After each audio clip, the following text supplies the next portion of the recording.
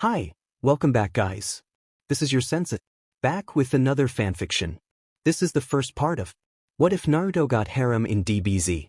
Now before starting, please give this video a like and subscribe to the channel if you want more videos like this. Now let's get into the fanfic. At last my ultimate android is born. Dr. Gero activation. Deep within the confines of his laboratory, Dr. Gero scrambled to awaken his greatest creations before it was too late. Goku's friends were hot on his heels, determined to oust him, to deny him the revenge he so justly deserved. The thought that they might discover his hidden laboratory at any moment was enough to smother his euphoria in more immediate fear. They were bound to find him sooner or later, but they must not yet. Not when he was so close. The thought troubled him. He continued his work, fingers clacking relentlessly, the keys inputting the necessary data needed to activate his ultimate android, greater perhaps even than the as of yet unborn cell. If this somehow succeeded, if he managed to activate him, he'd see those fools suffer the defeat they deserved. If he failed, well, his dream of revenge would surely die with him. But that did not matter. Android 17 and 18 aside, the unit he was about to activate was a model unlike any other ever created.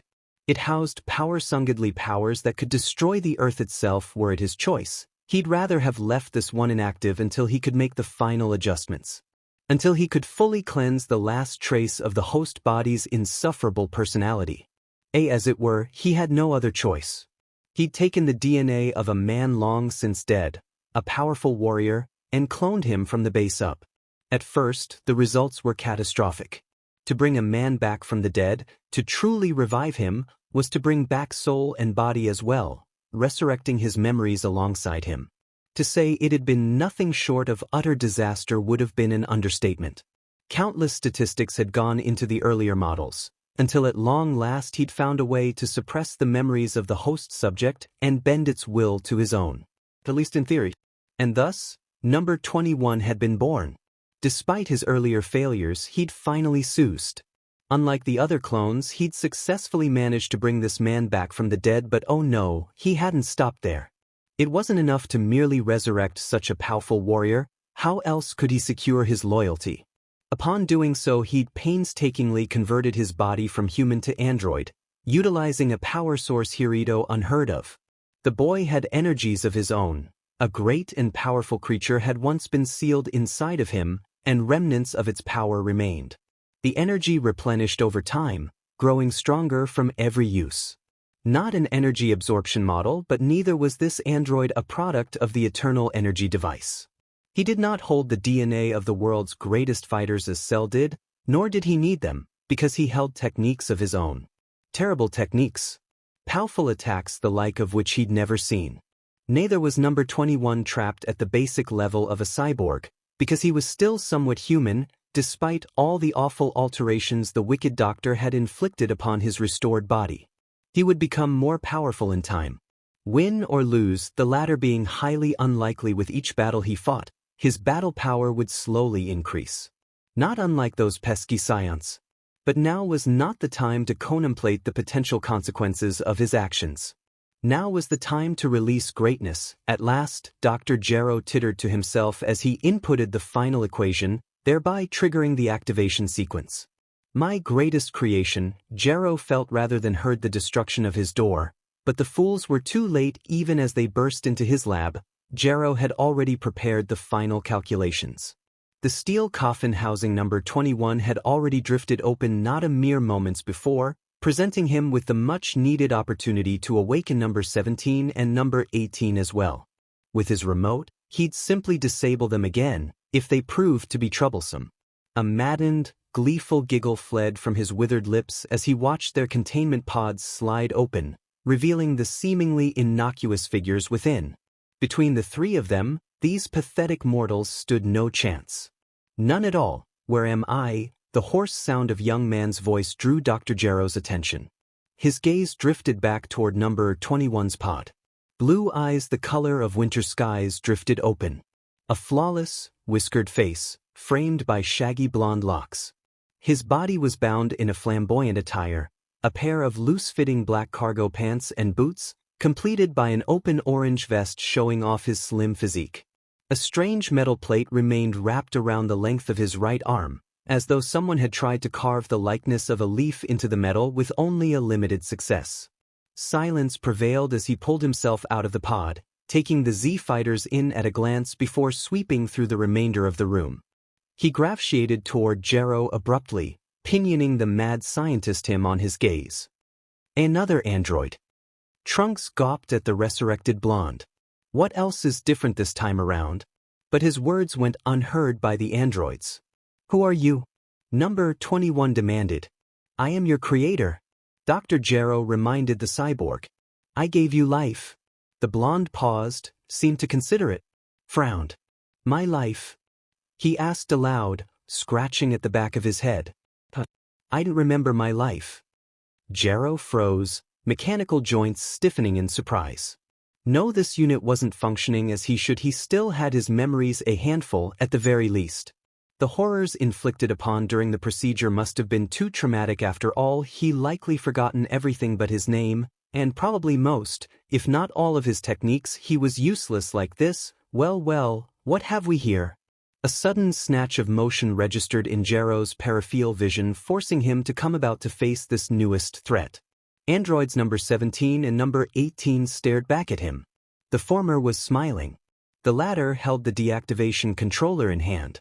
His deactivation controller, he reached out a trembling hand for the device, as though he could somehow retrieve the precious instrument without subjecting himself to further bodily harm. Give that back, you mean this? Android 18 smiled sweetly, raising the controller out of reach. I think I'll hold on to it. She started to squeeze, exerting pressure upon the fragile components. Metal and plastic shrieked in angry protest, and Dr. Gero blanched. No, he exclaimed aghast, gawping as a series of hairline fracture appeared and began to speed across the metal surface. Don't, for all his pleas of protest fell of deaf ears. 18 squeezed harder, still a cold smile breaking through her emotionless facade as the device began to crumble between her fingertips. Gero lunged at her, desperate to save his precious controller. Too little, too late. With an ear-shattering crack, the remote exploded in number 18's hand, sending the ruined remains clattering to the floor. Imbecile, Gero screamed. Fools, the both of you, do you have any idea how long it took for me to create that? Not really, no. 17 shrugged. His gaze slid toward number 21, regarding the stoic android as though he were a shiny new toy. Hey buddy. You're one of Gero's newer models. The android frowned but did not honor them with a response. Number 17 frowned. He didn't like being ignored, not one for words. Are you? Let me try, number 17. His twin smiled knowingly. Hey, number 21. His gaze drifted towards her like a stray breeze. You're kinda cute. She kissed him on the cheek then, eliciting a yelp of surprise from a certain bald warrior. Krillin felt as though he'd just lost something very, very important. And he didn't even know what it was. The blonde beat him to hell. What the hell's she doing? If androids could have blushed, 18 was almost certain number 21 would have been positively scarlet by now. As it were, the slight tensing of his shoulders was more than enough to indicate his surprise.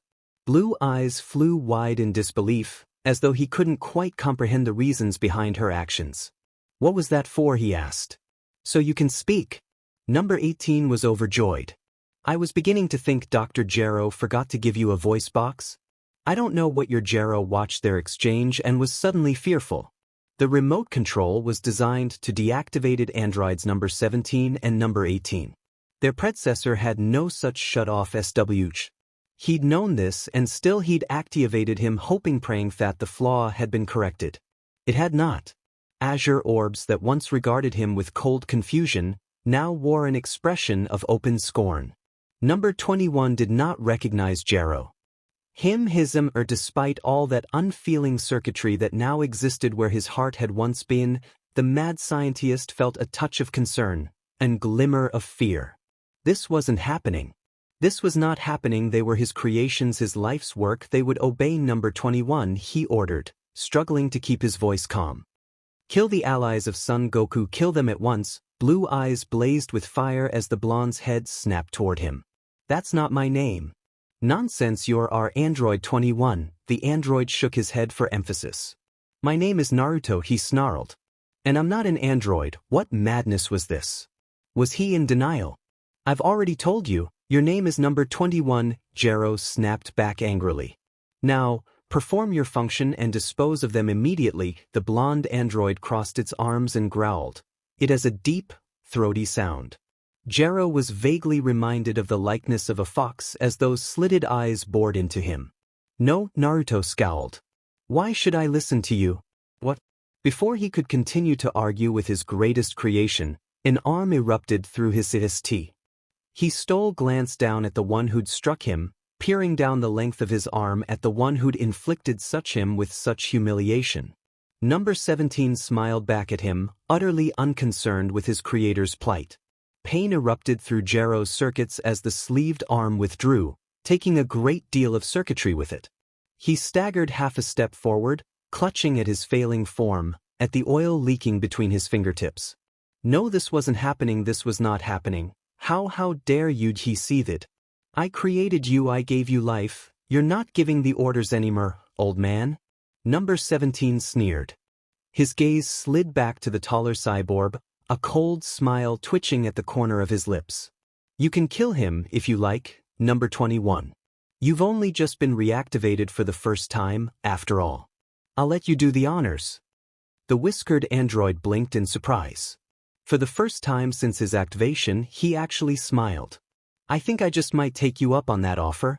Without warning, the blonde cyborg lunged forward and into the darkness and caught Gero's throat in his grasp. Only the reinforced armor of his design kept his windpipe from being crushed in an instant. Number 21 slammed Gero into the concrete floor strong enough to dash any man's brains out. His bare fists pounded on the doctor's cowl with unbelievable force, blow after blow smashing down like a jackhammer. Concussed and breathless, the good doctor could only writhe as his greatest creation struck at the most vulnerably part of his anatomy, the neck holding his head together. It shattered like so much glass, his head flying free from the restraint of his body. It rolled to a halt at Krillin's feet, mouth working slowly, awkwardly. How could you? I gave you life, you took it away, was all they heard before Naruto's boot crashed down, dashing the glass jar to pieces against the floor. Gray matter oozed out from beneath his foot as the former shinobi grounded in deep, exacting his final revenge for the life that had been stolen from him. He stood woodenly taking in the fighters and their horrified expression. One purple-haired boy in particular looked about ready to snap. Now that he'd slain the man responsible for what he'd become, he felt nothing but complete and utter confusion. Where was he? Who was he? He clearly remembered his name, but beyond that, precious little. His last memory contained a blinding flash of light, and then nothing. His most recent memory was only minutes old, that of awakening here. Being told he was an android. Android? What the hell was an android? Was he supposed to be android or something? How ridiculous, as Ife risked a precursory glance over his shoulder, saw number 17 and number 18 investigating another of the sole remaining coffins. This one bore the number 16 upon its faceted door. Let's open it. Number 17 decided. Fine, be me. Number 18 reached for the catch that would open the pod's door. Guys? Krillin asked, breaking the silence. Shouldn't we do something? Naruto spun around, his attention riveted upon the warriors facing him. He knew them. Knew their names. They'd been forced into his brain, what little of it remained. Vegeta, Tin, Piccolo, Krillin. He knew them all. But the fifth member of their little quintet escaped him. Who was this boy? And why was his hair suddenly golden, oh dear? If they set that android free, it will be the end of all of us, he screamed. No, he'd just enough time to watch the boy's hair stand on end before a wave of golden enveloped him and came screaming into the cave. Blue eyes bulged, snapped into scarlet. Unbidden, his hand lashed out to intercept the attack, the blast caroming harmlessly off his palm and into the one of the nearby computers, triggering a massive explosion. Fire and flame flowed around the blonde, leaving him unharmed even as Gero's lab fell to pieces around his feet. Even his attire remained intact. But his body responded to the sight and flung himself backwards all the same. His feet did not touch the ground. Much to his disbelief, he found himself floating in midair, completely off the ground. How the hell am I flying? He remembered precious little, but he certainly knew that he shouldn't be able to fly on a whim. He ascended regardless, alighting effortlessly beside number 17 and number 18, neither of whom sustained so much as a scratch from the raging flames below. 18 shot him a significant glance, wry with amusement. First time flying, I see. Naruto managed a numb nod. Don't worry, she reassured him, you'll get used to it. 18, are you going to open it or not? Her twin complained. Fine, she huffed. Don't be so impatient. It was only then that Naruto truly became aware of the pod she still cared. With one arm, balanced delicately upon an open palm, she threw it to the ground. The refracted glass quivered from the impact. The occupant within did not emerge, however, not until his fellow android pressed a red button on the side of the pod. The door creaked open. A sharp kick from his fellow blonde assisted it in its ascent, revealing a great mountain of a man trapped within. Before he knew anything else, a blur of black and blue came hurtling toward him. He blinked in surprise, eyes bulging as black burst into gold and rammed him off the cliff. What the hell? He grappled with his attacker. A sharp blow to the head sent him skittering backwards. Fathered, he heard the purple-haired boy cry. What are you doing? We have to retreat. Stay out of this, Trunks, the prince shouted back. This is my battle. Battle? Naruto exclaimed aghast, gawping at the golden-haired warrior before him. Wait a second, I don't want to. Vegeta's laugh silenced whatever else he might have said. Nice try. Without hesitation he launched himself toward his enemy. His aura spreading out behind him like a golden curtain, he swooped at number 21, drawing his fist back to deliver a knockout blow. His clenched knuckles flew at the blonde bot, who caught it easily with his bare hand, squeezing until the bones ground together. Not bad. Naruto heard a small voice note. Not a good punch by any means, but certainly not a bad punch either. These scions are stronger than we thought. Got voices in my head. I've always been with you, fool, the voice cried out. Now grunting, Vegeta attempted a gut punch with his other fist, but the android effortlessly blocked the blow. He had, indeed, some formal training. He couldn't discern what exactly, that sort of training that might have been, but whatever it was, it allowed the slim fighter to restrain him with only minimal effort. Straining against the warrior, no doubt of his abilities now, that's for certain. The prince of all Scion resorted to the only other option left to him, dishonorable though it might have been. Vegeta's knee shot out like a rocket and into the blonde's groin, and for the first time since they'd met, the droid's smile vanished. Whereas he once would have felt intense, mind-boggling pain, there was only the faintest and slightest sensation of discomfort. That wasn't very nice, he growled. Neither is this, you pile of tin cans, Vegeta roared, wrenching his hand free from the man's hand and thrusting it upward, palm first. The blonde's head snapped backwards with the blow, his body reeling. But, much like a certain scion the prince had come to despise, the smile never quite left his face.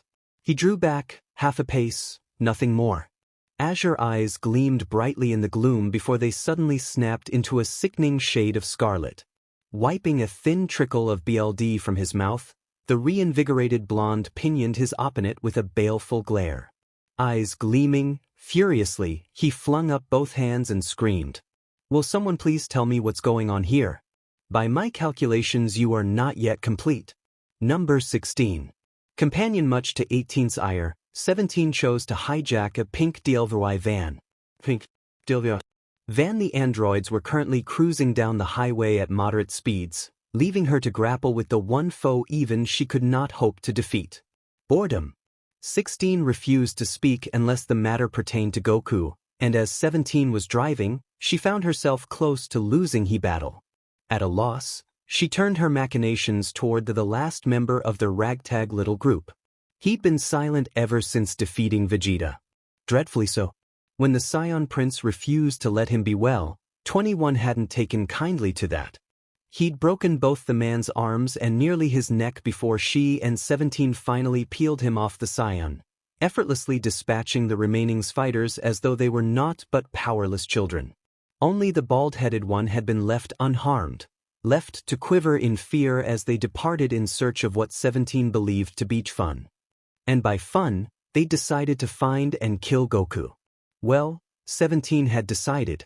16 had agreed, and number 21 really didn't seem to care one way or the other, forcing 18 to relent.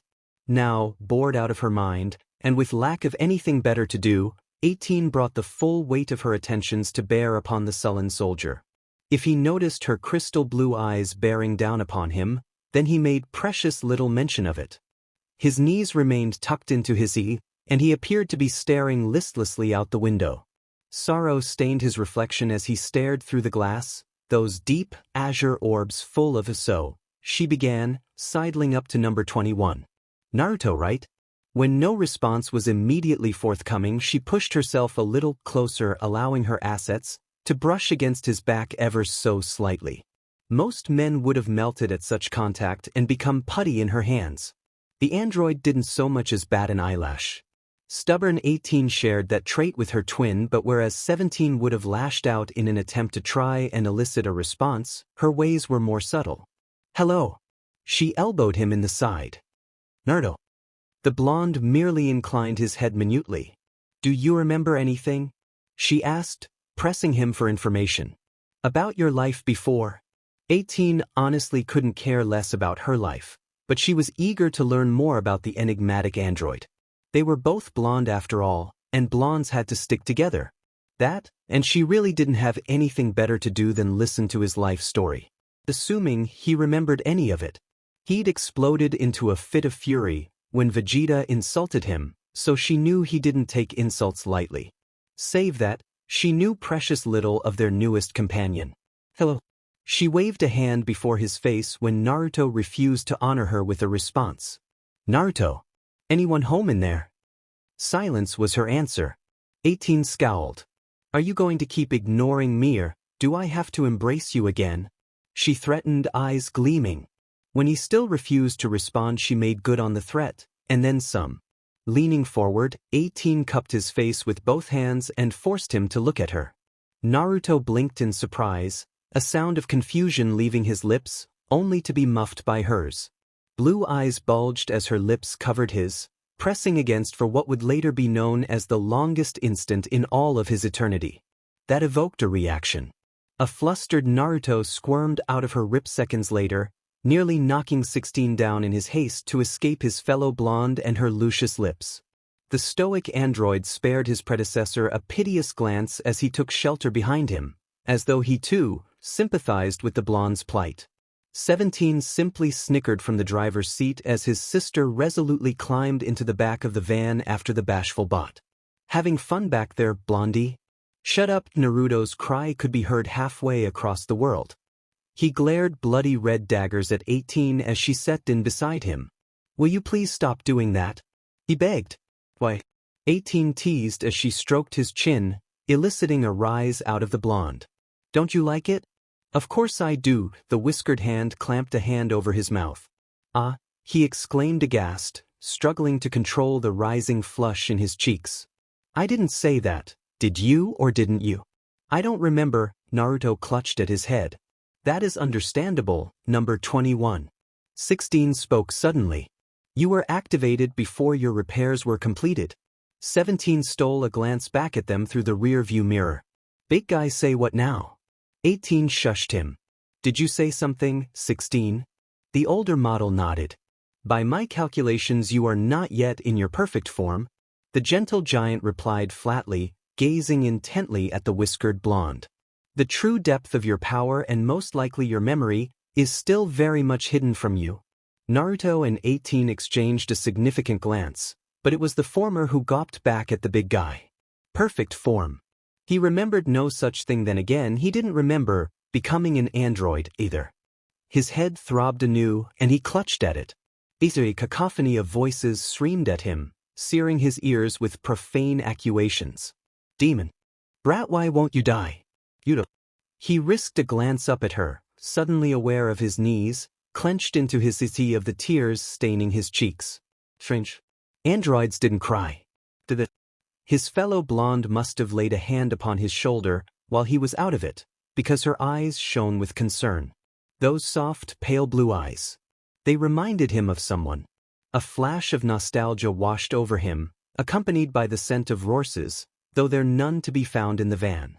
Those eyes, those appealing, wonderful eyes, arg agony stabbed at him anew, smothering the memory in more immediate pain. He whimpered. It hurt gods, it hurt so much. 16, what's wrong with him? 18 asked. He is not yet complete. The giant repeated. His body is lacking in crucial components. What does that mean? Naruto forced himself to raise his gaze and listen to their conversation. Both blondes blinked. Perfect form. Dr. Gero intended model number 21 to unite with multiple beings. 16 continued. For this reason he refrained from awakening him until those beings were present. Naruto nearly fell over. And how do you know this? Because I am one of the beings with whom you must unite. 16 said this as though it were the most obvious thing in the world. Your memories will likely remain in flux until we are joined, as will your pain. This time, Naruto really did fall over. What? He gawped. You mean I'm supposed to unite with you? Yes, doing so will unlock great power within you. 16 nodded. However, I refuse to do so until I have killed Goku. No need to hurry, Naruto flung up his hands. I'm perfectly happy as myself, thank you very much. A tiny smile broke out on his chiseled face, like a crack etching along a stone surface. You say this, and yet you do not know yourself. I know enough to trust 18, Naruto said, without thinking. 18 looked at Naruto wide-eyed. What? Shut up, he cast a desperate glance at 17, who had thus far remained silent despite their argument. Which way is Goku anyway? 17 raised his shoulders in a helpless shrug. Your guess is as good as 16's? North. Came the immediate reply. If you say so. Naruto said nothing as 17 banked a strong right, the act of which jarred 18 against him. He really was grateful for their company. Had he woken and found himself alone, he'd probably be wandering the wilderness, or something. With them, he had a purpose, vague thought it might be. Naruto didn't much know or care about this Son Goku. His only solace was that the man they sought might hold some knowledge of who he really was. The unlikelihood of a scion knowing anything about him was painfully frank, but what else had he to cling to? You could try becoming complete. Shut up, he hissed back at the voice. You might claim to know me, but I sure as hell don't remember you. Kit, I said shut up, fine, he could taste the venom in the word. Let me know when you're in a better mood. I won't be, he folded his arms and sulked. Completion, and yet the words nagged. Perfect form. He didn't much care about perfection. Not when he had so much more to worry about. Part of him, his programming urged him to unite with these beings at any cost. Naruto carefully egored it. Why did he have to listen to the old man? He was dead. And yet his legacy persisted. Abruptly the thought of regaining his memories left Naruto cold. What if he was a bad person? He'd initially assumed he was an ally of good, and yet here they were traveling to kill a man he knew nothing about, save his battle data.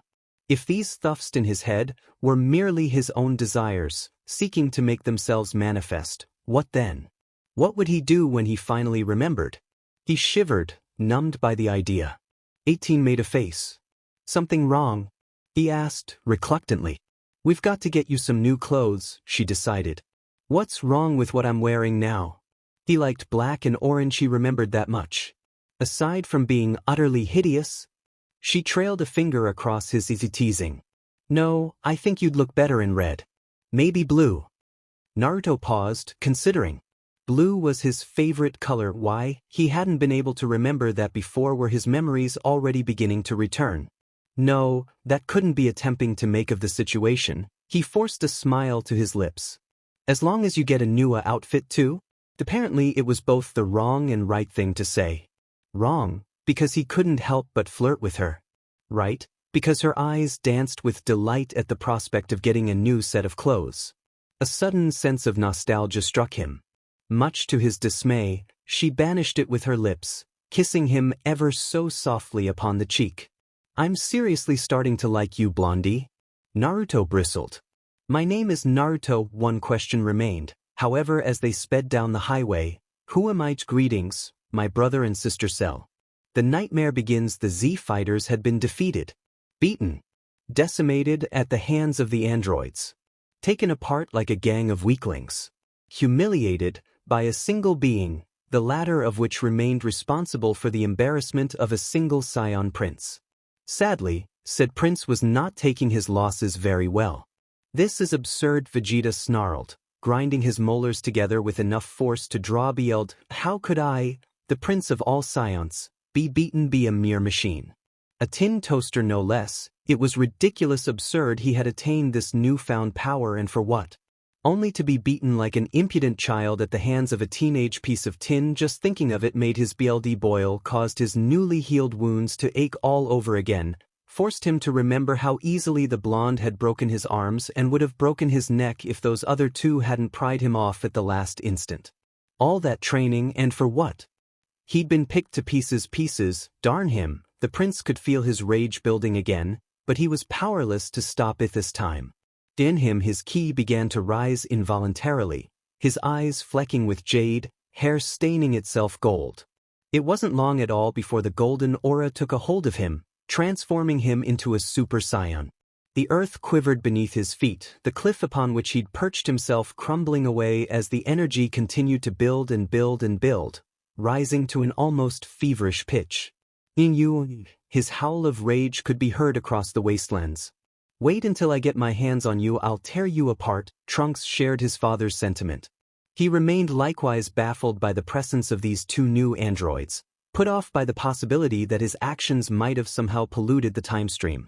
Now he could only look on. Father was trying to figure out how to ascend to the next level of Super Saiyan out here in the middle of nowhere, and Trunks alongside him. Sighing, he decided to broach the subject once more. Father, be quiet, Boing, Vegeta snarled, his brow tight with barely suppressed anger. I did not need your help then, nor do I now. Suffice to say it wasn't going well. Trunks shook his head, knowing better than to test his progenitor's patience. Piccolo had departed swiftly after their defeat, departing for parts unknown. Trunks honestly had no idea what the Namekian was up to, and to be honest, he didn't have time to care. He had no way of knowing that Piccolo had gone to fuse with Kami. There are far more pressing concerns weighing down on his mind, like the androids, and Goku, whether or not he would recover from the heart virus this time. Too many events were in flux, and he felt as if he were to blame. But if he hadn't gone back, the future would have remained as it was and everyone would have died. Those thoughts niggled at him, plaguing him with doubt. What horrors could those fiends possibly be up to now, many hours later, miles away? Well, this isn't awkward at all. 17th snide remark earned him a baleful glare from both blondes, burning like a pair of well-placed energy blasts in the back. 18 wanted to kill her twin. Naruto didn't. He wanted to flay number 17 into little tiny pieces, scatter his circuits across the road, then stomp them to pieces. Perhaps number 18's idea was the more sound. His was certainly more painful. Their present situation had come about after dispatching a ruthless biker gang at the nearby mall. The fools thought they'd found themselves a good time, foolishly harassing what they assumed to be a pair of harmless teenagers. Instead, they'd found a pair of irate androids, one of whom had not taken kindly to having her shopping spree interrupted. One obliterated mall later, and 18's new clothes were in complete tatters, much to her utter dismay. Naruto, being the gentleman that he was, saw fit to lend her his jacket. Of course, he'd failed to account for the fact that this would leave his upper torso largely exposed, thereby granting the latter an unrestricted view of his bare city and the like. And then there had been the scars. Until moments ago she'd marveled at them, been fascinated by them, wondering what could have possibly been done to him to create such a tapestry of lines and loops along his back, and it certainly wasn't from the doctor's procedure. Gero was nothing if not a perfectionist. No, these scars came from another time, another life, and whatever had carved them into his flesh must have been powerful.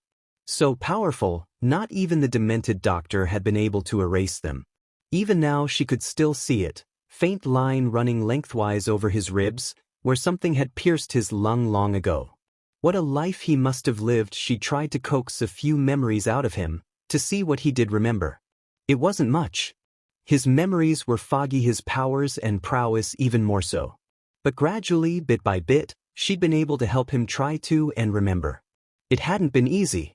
His memories were painful, jagged things, rooted deep in his subconscious. The going was slow and uneasy for a while. He was clearly reluctant to remember, and who could blame a man like him for wanting to forget such a painful past? She'd scooted closer to him then, and he, her and then her bone-headed brother had stuck his nose in and ruined everything. 710 I swear, all right? 17 shrugged. Have it your way, sis. But I suggest you loosen up before you rust. Whoa. His gaze snapped back to the road and his legs slammed the brakes, jarring everyone forward into their seats in an tangle of arms and legs. Hey look. A house. Is this the place? 16. Yes, the hulking android answered from the back of the van. This is Goku's dwelling. Well then, you heard the man. 17 could barely keep the smile from his visage as he opened his door. Everybody out? They clambered out of the van, grateful to stretch their legs after spending so much time on the road. 18 was disappointed. Somehow, she'd expected, well more. There's no way this is it. She peered over her twin's shoulder, her anger momentarily forgotten in the wake of their arrival. I mean, look at it. It's downright puny. Goku's house wasn't really worth looking at. Really it wasn't. It was more of a rotund hut than anything else. Smoke could be seen rising from the chimney, evidence that someone was at home, or if they weren't, then they'd certainly left in a hurry. Goku is not here. 16's announcement brought everyone up short, confirming her suspicions. I cannot sense him. What do you mean you can't sense him? 17 asked, dumbfounded. I thought you said he was here. He was. Their compatriot replied. Someone moved him. Abruptly, his steely gaze clouded, narrowing upon the horizon. But I do sense another power nearby. A great power, one I do not recognize. We should leave now. Immediately. Without pause or preamble, he performed an abrupt about-face, turning toward the direction of their van. It is no longer safe here. Run away if you want. 17 snorted as he peered inside. I'm not leaving until I know for certain Goku isn't here. Naruto chuckled. It was a soft sound, barely a snicker.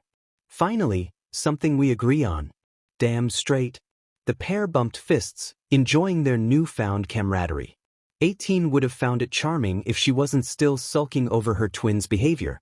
I advise escape, 16 repeated, undaunted in the face of their ignorance. This power is stronger than you, 17. Much stronger. Nonsense. 17 wouldn't have any of it, and neither, it seemed, would Naruto. I'm the strongest fighter there is. Naruto might be a close second to me, but no one is stronger than I am. Besides, it's not like they can sense us. Right, sis?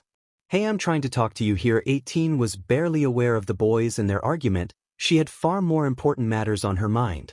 She left them to their search. She was far more interested in acquiring new clothes, anyway. 17 was right about one thing, no. Whatever power was approaching, it couldn't possibly sense them, and even if it could, did they outnumbered it, 4-1. They had nothing to fear from this whatever it was. Soon thereafter she found what she was looking for in a nearby closet. Clothes. Finally, within minutes she'd all but discarded her tattered rags in favor of a new, if not slightly dated ensemble. She'd chosen a black vest with white undershirt, blue jeans with a golden chain, black gloves with a gold bracelet on the left one, and black flats with orange socks. They fit rather well, meshed with her body in all the right places, but even so, it dawned on her that these clothes were meant to be worn by a young woman. Not the middle-aged woman that was doubtlessly Son Goku's wife. Whoever owns these clothes should have their optic sensors adjusted, she murmured, twirling the necklace against her finger. They are obviously malfunctioning. I don't know, a voice drifted up from the doorway. They look kinda good on you. 18 turned to face the newcomer and her jaw nearly dropped clean off her face. Naruto, what are you wearing? Her deadpan was barely concealed. What? He protested. Is it so wrong that I like wearing blue and orange? 18 didn't have a response for that. Naruto had discarded the attire given to him by Dr. Gero. In its place he now wore Goku's distinctive blue-orange GI, wristbands, and boots, having obviously pilfered the latter from the man's closet. The sole exception was that blasted headband he seemed intent on carrying around with him. It dangled around his neck like a badge of honor, its scarred and pitted surface glinting dully in the afternoon's light. Naruto had already admitted he didn't know what to make of the leaf symbol etched into its surface, only that he felt more secure when wearing it. It certainly didn't detract from that outlandish outfit at first. It was all 18 could do not to snicker at this change in wardrobe. He looked just like Goku. How ridiculous. Then she noticed just how well the GI seemed to fit Naruto, accentuating his muscles in all the right places, giving her a perfect view of those lean, strong arms. He wasn't overly muscled like the Science, because he didn't need to be. All his powers came from within, power he was still remembering and only just learning to tap back into. But 18 had to admit she really did like a man in uniform. So how do you think? 18 didn't know what to say. She didn't want to compliment him, but she didn't want to lie and insult him either. Truth be told, once she got past the garish colors, she actually liked the uniform. But she could not let Naruto know that, else she'd never hear the end of it. Finally, she settled for a derisive snort. I suppose you could have done worse. Naruto's grin was positively beatific. Well, you don't look so bad yourself. That one brought a flush to 18's face. She was no stranger to compliments, having received a great deal many when she was still human. Yet somehow, hearing it from him, from his lips, it warmed her in places she didn't even know she had. Flatterer. She drew closer, her hip brushing against his. I try. His words were barely a whisper now, their lips brushing. That was when they heard it. Hello, 17. Greetings. The voice was cold and reptilian. It sent a chill shooting down 18's spine, jarring them apart. 18 couldn't explain it, couldn't give name to this sudden fear shooting down her spine. All she knew was that she had to get away from here. She looked to Naruto, half expecting to see the same fear written upon his visage, but no. There was no fear to be seen there. Only confusion. The voice couldn't have come from within Goku's house, she realized. No, it came from without. 17. The thought stabbed at her with a sudden sense of dread. She didn't know why, but she was suddenly, terribly concerned for her twin. Naruto must have shared the same thought because he was already moving, stepping past her towards the door, his footsteps heavy with haste. He only made it 2 steps before a wave of golden light slammed into him, ripping him from his feet and sending him sprawling back into the kitchen.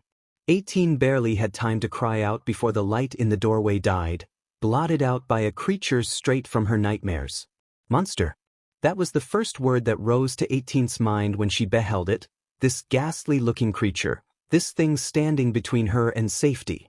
It looked like nothing she'd ever seen before, all green and black spots, its beakish mouth twisted in sick satisfaction.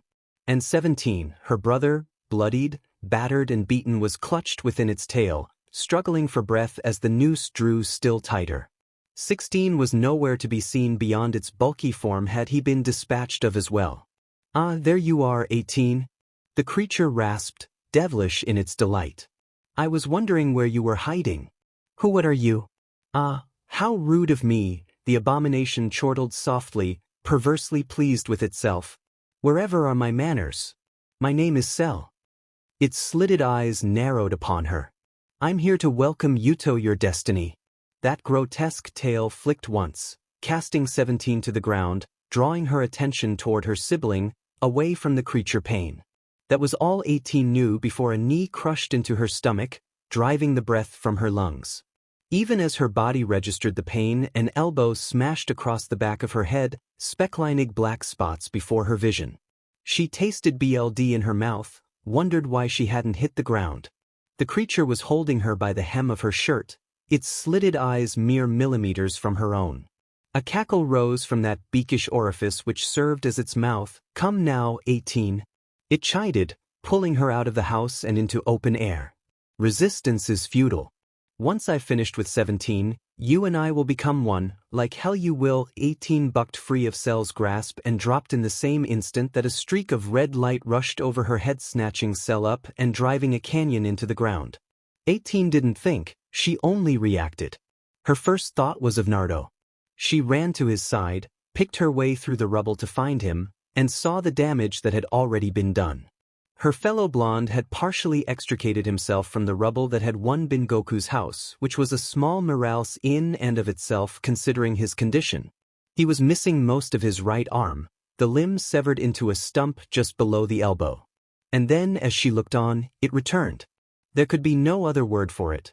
The flesh of the arm simply chose that moment to writhe and bulge, as though something were trying to claw its way out from within. Naruto grit his teeth and roared in pain, and within moments a new limb had sprouted from the detritus that had once been his elbow, now restored and whole. Gasping, he slumped back against the rubble, his visage streaked with soot and sweat. "Must have sensed me," he was mumbling, and it was then that 18 realized how they'd been found. Naruto was far too human to not have an energy signature. It would have been easy for Sumionyanito to seek him out considering his flawed inefficiency. He shook her off when she tried to help him up, muttering something about finding 16 and getting out of the way. "I remember now," he hissed. "That thing, its name is Cell. He was created Tobsorb 17 and you're each his perfect form." Rot Cell burst from the ground in an explosion in a golden glow, wreathed in scuff marks and dirt, eyes narrow and intent upon them. He wasn't even phased for only the second time that day. 18 felt a touch of true terror in what was left of her heart. "So, the whiskered one is stronger than I thought," he hissed, intrigued by the sudden shift in the blonde's power. "Interesting." His tail snaked out, its tip promising pain. "I find this disturbance to be refreshing." He drew himself up to his full height and began to advance, his tri-pronged feet producing a relentless clack-clack-flack against the ground. "Oh yes, Naruto drew a deep breath and released it, daring to do something he daren't have done before. He stood woodenly, not taking enough care. He forced his mind to remove itself from the world around him, to distance itself from the conflict taking place deep in his heart. Everything faded to black and gray, all the thoughts clamoring inside his head, the sight of 18, Cell, even the forest, falling to the wayside. He reached deep inside himself and just let go. There was no physical thought to the action. Nay, he simply stopped thinking. Once he did so, Uzumaki Naruto as he knew himself simply ceased to be. Just like falling into a deep trance, he was still perfectly aware of himself and his surroundings. His viewpoint simply changed. Naruto was still there, he was simply slumbering. In his place stood the monstrosity Dr. Gero had made him out to be. Android 21. And this android did not feel fear. He recognized Cell for the monstrosity he was, just as he recognized he must be stopped. His feelings for number 18 held no relevance in this matter. 18. He spoke calmly, coolly. "I need you to do me a favor." "What are you talking about?" What she saw truly frightened her, then caused the words to dry up in her throat. It was his eyes. Naruto's eyes. No longer were they a gentle shade of sapphire. They had become scarlet and scornful, his pupils sinister and slitted. His expression seemed torn somewhere in the realm of sadness and sorrow, and for a moment she was truly frightened. "Take 17 and get far away from here." "Away from me?" No. Before she could ask what he meant by that, he tossed his head back and screamed. Reawarg power flooded Naruto's veins, tongues of fire scrawling upward from every inch of his being. Crimson ki bulged in his muscles, boosting his strength to Hirito unheard of levels, then further still. He was not as Android 16 was, he told himself. He was neither flesh nor machine, but something in between. A cyborg. And because he was neither flay nor metal, he could utilize a power that he alone understood, something not even a being such as Cell would anticipate. He was not constrained by the limits of flesh either, nor did he find himself hindered by the mechanical implants within his body. There would be only one chance at this. One chance, one instant to surprise him, and then it would all be over. Kaioken's sapphire snapped into scarlet, his blue-black aura bleeding into a furious white-crimson as everyone looked on. Naruto didn't care. He gave himself over to it, unto his programming, allowed himself to fall into the cold calculations derived by the man who had brought him back from death and made him into this abomination. He felt his hands and feet shift in the most minute of movements, recreating the first phase of an offensive stance his mind did not know. His body did. It had been rebuilt from the ground up, created for the sole purpose of destroying Son Goku. Cell was hastening his pace now, starting aggressively towards Naruto in defiance of his purpose. Naruto, no, wait. That wasn't right. He was Uzumaki Naruto no longer. Android number 21 cast aside that purpose now, and flung himself forward, faster than even Dr. Gero's greatest creation could comprehend. Cell swiped a hand at him, but Naruto met his fist with one of his own, stopping him dead in his tracks. There was a moment of silence as the two androids leered at each other, peering at one another over their limbs. And then, that tentative silence was shattered by Naruto, his forehead jarring forward to meet Cell's own in a vicious headbutt. Impressive! Cell hissed as they strove against one another. It looks like the good doctor made a few improvements. It matters not, however. I will still kill you. Naruto's only response was a slight smile. Then the battle began. They descended upon one another in a storm of fists and feet, matching each other blow for blow. Cell gave as good as he got. For every successful strike he drove home at least 2 or 3 more. Naruto could feel it, his rage, his humanity welling up underneath, and he drove it into his attacks, until it was the aggressor who found himself on the defensive. For every strike he found himself stymied, driven back by the sheer ferocity behind the blonde's assault, staggering as blow after blow battered through his defenses and into his armor to strike home at the flesh beneath. Still the scales continued to tip, until it was number 21 attacking and Cell back on the defensive entirely. This is impossible, Cell thought. He's just as strong as I am, not stronger, how can this be? Number 21's smile grew another inch. What's wrong, he sneered, his head slipping a fraction of an inch aside mere moments before another punch missed him, then another still. I thought you were going to kill me. Silence, time and time again. Cell's fist phased through empty air as the blonde ducked, backpedaled, tucked and rolled. Each time Cell found himself unable to strike the agile android. What trickery was this?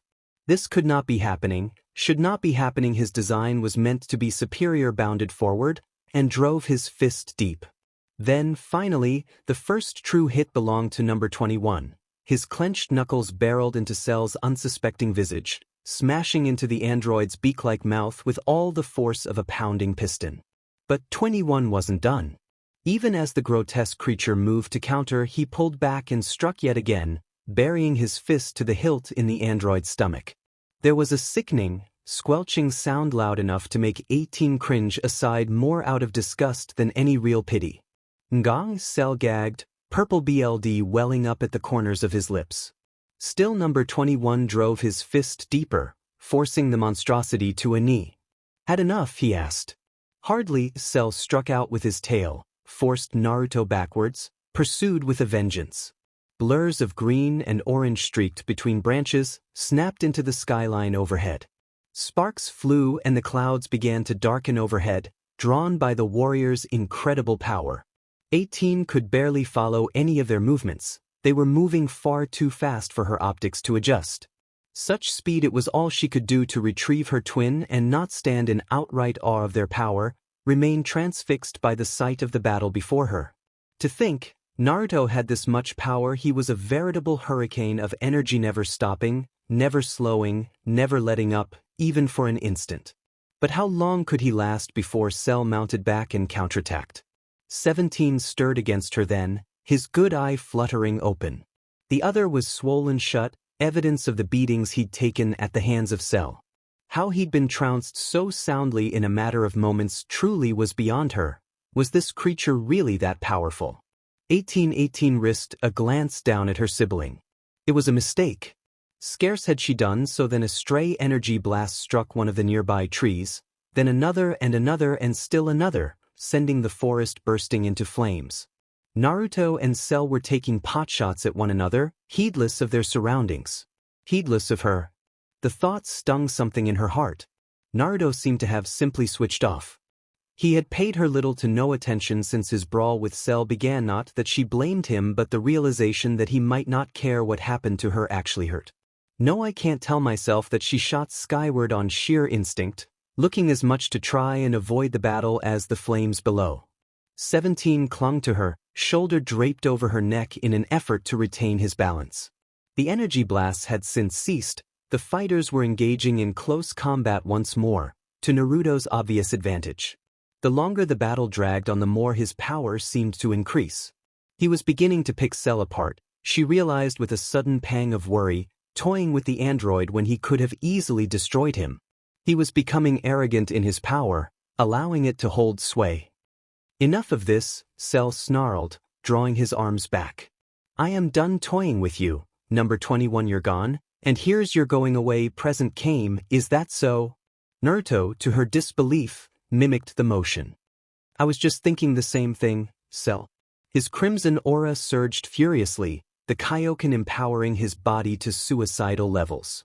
Slowly, he too drew his arms back, fangs crooked into claws. Azure fire shone between their cupped palms, a blinding brilliance, blazing bright. The twin Kamehamehas collided violently, warring with one another for supremacy. Just as quickly they detonated, spraying black smoke billowing across the sky. 18 could still see Naruto, but no Cell snapped into existence behind him, his tail lancing out toward the unsuspecting blonde sea. Gotcha! 18 wanted to cry out as she watched the monster's tail pierce Naruto's sea, but all that emerged was a whisper. No, Naruto hung there, eyes wide and bulging, and vanished. The afterimage dissipated, leaving Cell's tail hanging in empty air. Cell growled, scanning the inferno below for any sign of his quarry. Where the devil did he go? Behind you? The ultimate android managed a half-turn before the crimson-clad cyborg whispered into existence behind him, palm open, fingers splayed. A shining spiraling sphere shone in the center of his hand, growing larger and larger with each second. Keening and Cell grunted in surprise. That was the only sound he had time to even produce before he realized war was about to happen. He tried to dodge, he really did, but that shrieking sphere was escalating towards him far too fast to evade, and the edges of it were already licking at his tail. He had time enough to hear the name of the technique mere milliseconds before the world erupted into white in his peripherals, before he felt it tearing into his flesh. Raisin Shuriken is over. 18. Rebirth, Raisin Shuriken. 18 watched in awe as the shrieking sphere leapt from Naruto's palm to slam into Cell's back. At first, nothing happened. Then the shuriken began to expand, swelling to engulf the ultimate android from tail to toe, dragging him down and out like a kite from the sky. Cell screamed in absolute agony as the cell-shredding sphere tore at his flesh, catapulting him into the charred earth below. Even as he crashed into the canyon created by the Raisin Shuriken, Naruto was diving after him, plunging into the earth like a thunderbolt sent from on high. 18 had just enough time to glimpse a second, slightly smaller sphere cradled in the blonde's palm before Naruto moved it down into the ugly android's back. Odama Raisingan. A second, greater gust tore through what remained of the forest. Deprived of their oxygen, the fires found themselves forcibly extinguished, unable to sustain through lack of oxygen, leaving naught behind but charred earth. 18 tentatively sat down upon the bleak barren soil, peered then into the crater where Cell's body lay. She saw nothing but ashes. Elation soared in her heart, leapt to her lips in a giddy grin. Cell was no match for Naruto.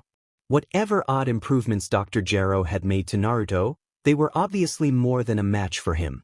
Narutoya did it, why are you still here? His fury jarred her from her glee, shouting up at her from the crater. I told you to leave now. An attack of that caliber isn't enough to destroy Cell. Not completely. Her head snapped from side to side in disbelief. A puppet severed from its strings. What? That wasn't possible. Cell couldn't possibly be. You should have listened to your friend. 18 had just enough time to hear the dirt explode beneath her feet, to feel the shadow fall over her, to see Cell looming overhead. Naruto was right. Cell wasn't dead. The android was missing an arm and a leg, both of his wings, and almost half of his entire face, but he was still, incredibly, alive. His armor had been scraped raw in places, revealing the BLD and circuitry beneath, but he was still alive. Alive. And his tail was descending. Too fast. Much too fast. No, 17 jerked free from his sister's grasp and slammed into 18, shouldering her aside mere moments before the monster's tail descended upon them. Instead of swallowing both androids as he'd intended, the cruel creature snared her sibling instead. In the blink of an eye he sucked him down, engulfing her twin in the disgusting vacuum-like appendage. Cell roared in triumph, at least, 18 assumed he was roaring. From half of his face missing, it sounded more like a rasping gurgle. Even as she thought to save 17, her brother was sucked up through the tail, drawn down to the android's waiting back. She could feel her mouth working, cursing Cell, cursing herself for being saved instead of her brother, everything. You're next, my little peach. Cell's broken mouth curved in the rictus of a grimace as the bulge that was 17 neared his back. I'm going to gobble you up. 18 drew back in revulsion. Too late, Cell's remaining hand reached out and snared her by the arm. Cold. His fingers were like death, cold and icy, and he was pulling her towards him, and no, oh god no, I don't want to be a part of that thing, no. Naruto was suddenly there, interposing himself between her and Cell, ripping away the android's remaining limb in a shower of green viscous fluid. Bits of acid spattered his cheek, melting through to the circuitry and bone beneath. Naruto didn't so much as bat an eyelash. Instead he flung a hand before Cell's face, fingers straight and rigid. 18 recognized the technique. She'd seen Vegeta use the very same move against them mere moments before Naruto had broken his arms. Suddenly it all made sense. Mimicry. Save for the Kaioken, Naruto had not been programmed with the greatest fighters' cells or their techniques. He was destined to learn from them in the heat of combat. Just as he'd seen Cell's Kamehameha wave, so too had he seen Vegeta's Big Bang attacked. The world erupted. There could be no other word for it. Cell stood there, prone and helpless, balanced upon his lone leg as the Big Bang plowed into him, obliterating life as they knew it. A massive mushroom cloud rose up from the center of the explosion, spreading outward, turning over earth and sky in an overwhelming tide of destruction. Amidst it all, 18 felt herself rising, clearing the blast zone, drawn aloft by Naruto's arms. He was like a burning specter in her Isa crimson typhoon, just waiting to unleash its wrath upon its unsuspecting victims. She could hear him cursing, mumbling foul things beneath his breath as they streaked across the horizon. Away from 17. Away from Cell. Tentatively, 18 risked a glance backwards and below, to where the latter's remains should be. Cell was still standing. Battered and beaten though he might be, his still changing form was protected by a barrier of shimmering energy. 17's barrier. 18 felt her heart, what was left of it, plummet into her stomach. Naruto couldn't kill him. No one could. They had to run. To get away from this thing before it came after them next. Naruto drew her back as Cell began to glow, light pouring from his every orifice. The transformation had begun. It wouldn't be long now before it finished, before he came after them, came to claim her next. 21. Where the F have you been? Naruto's snarl dragged her from her self-loathing, alerted her to the presence of others. I could have used your help earlier. 18 started in surprise, startled, as 16 suddenly descended from the skies, pulling alongside them. And there, beside him, Piccolo. The Namek did not look pleased. In fact, it looked as though 16 had roughed him up a bit. Suddenly his disappearance made perfect sense. Piccolo must have found them. 16 had fought him. And apparently won, by the look of it. What's he doing here? She accused. I'm not fond of this idea either, the Namekian grumbled, but anything's better than letting Cell have his way with you. Idea. 18 wasn't following any of this. If anything, she was even more baffled than before. Where had 16 been? Why was Piccolo here? What the devil was going on? As if sensing her thoughts, Naruto turned and slowed as did 16. Both men came to an abrupt stop in midair, forcing her to emulate their actions. Why were they stopping? Surely they realized this was their only chance to escape. If so, you must leave this area with Piccolo immediately. As if on cue, 16 turned his gaze back. Towards the land below, toward the slowly transforming Cell. This may be your only chance for escape. What? I heard what you said, she snapped back.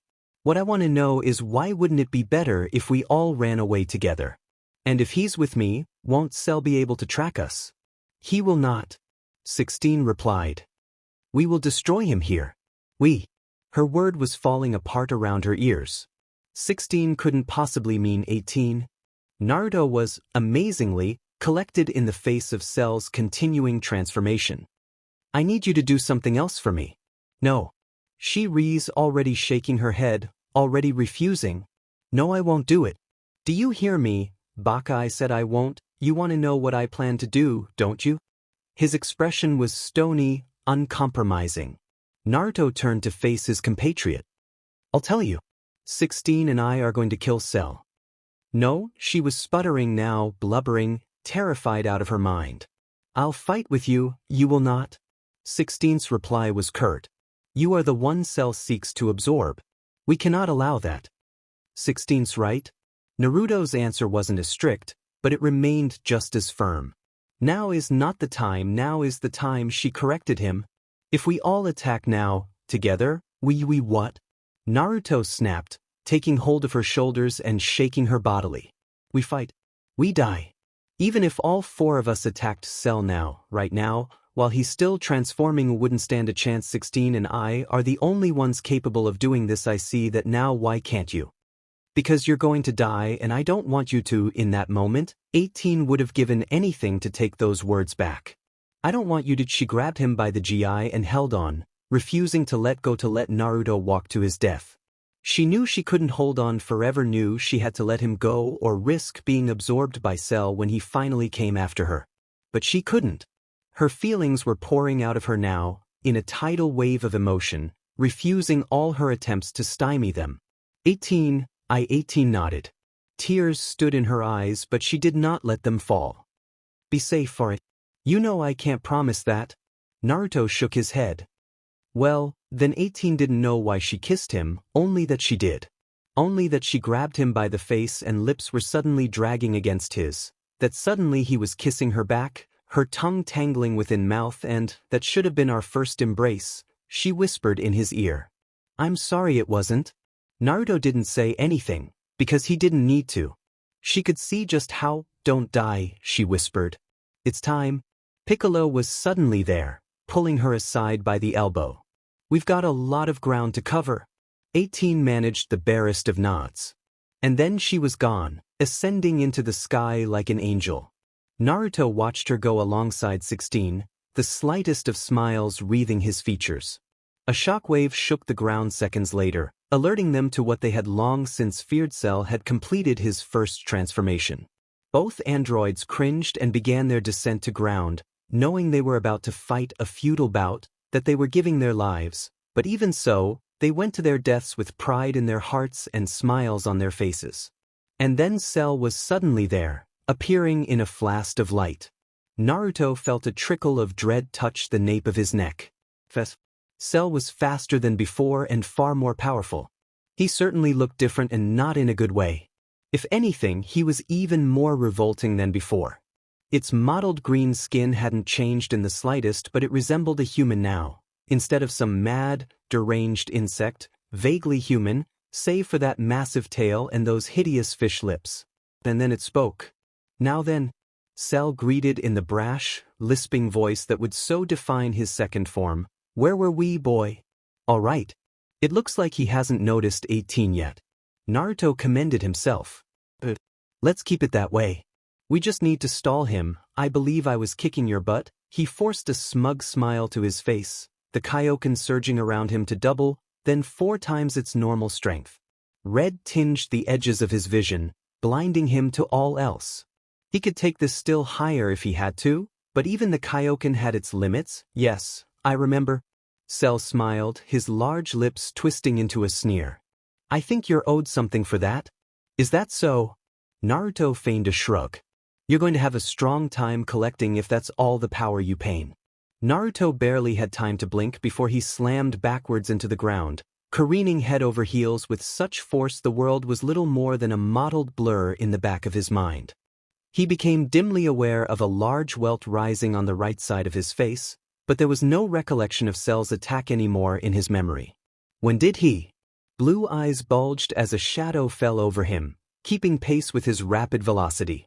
His mind switched off and his body reacted, twisting in mid-lunge, raising a forearm even as Cell struck out with his heel and drove him into the earth. Soil snapped angrily at his back, but the true pain came not from the impact, but from his right arm. Got all the bones and wires in that limb shattered like so much glass, unable to withstand the force of the blow. Naruto refused to cry out even as he felt his regeneration take over. Cell would have struck out again, had not a pair of hands seized his tail from behind and squeezed, ripping him off the ground and disturbing you with all their might. The android had all but an instant to cry out in surprise, then the hulking form of 16 flung him away from Naruto. No real damage was done to Cell, but it did give Naruto a welcome breather, time to reclaim his footing. 16, he found himself gasping thanks. I owe ya. Cell snorted. One more weakling won't make any difference, is that so? Naruto exchanged a glance with 16. Can you get behind that freak while I distract him, he whispered. The gentle Goliath seemed to consider it for a moment. It is possible. Then here we go, Naruto snarled and boosted his aura higher, the crimson sparks of the Kaioken eating at the air around him. X5 no higher X10 higher X20 his drew both arms back, cupping the palms of his hands together. Azure light filtered between his fingers once more, burning with such intensity that it actually scorched his skin. Cell began to advance, stalking forward in the face of the blinding brilliance. Naruto read his smug expression. He was overconfident, arrogant in his power. He thought this wasn't enough to stop him. And it might not be. He was well aware that the android was now several times stronger than him. But by God me they just see about that. Naruto felt the BLD vessels in his eyes begin to burst, every ounce of his power focused into a single monumental blast. The charred soil crumbled beneath his feet, chunks of earth rising into the air as he poured more and more of his essence, his very being, into the attack. There was a good chance he could destroy the earth if he missed. But he would not miss. He could not miss. He would end Cell or die trying. Hopefully the former truly wanted to be with 18, after all, but if it meant he had to die to end this monster, that so be it. Now, Naruto growled, pausing in his chant. If you really want to test your strength, stay right where you are, Cell sneered, refusing to so much as flinch. Do your worst, boy, that's right. Baka Naruto laughed. It was a fierce, throaty sound, devoid of mirth and joy. Stay right there, he'd do his worst, and Cell would regret every second of it. I think I'll take you up on that offer. Without another flung his hands forward, releasing the heavenly fire within. H18 felt it. She recognized the sudden upsurge in Naruto's energy, realized he must be pushing himself to his absolute limits. He wouldn't last much longer. It was almost enough to make her turn around right then and there. But Piccolo wouldn't have any of that. She knew the moment she tried to go back, the very second she placed Naruto's safety above her own, the Namekian would be there to stop her. It broke her heart to leave Naruto and 16 behind to flee like a coward while they stayed behind. Even now she could feel herself slowing down, warring with herself, self-preservation bickering, with what she felt toward her fellow blonde. Eventually the latter won out. I can't, she decided, her heart breaking with the realization, I just can't leave him there to die. She feinted to the right, and when the Namek moved to block her, she juked to the left instead. Caught off guard, Piccolo had only an instant to register the sudden fake-out before she kanonied into him, driving a foot deep into his stomach. And then she was gone, back toward the island, toward the field of battle. Naruto, idiot, Piccolo streaked after her, cursing Dr. Gero and his creations all the while. The Cell didn't even bother to dodge. He simply stood there, still as a god, allowing the massive Kamehameha wave to envelop him. He braced himself, refusing to flinch as the fire tore through 17's barrier, scathed his armor, and all but seared into his flesh. Such an effort would have easily ended him in his previous form. Now he was able to resist it, albeit with some effort. He stood firm and tall, his boots grinding into the grounds as the wave passed over him, leaving his body seething, but still very much alive. If this was all he could muster, then, hell flash, a wave of golden light smashed into the android's unprotected flank, staggering him and tearing through his already trounced tail as though it were made of tissue paper. 16A strangled grunt left Cell's lips as the appendage flopped loosely away from him. No matter, given the chance he would simply regenerate a new one. But he might not have that chance if he continued to bask in this inferno. Roaring his fury in an explosive wave, he sent both combatants flying backwards merely by releasing his ki, dissipating their blasts in a shower of steam, blinding all on the island. Slowly, warily, he uncrossed his arms, leering at them both. Is that it? 16 took a hesitant step backwards. His power is greater than I feared. Why gotta be kidding me? Naruto felt all his power abandon him, his stamina drained by the intense demands of the Kaioken. How could he survive that? Is he immortal? Even androids had their limits. He sank to his knees, gasping for breath. There's no way. His best just wasn't good enough. This was the end. He had nothing left to give. There's just no way he can still be alive, afraid so. Cell struck down strong, driving the wedge of his clenched hand deep into the blonde's stomach, sheathing his arm in flesh and circuitry. He watched the boy's face twist in a rictus of agony seconds before the point of his hand emerged out the battered blonde's back amidst a shower of gore. Even as 16 turned to register the blonde's defeat, Cell raised his free hand, clenched the fingers into a fist. To his credit, 16 managed to dodge the worst of the blow. Instead of having his head torn from his shoulders by the blast, he merely lost a large portion of his skull instead. The key blast sent him skidding away from Naruto, still impaled upon Cell's hand. He held him there a moment longer, sneering down at the boy that had given him so much trouble. To think, such a no-count had actually managed to impede him in his previous form. He was merely an insect now, the lowliest of worms when compared to this power. I'll squash him like a bug. Get away from him, you pesky vagabonds. For what must have been the upteenth time that day, Cell found himself ambushed. A blast of pink ki smashed into his back, driving him forward half a pace. Snarling with sibilant fury, the ultimate android cast Naruto down, uncaring for his final fate. With the bothersome blonde out of his way, Cell raised his gaze to search the skies for the perpetrator. He couldn't sense his attackers anywhere nearby, which meant they were either suppressing their energy or what he found there in the dark, cloudy horizon brought a delighted sneer to his visage. Ah, 18. Cell smiled. How good of you to return. This saves me the trouble of searching for you. 18 was beyond reasoning.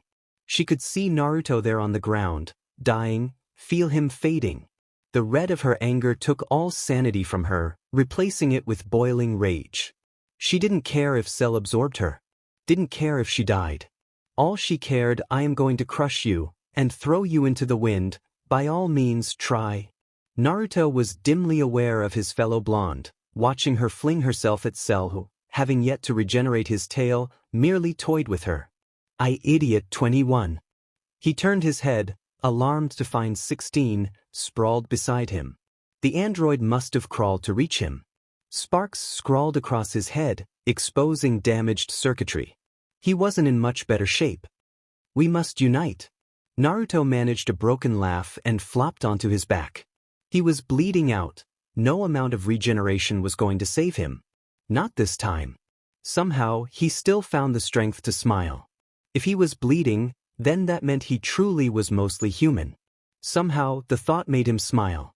For 16 to suggest a thing like that, they must really be in bad shape, the two of them.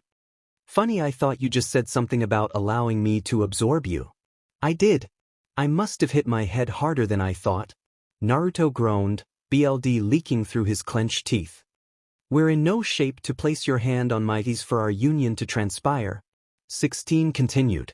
Naruto sighed, flashed a fierce smile. Persistent BSRD. If we unite, will I still be me? I do not know. 16 admitted. I expect only one of us will remain after the union. But you will gain great power. Power to rival Cell. Naruto pondered the matter a moment. He could feel Piccolo fighting alongside 18 now, giving his all to prevent the nearly complete android from reaching his final form. It was a losing battle. Though Namek put up a valiant fight, he was still no match for Cell. In a matter of moments he would be defeated and then 18 would be absorbed. He couldn't allow that. He just couldn't. Even if it meant losing his very self. Then slowly, tentatively, he placed a hand upon the android's armor. It's been real, 16. Much to his belief, the towering giant actually cracked a smile at that. Indeed. You guys were cool. The blonde chuckled, BLD flecking his lips. So what happens now? 16 looked him square in the eye. This? At first, Naruto wondered what he meant. Then he felt it. Felt the tiny spark of consciousness within him begin to expand, swelling into a bright sun. He didn't have time to wonder at their union, even as it began. It simply happened. Blinding in its brilliance, it spread outward, encompassing himself and 16, devouring everything. That made them separate individuals. Naruto was vaguely aware of his body being broken down, of his wounds disappearing, but it was as if he'd not felt any of them, as if we're watching it happen to someone else, witnessing the event from a farce, making them whole. What? He felt the memories come flooding back. He stretched out his arms and embraced them like a long-lost friend. He felt pain and sorrow and joy and a love so fierce it shook him to his very core, took his very breath out of his lungs and left him speechless. Yes. He'd loved before. Loved and lost and loved again. Their names escaped him, but their faces did not. He saw them and knew them and loved them, mourned that they were now forever out of his reach, eternally beyond his grasp. There were other memories too. 16's memories. There was a gentleness to the giant that astounded him, a willingness for peace that left him in stunned silence. He felt what remained of the android dissolve into their union, giving way to his personality, and he mourned the man's loss. The world was a darker place without him. Goodbye, my friend. That was when the transformation began, a wave of raw energy coursing through his veins, scouring him clean. He could feel his form changing, shifting, becoming taller, losing some of its more youthful features as he accepted the union and became a part of it. Naruto's thoughts began to shift then, gravitate toward a single point. 18. He could fight for her now. Protect her. Do what he could not do before. This time he would be certain to crush Cell. And he would enjoy every instant of it. The universe itself held her breath, awaiting the birth of a new warrior. Clouds cleaved themselves in two, the entire island quaking beneath the long-awaited union of the two androids. Cell whirled away from 18 and Piccolo, eyes bulging. What? He sputtered his surprise. What is this? It's unreal, Piccolo gasped. When the smoke cleared, Naruto and 16 were gone. Someone else stood in their place. His hair lay streaked with crimson, eyes of the purest sea blue. Every inch of him was chiseled, as though he'd been crafted, sculpted from the hardest granite. 7 shades of scintillating scarlet shone through around him, enveloping the warrior in a sinister shroud of golden crimson. He stepped forward, his pointed boots kicking up dust with every motion, his armored zi gleaming dully in the setting sun. His eyes riveted 18 where she stood, those mismatching eyes of sapphire and scarlet rooting her where she stood. Naruto? 18 asked. Is that you? The new warrior blinked. Uzumaki Naruto. He spoke, his words flat and monotone. Classification, Shinobi, Jounin rank. Status, deceased. Much to 18's ire, the fused warrior continued to rattle of a list of facts and data, his words never quite breaking from those simple statements. Techniques, Shadow Clone Jutsu. Rasengan. Rasen Shuriken. Sage Mode. No knowledge of Genjutsu. Limited knowledge of Taijutsu. Time of death, unknown. Age of death, unknown. Romantical attachments classified. A tiny smile broke out on his chiseled face like a crack etching along a stone surface. It seems you were right after all, 16. Gone were the flat, emotionless words of a machine, replaced with the amused candor of a hardened warrior. This power, it's incredible. Before number 18 could begin to wonder just what her fellow blonde meant, the island began to tremble. It started slowly at first, pebbles twitching beneath her feet, soil shivering as if from a distant explosion. Crimson sparks split the sky, arching across the expanse between them, leaving her hair standing on end. Naruto threw back his head and roared aloud, a furious crimson aura enveloping his body. Skies darkened and seas shook, the very earth itself seemed to tremble in the wake of his power. Rayark cliffs buckled, laughter ended his brief display of power. Blue eyes the color of winter skies and blood-soaked plains fixated upon Cell and pinioned him on their gaze, leveling him with an icy stare. Cell. He began slowly, I'm going to enjoy tearing you apart. Unless you'd like to surrender. What? To a piece of junk like you? came the creature's answering cackle. No, I think I'll see what you have to offer, my dear boy. He chortled softly. You may have united with 16, but that still doesn't make you stronger than me, and I'll prove it. He began beckoning with 2 fingers, the very gesture dripping with condescension. I'll even give you a free shot. I suggest you make the most of it. Naruto said nothing, but he struck like a serpent, yelling his fury and giving his body the sharp countertwist that made his kicks so blindingly fast and powerful.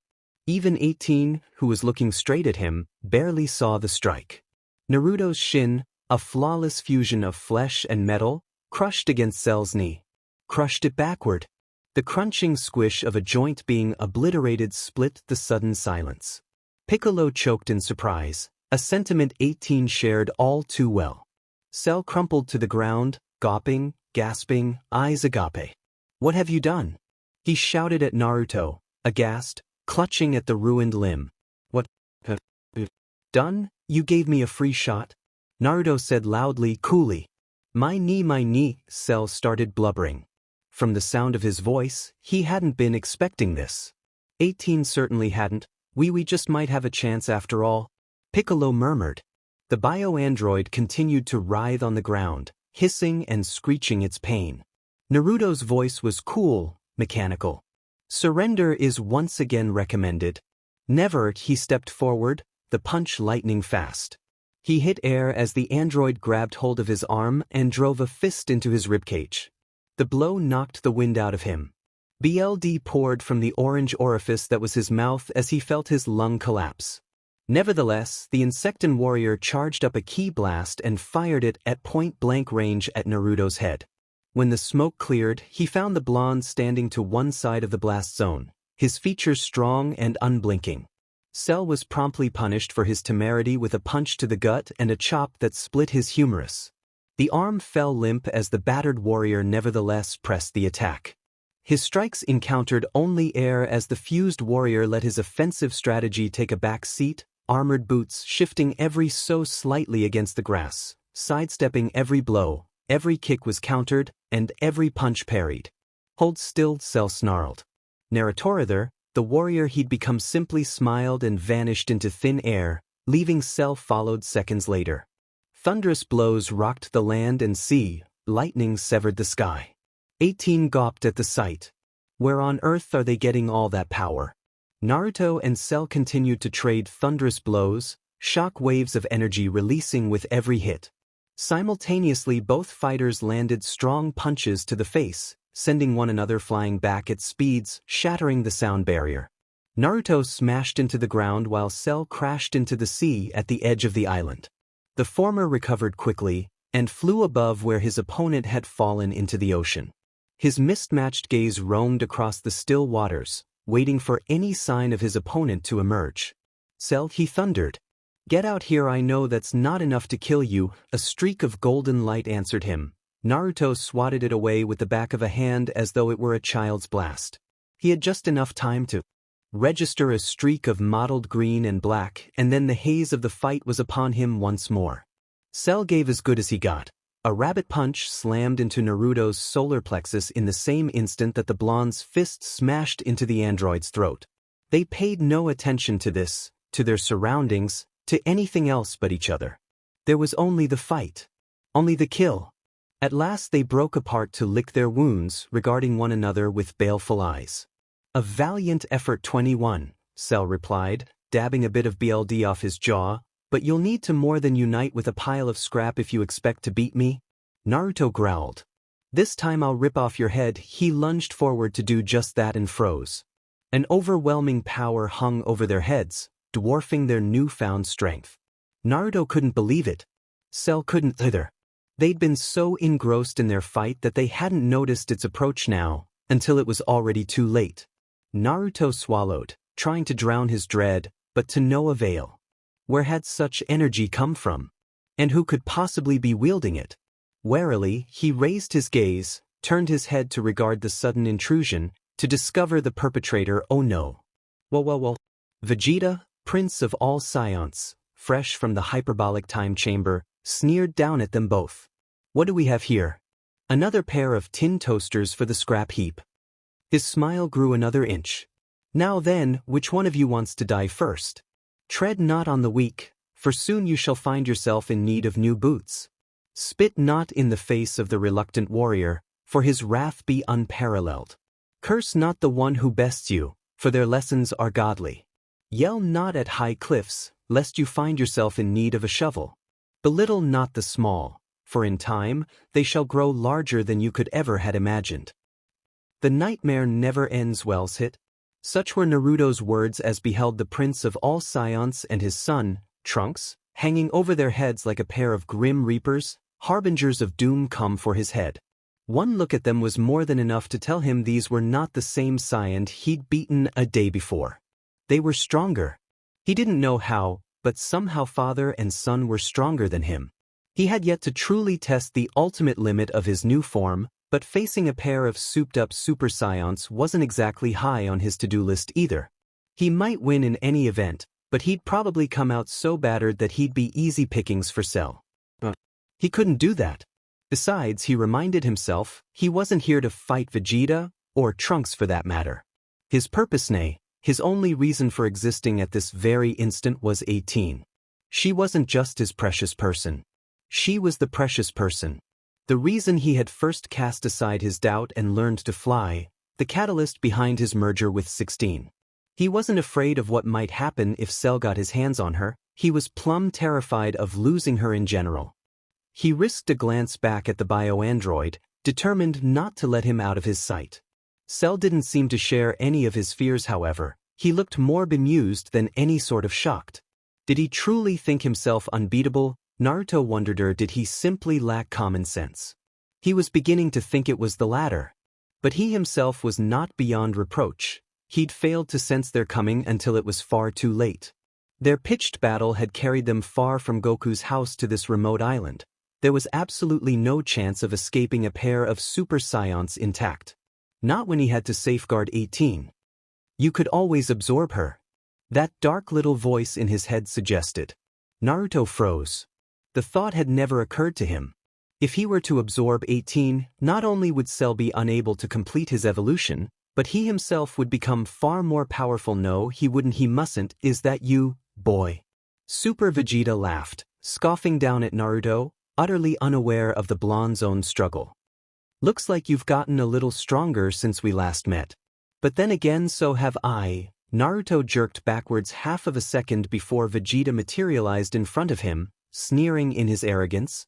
Surprise, his right arm snapped up like a pulley cannoning into the blonde's unprotected stomach before he could think to raise his Kaioken, before he could guard himself against the sudden strike. The blonde choked in surprise as the scion's arm sank into his stomach, sheathing itself to the elbow. A white-hot haze of pain erupted across his vision, the kaleidoscope of colors blinding in their agony, driving him to his knees. What the f? BLD dribbled between his lips, and suddenly, it was all he could do to stand. When did you get so strong? Vegeta laughed at him. Simple, he said. Push-ups, sit-ups, and plenty of juice. Behind him, 18 cried out. It was the only warning Naruto had before Vegeta hit him again. Mathaf, that punch made Cell's last attack look weak. However, despite himself, Naruto chuckled.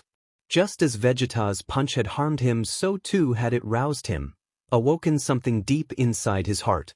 Something dark, bleak, unbidden. A memory flashed through his mind. The Chidori slamming into his lungs, searing through flesh and bone, those malevolent red eyes leering up at him as he was hoisted off his feet. Vegeta struck again, jarring Naruto from the memory, bringing him that much closer to death's door. What the hell was going on here? Why couldn't he fight back? His muscles weren't working the way they were supposed to. He could feel himself being beaten down, feel Cell watching from the side, savoring Grevelingi's humiliation. His only solace was that his predecessor hadn't taken advantage of this opportunity to try absorb 18 yet. But he would soon. Soon, if he didn't stand up, if he didn't do something. I know this isn't enough to stop you, dope. A voice pierced him amidst the pain, seeming to stretch out as if from a great distance, seeming to speak from across the void. Slowly, his body came into focus. Then his face. Raven hair. Eyes the color of Bield gazed back at him, narrow with contempt and scorn. A mouth that seemed fixed into what might have been a permanent scowl, quirked up now in a slight smirk. Oh, so he wasn't dead, was he? No, the owner of the voice replied, reading the unspoken thought. You're not dead. Not yet. But you will be soon if you don't do something about it. 21 tried to reply. Instead, he found himself overwhelmed by a powerful nostalgia. He knew this man, this specter from the past. Get up. He felt a fist touch his forehead. What? This wasn't a memory anymore. He was really seeing this. Feeling it. You were stronger than this when you killed me, weren't you? Abruptly, those eyes began to smolder with inner fire, black flames licking at their edges. Use that strength, the stranger goaded. Protect your precious person, don't let her die this time just like that. The stranger's name came roaring back to Naruto in tide of recognition, burning like a brand in the back of his mind. Sasuke, fight, the man demanded of him in parting, his form fading to the mists of Naruto's mind. Remind me why you still carry on. His body jerked back to life with a snarl, fingers zesting around Vegeta's wrists, flooded with power.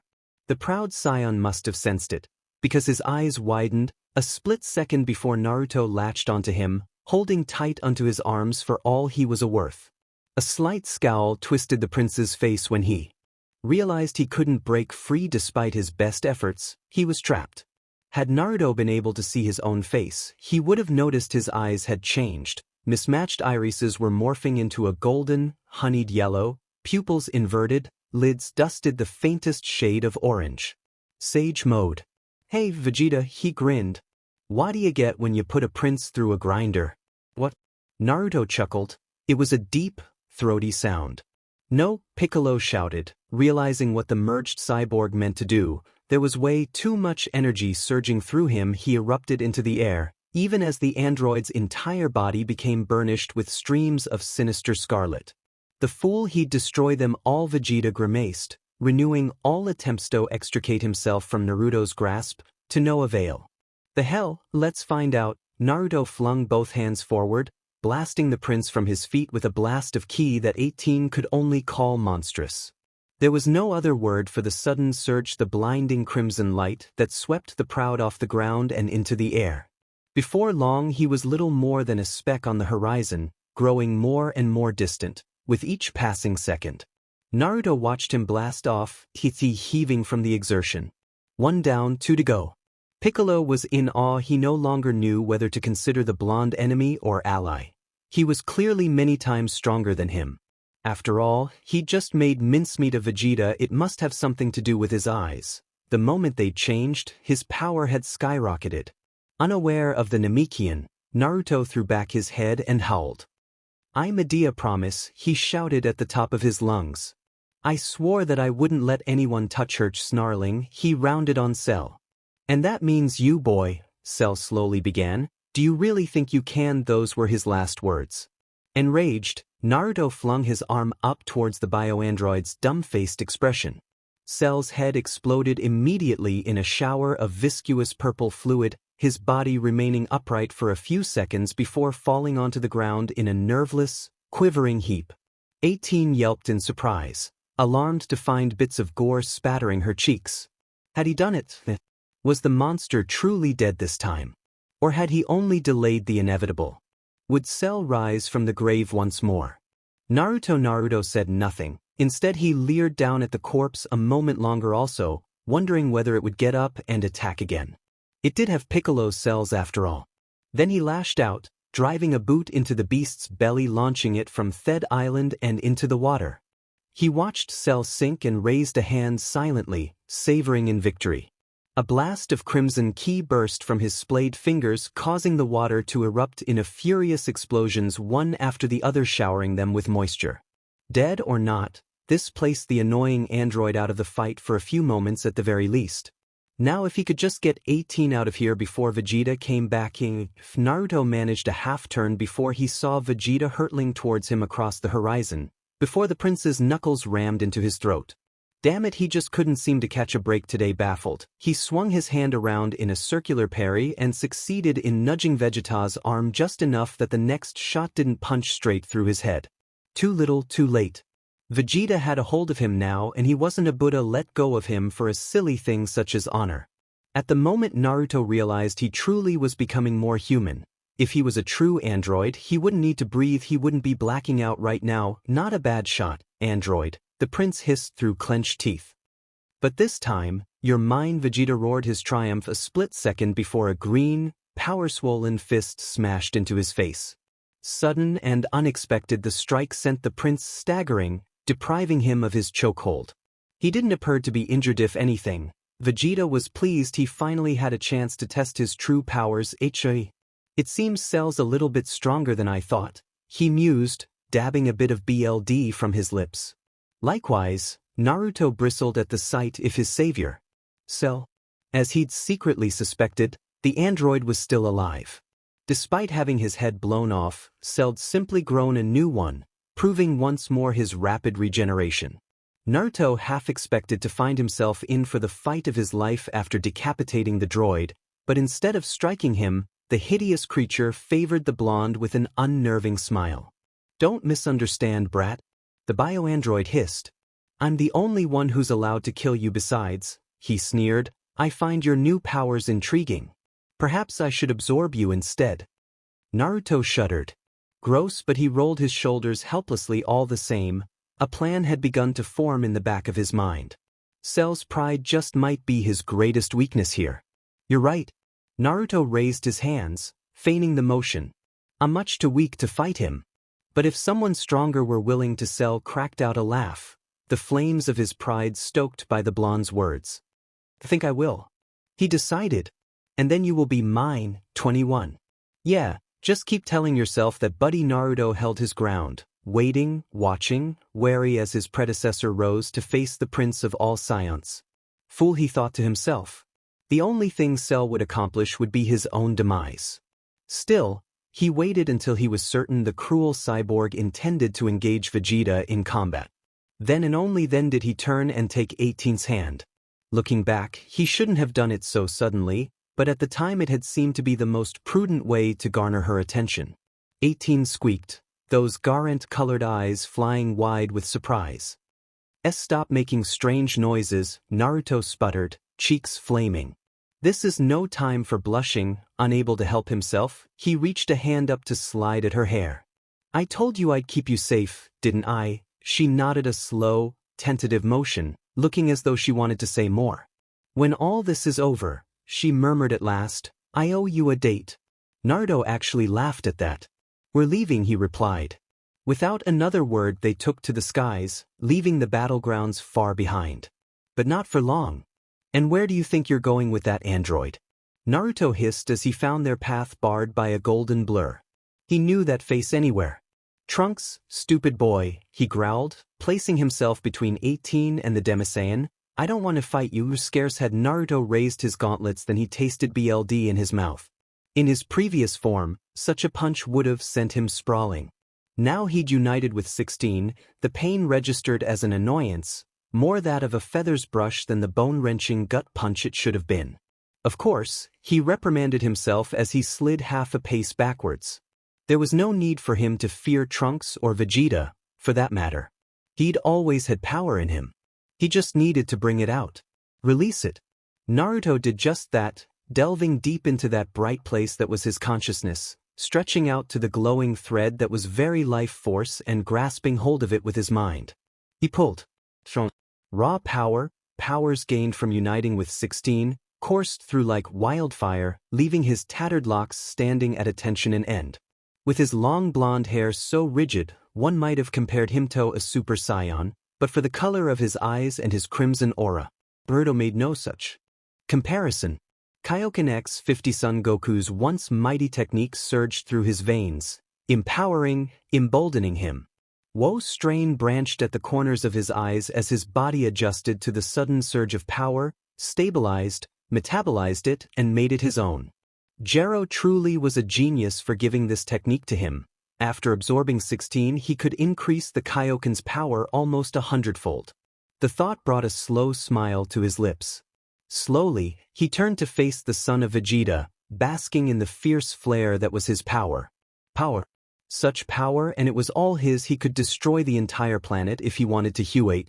Naruto forcibly reined himself in Nathalast, refusing to allow this newfound strength anywhere near his ego.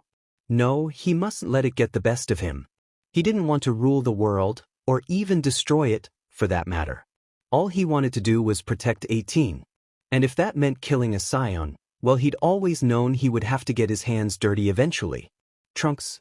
When Naruto spoke, his voice surprised him. It was a great deal dark, rougher than he'd remembered. I know you. You're nowhere near as foolish as your father. So I'm going to give you one chance to back down. Let us leave. Better yet, help me destroy Cell.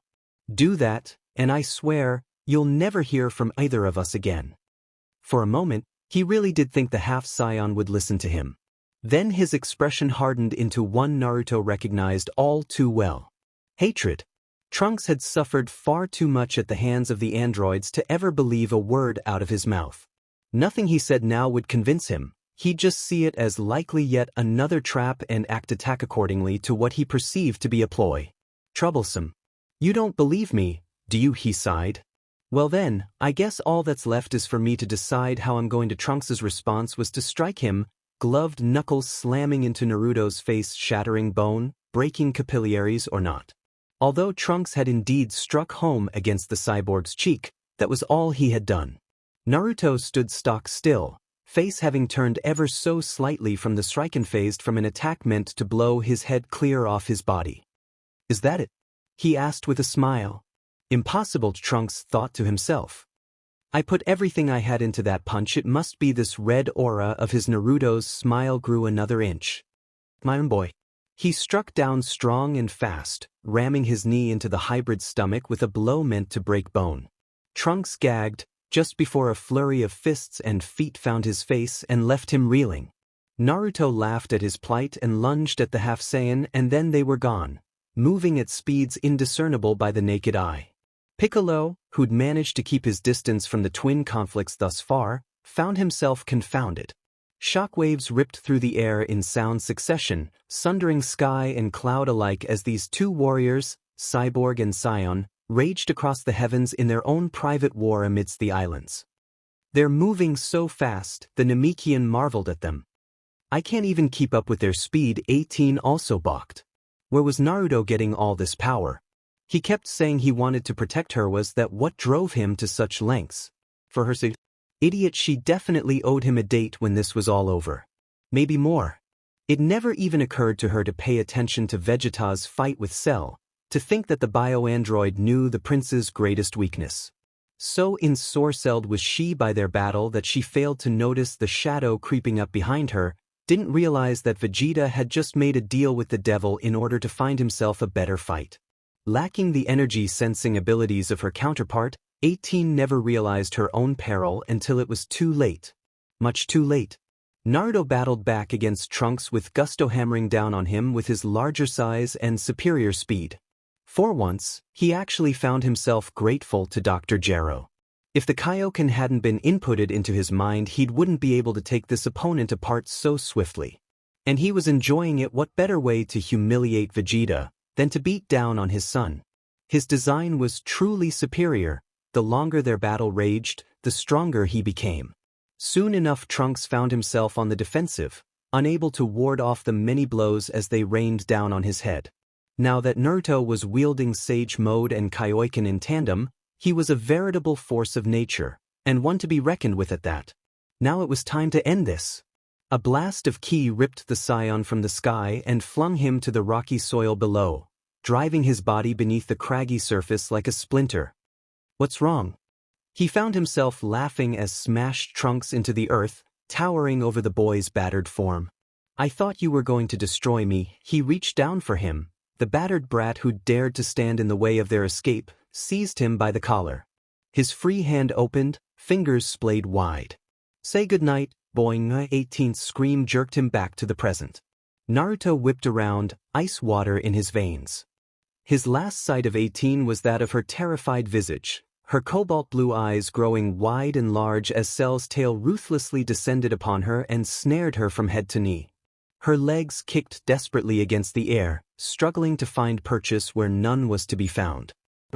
Time seemed to slow as he flung himself away from Trunks, turning his back on the defeated Scion in a desperate attempt to reach his beloved in time. And oh, even for all his speed, he almost wasn't fast enough. By the time he reached Cell 18 was almost completely gone, but not entirely. His fingers closed around her feet with furious strength, the Kaioken bunching in and out of his muscles, lending him more strength than ever before. Spitting and swearing, he began to pull. Yes, inch by inch he drew her back from oblivion, denying Cell his perfection. He could see her waist now as he struggled against Gero's creature, then her stomach. The massive monster roared an unintelligible curse and struck out at him, but to no avail. Naruto was stronger now, he no longer felt Cell's blows. He just needed a few more seconds to free 18WM. Vegeta came out of nowhere to strike him from behind, a crippling blow that nearly shattered his spine. Pain crackled up and down his back, driving him to the ground, denying him his grip. He tried to hold on, he really truly did, but the agony was everywhere, denying him the controlled strength needed to stop Cell from absorbing 18. Naruto screamed. It was a raw, hoarse sound. A cry of loss and sorrow, unmitigated ire and exasperation, and above all powerlessness. He was forced to watch as Cell tirelessly sucked 18 back into his tail, the lump that was her body traveling down to his back. Stop it. He howled, give her back, stop your wailing. Android Vegeta snapped, stalking past him. You can have your bot back once I've finished with Cell. And you, Vegeta, Piccolo swore from above, watching the transformation begin. You've doomed us all. Doomed. Naruto lay there, forced to watch as the green dome of energy that was Cell's transformation continued to spread, laying waste to the island. 18. His poor, precious 18. She was gone now. He'd watched her die. He couldn't do that. He couldn't watch anymore, couldn't let anyone else die because of him. I can feel it slipping. Something snapped. He could feel the last thread of his sanity stretching. His nerves were pulled like violin strings knobbed to their tightest. Slowly, the strings drew close to shearing. Surely they began to snap. He had to get away now, immediately, flee before he lost all control, before this monster inside of him awoke. He had to. But his body wasn't listening. He was angry. So damnably angry. Self-control was slipping through his fingers, denying him escape. He couldn't stop it now. No one could. The power was coming out of him, and it would not stop until it had what it wanted. Destruction. Complete and absolute annihilation. The wind stirred around him, keening like a lost child. Naruto sobbed, great heaving gasps tearing their way out of his 18 was gone. And it was all his fault. He'd thought he could protect her. He really had, but in the end what had he done? He'd let his pride get the better of him, become too wrapped up in his battle with Trunks. It was stupid of him, so soul-searingly stupid, but perhaps he alone wasn't to blame for this catastrophe. Not just Cell, but Vegeta as well. Vegeta rage roared through him in an impossible tide, blotting out all else. He could feel it roaring through his veins, leaving his hair standing at end. Some small part of him knew what was going on and was baffled by it. He was a cyborg. How could this power be his? How could this be happening to a half-machine, half-human piece of junk? But the rest of him didn't care. It knew only that they had to pay. Cell must pay. Vegeta must pay as well, pay in BLD for what he'd done, for what he'd allowed to happen. Fingers dug booty troughs in the earth, unaware, uncaring of Cell's continued transformation. Won't let you. Unable to accept the strain, his body began to break, cracks scrawling themselves across every inch of him. Get away with this. Vegeta frowned. Where was this incredible ki coming from? From this tin toaster. Wary, he stepped back as Naruto regained his footing, his wounds slithering shut as though they'd never been. His body was trembling now, quivering with the effort needed to contain this unstoppable power. Cell must have felt it as well, because as Vegeta looked on, the ultimate android hastened to complete his transformation, luminescent energies streaming from his every pore. Naruto didn't care how many times Cell transformed, even if this new form was 10,000 forms stronger than him. It wouldn't make any difference to him. A single phrase echoed in the shinobi's mind, a saying of long ago, times past and gone. Out of darkness and into light the demon has returned, come back to fight. Naruto arched his head back and screamed. He could feel the transformation coming on now, sensed the changes taking place deep inside of him. The circuitry installed by Dr. Gero was gradually beginning to fade, more and more. He was regaining his humanity. A creature of flesh and metal was being born of this union, granting him more power than he'd ever known. More than he knew what to do with. Naruto felt it burning beneath his veins, felt the sparks skittering around his body, his skin taking on an almost translucent, golden glow, his hair growing longer, standing rigid and at attention. The skies darkened overhead, storm clouds flashing with golden lightning, heralding the rising of a new power. Mismatching irises blurred and blended together, sapphire and scarlet twisting into a sinister shade of violent violet. Sage mode blended with the vertical slits of Kurama's eyes, creating an eerie iris reminiscent of those deadly crosses for which the form was so well known. White cornea found themselves stained black. Darkness scrawled across every inch of him, warping at his frame, ushering him onward to his next form. And amidst this all, Naruto's body began to glow, saffron swelling outward from his shoulders, enveloping him in a resplendent golden aura. The island itself quaked beneath their feet, destabilized from the twin transformation of Naruto and Cell. The latter was already completing his final evolution, but Naruto was nearly finished, his ki flaring to monstrous proportions. "It's about time," Vegeta scoffed, eager for a fight. "Maybe I'll finally get a decent warm-up out of this after all." Slowly the light around the androids dimmed. Naruto and Cell stood separate, but whereas the latter stood silent, the former had eyes only for the Prince of all Science. "Well now," said Prince sneered. "Are you angry because you lost your little friend? Funny. I didn't think machines could feel love." "I did love her," Naruto replied. "But now I am death. I am the answer to all living things that cry out for vengeance. I am the sword of hatred, the darkness that smothers all. I am despair ally to 18 nightmare to you. No longer am I known as Android 21. I am Super 21. Earth and air ruptured at his declaration, the black thunderclouds evaporating beneath his defiant shout. A few yards away, the now complete Cell offered a slight smile, his pale face taut with amusement. 21's ki has increased significantly, he noted to himself. Perhaps I can test my complete power on him once he's finished. Vegeta? The irony was not lost on him. Now that he'd united with 18, his power was nearly unmatched. He would enjoy this little battle immensely. What better way than to see the Prince of all Science with his face in the mud? Naruto remained ignorant of Cell's attention. He remembered this. This form was eerily similar to the chakra cloak he donned after coming to an agreement with Kurama. His power seemed to stretch on without end, an endless well of energy and strength into which he could delve at a moment's notice. All this was without the Kaioken. He could probably go x100 without even breaking a sweat now, and he wasn't even complete. He could feel that there were still flaws to his eye and his eye alone remaining, denying him true perfection. But that didn't matter. What did matter was thus: those who had allowed 18's death must be made to suffer. And suffer they would. Each and every one of them. But first there would be Vegeta. With this power, his power revenge would be his. Yes, this form was one of vengeance. Its sole purpose slaughter the Prince of Ally Science. Vegeta will know pain. Madness. Wicked waves lapped at the shore of the idyllic island, causing still more of its land to crash into the sea. What had once been a fertile paradise had since been reduced to little more than a speck of arid soil upon the seas by the pitched battles that had taken place here. And still, the water spat and churned. The ocean was eager to reclaim what had once belonged to it, and indeed it seemed it just might before the day was done, should the battle continue. And continue it must. Continue it would. 3 titans stood upon its barren soil.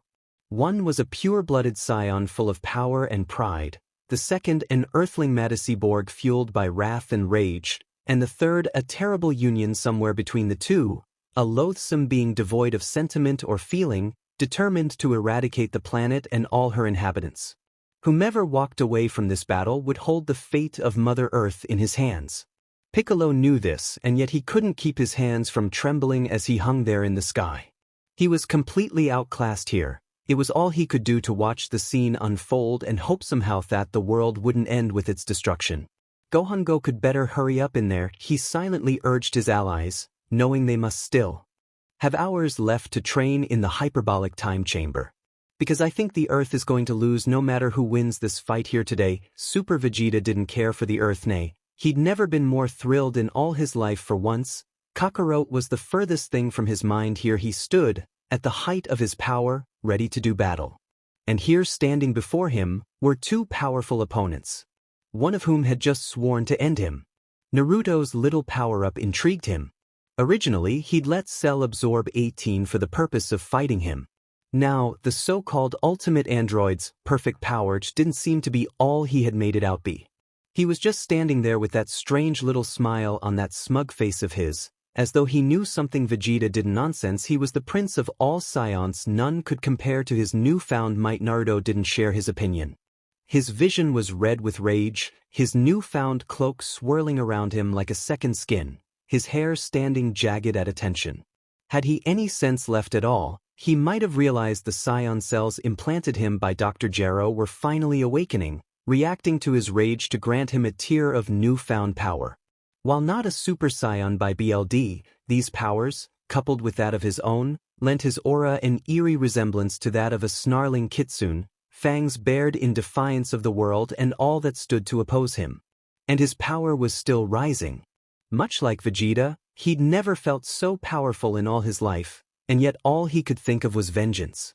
He could do so much good with this strength, but his mind, nay, his very soul refused to deviate from the path he had set before himself. Kill Vegeta. Maybe he'd be able to think straight once he ended the proud prince. Maybe not. Naruto knew only thus, if he didn't kill something, and soon he was going to lose himself entirely. His mind was filled with foul thoughts of how he would break the prince. Killing him outright would be far too merciful. Of how he would demean him, debase him, make him suffer for his part in the loss of 18. Then and only then, when he was on both knees and begging for his miserable wretched of a life, would Naruto end him. Perhaps not even then. Just the thought of it made him angry. Kill, kill, kill, kill. Ironically, Cell sympathized with the blazing blonde. The now complete creation of Dr. Gero could barely restrain himself as he observed the standoff between Saiyan and Shinobi. Was eager to test himself against the victor of their little squabble. How frustrating it must be, he mused, to be so powerful and not have a worthy foe to test your strength against. While he could have easily attacked Vegeta before his counterpart, he waited instead to see the inevitable outcome of their fight. As if there was any doubt in the outcome. Even at a passing glance he could see who the victor would be. The only question was, could they? As if sensing the blonde's agitation, Vegeta's glance swerved from Cell to Naruto. Nevertheless, this blonde intrigued him. He'd picked apart Trunks like he was nothing, and that was before the transformation. But he hadn't killed him. Far from it. Even now the prince could see his only son struggling out of that crater in which he'd been left to die. No matter. His son was weak. He was not. He was Super Vegeta. Nothing could stop him, and he'd prove it right now. Just how long are you going to stand there and play the fool? Vegeta demanded, crossing both arms before his. Funny, I could have sworn you said something about making me pay. It was the wrong thing to say. Naruto stared at him for a long moment, his eyes narrowing to the merest of slits. You could feel the rage in his glare, such as it was, even tasted on your tongue. The scream, when it came, was mind-numbing. It tore at Vegeta's ears and ruptured the skyline itself, summoning the thunderclouds once more to darken the horizon for miles in every direction. Now what? Piccolo choked out. Even here in the sky, he could feel everything shaking. Unreal. Trunks ground out. And then impossibly Naruto began to transform, again, his ki taking a sudden and unexpected jump. His already spiky mane seemed to grow even longer and jagged, saffron locks standing on end like jagged shards of glass.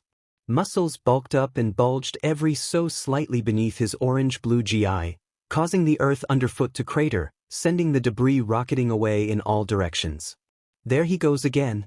Cell murmured to himself, silently awed by Naruto's display. Incredible, a dreadful thought plucked at his pride just then. Was this cyborg superior to him? An artificial union of Saiyan and Shinobi? He knew at once that this 21 was no mere human, no earthling could exude this amount of power. 21, was he a clone of one of Earth's guardians, perhaps the first guardian recreated from the ground up? A being forged with both cybernetics and cells, much like his own. But how could that be? This model had been created after him to think even for a moment that the purity of his cells comprised solely of Scion and Shinobi, with minimal robotics made this Naruto superior to him. Preposterous. Cell shook his head at the thought, refusing to believe that his complete power could possibly pale in comparison to this warrior. He would have his turn soon enough, and then he would prove that he was the strongest of all in the universe. Ignorant to the thoughts of his predecessor, Naruto continued to change. Sapphire sparks scrawled across his form. Violet eyes began to blur and blend into an eerie shade of seafoam green, whilst the cross-shaped irises remained. Naruto didn't stop screaming, not even for an instant. Power poured from him like a river from a dam, blasting away all that stood before him. It lasted all of an instant, this second transformation, but the difference between this form and the last were like night and day. Lightning twitched and writhed around Naruto like a thing alive now, enshrouding him in otherworldly essence. An essence that far surpassed Vegeta's. He just didn't know it yet. And then it was done. The shinobi's scream cut off with a sharp snarl. His gaze snapped down to fix upon the proud Scion. Never Vegeta. When Naruto at last lowered his gaze, when he finally spoke, the words were little more than a dry and barren rasp, emerging from a throat scraped hoarse and raw. I can never forgive you for what you've done. He started forward without another word, aura snapping and snarling at his feet, sparking with fierce intent. Those eerie eyes never left his, not even for a moment's, crossed pupils angry and intent upon the proud prince, upon their prey. Despite himself, Vegeta felt just a touch intimidated. What am I feeling? He found himself taking a step backward in spite of his best efforts to stand fast. No, it can't be. I am Vegeta, Prince of all Science. I am the best, the greatest. There's no way this piece of scrap can be better than me. His final word trailed off in a strangled as clenched knuckles barreled into his visage, bending bone and crushing capillaries. Trunks couldn't believe his eyes. Fathered Vegeta only realized he'd been hit after his forehead kissed the stone floor, sending him sprawling in a way self-respecting Scion desired. What's the matter, my dear prince? Now it was Naruto's turn to smile, but his was the stuff of madness. Any trace of civility had vanished with this transformation. You should be honored. You're going to be my first victim, the first one I crush, maim, slaughter. Isn't this what you wanted? His words rose into a laugh, and Vegeta half expected the blonde to charge guns blazing. Naruto did neither. Instead, he simply raised one hand and, advancing, uttered a single word with world-altering consequences. BGMI. Vegeta had just enough time to register the word before a massive black sphere erupted before his vision, blotting out all else. Fast he fired off a blast of his own in a vain attempt to block and overpower the blonde's technique, but to no avail. His Big Bang attack was swiftly swallowed up by the encroaching sphere. Damn it, he hadn't expected this. Desperate, he flung both hands forward, thinking to deflect BGMI. That would prove to be his first mistake. His gloves smoldered away at its touch, searing into his fingers, into flesh and bone. I can stop him. Of course you can't. Naruto's voice hissed soft and harsh from his flank, causing the prince's head to turn. Nothing can stop me now. Too little, too late. The madman was already behind him, a second blast cradled in the palm of his hand. Caught between a rock and a strong place, the self-entitled Scion could only stand there, helpless as the sphere grew larger, then larger still. No, he knew what was coming, but with all his energy diverted into deflecting the BGMI, preventing his own annihilation, could no more best him than he could stop the sun from setting. No, fuck! A scream tore its way out of the prince's throat a millisecond before the massive Rasengan plowed into his back. Cho Odama Rasengan cell creaked open an eye, stifling a yawn as he beheld Vegeta's brutal battering. It had grown so boring he'd actually drifted off there for a moment. Just as he thought, Naruto was toying with the prince. He was intent to make him suffer as 18 had suffered. Wait, where had that thought come from? The ultimate android racked his brain, silently wondering. Was there still some semblance of 18 left over within him even after she'd been absorbed? That was nonsense. And even if there was some residual essence remaining, it wasn't as though she could do anything to stop him, right? Of course not. He was Cell Vegeta's frustrated snarl bore down on him, reminding him that the prince didn't have that much time left. Naruto was taking the fight to him, bloodying the arrogant scion bit by brutal pit. Cell almost felt sorry for his plight. Almost, but not quite.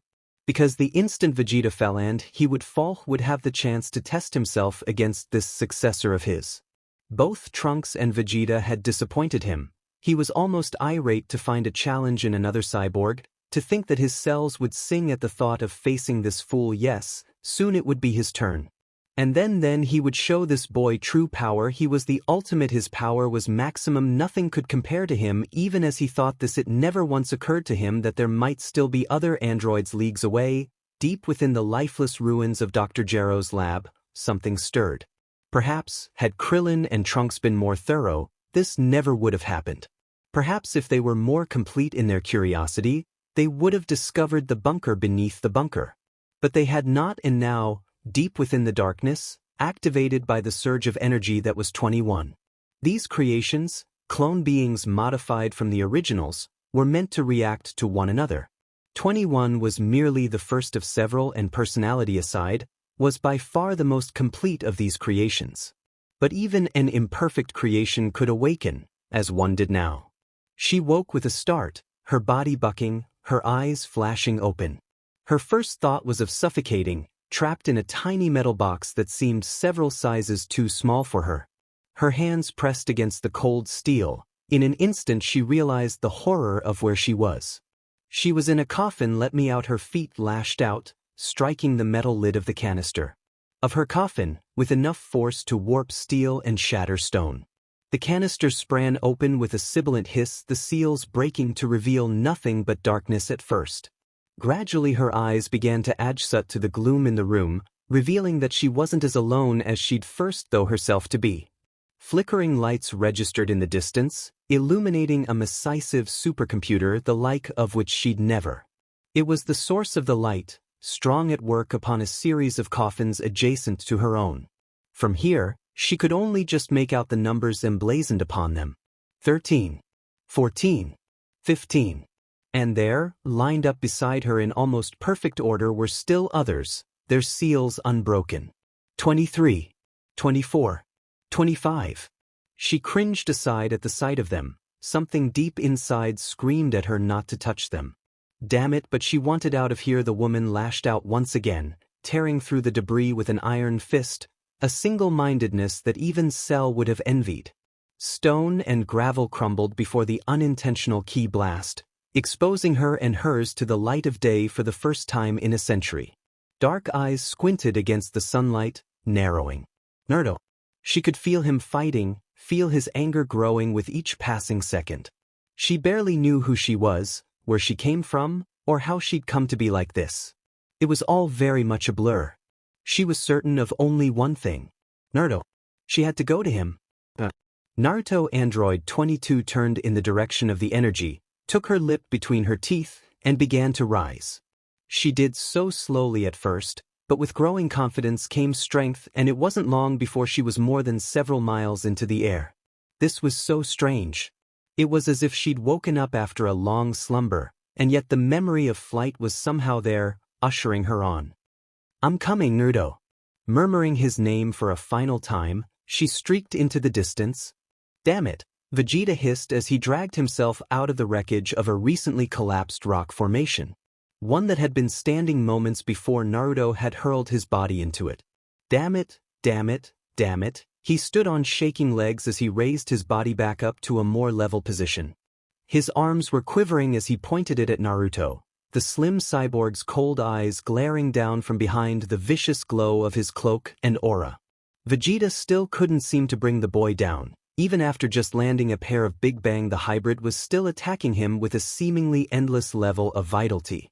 Nothing that Vegeta had done up to this point had seemed to faze Naruto, and it was starting to make him feel a touch uncomfortable.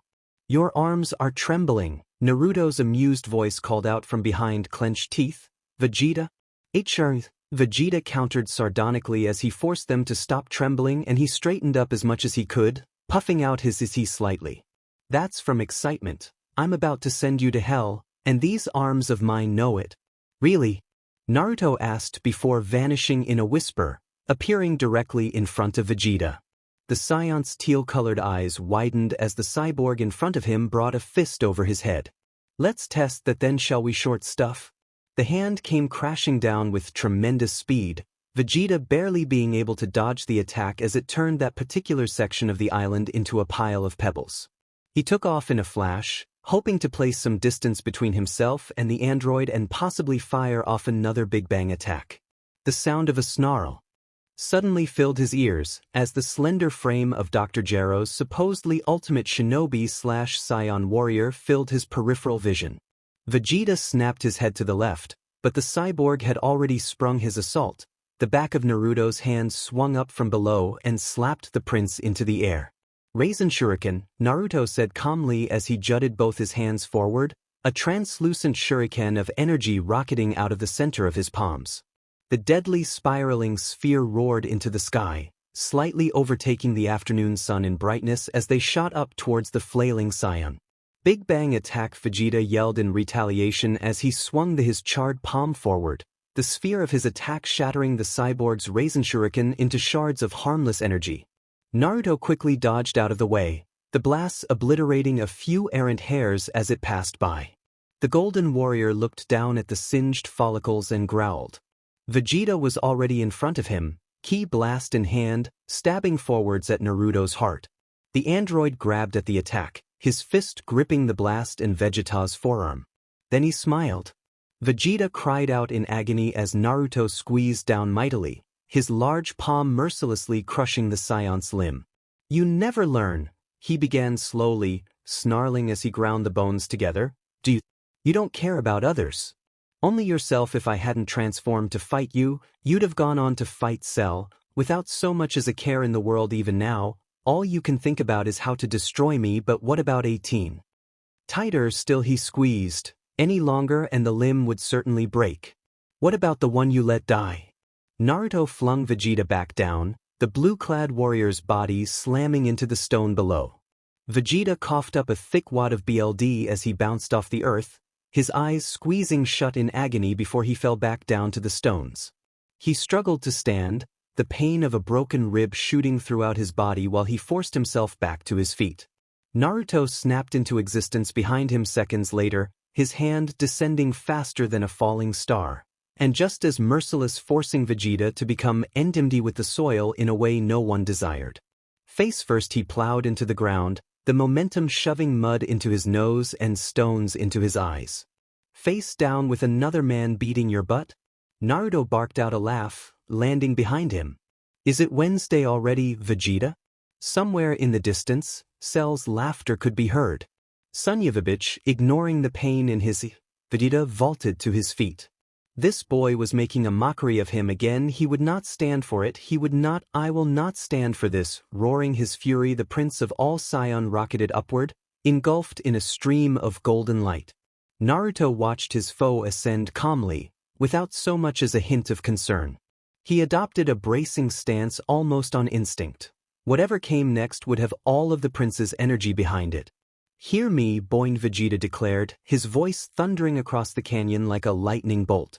Once again you have taken for granted the powers of a true Scion warrior. He moved both arms forward, palms against palms, cupping a snarling sphere of saffron within. Now if you really want to test your strength, stay right where you are. Naruto did just that. He stood still as a god, unflinching as the planet itself began to tremble in fear around him. Cell offered no opinion of this display. He merely frowned. Vegeta was being reckless. If he hit the planet with that, there was a good chance the Earth might. Vegeta's lost it, Piccolo exclaimed. Trunks was of a like mind. You're going to destroy the whole planet, father. You've got to stop it. Vegeta wasn't listening. Final flash. To be frank, Naruto experienced a split second of surprise as the massive golden blast burst from Vegeta's hands. Then he felt only anger. Oh, that was too much energy. Was he going to be a sore loser and destroy the planet as well? He'd just enough time to fling a hand before his face before the beam barreled into him, showering the island in brilliant luminance. So fierce was the blast that it sent Trunks hurtling into the air in an eye blink. Just avoid being swallowed up by the technique. I see, Chi realized in a flash. He focused all his power on the android. Unbelievable, Piccolo muttered.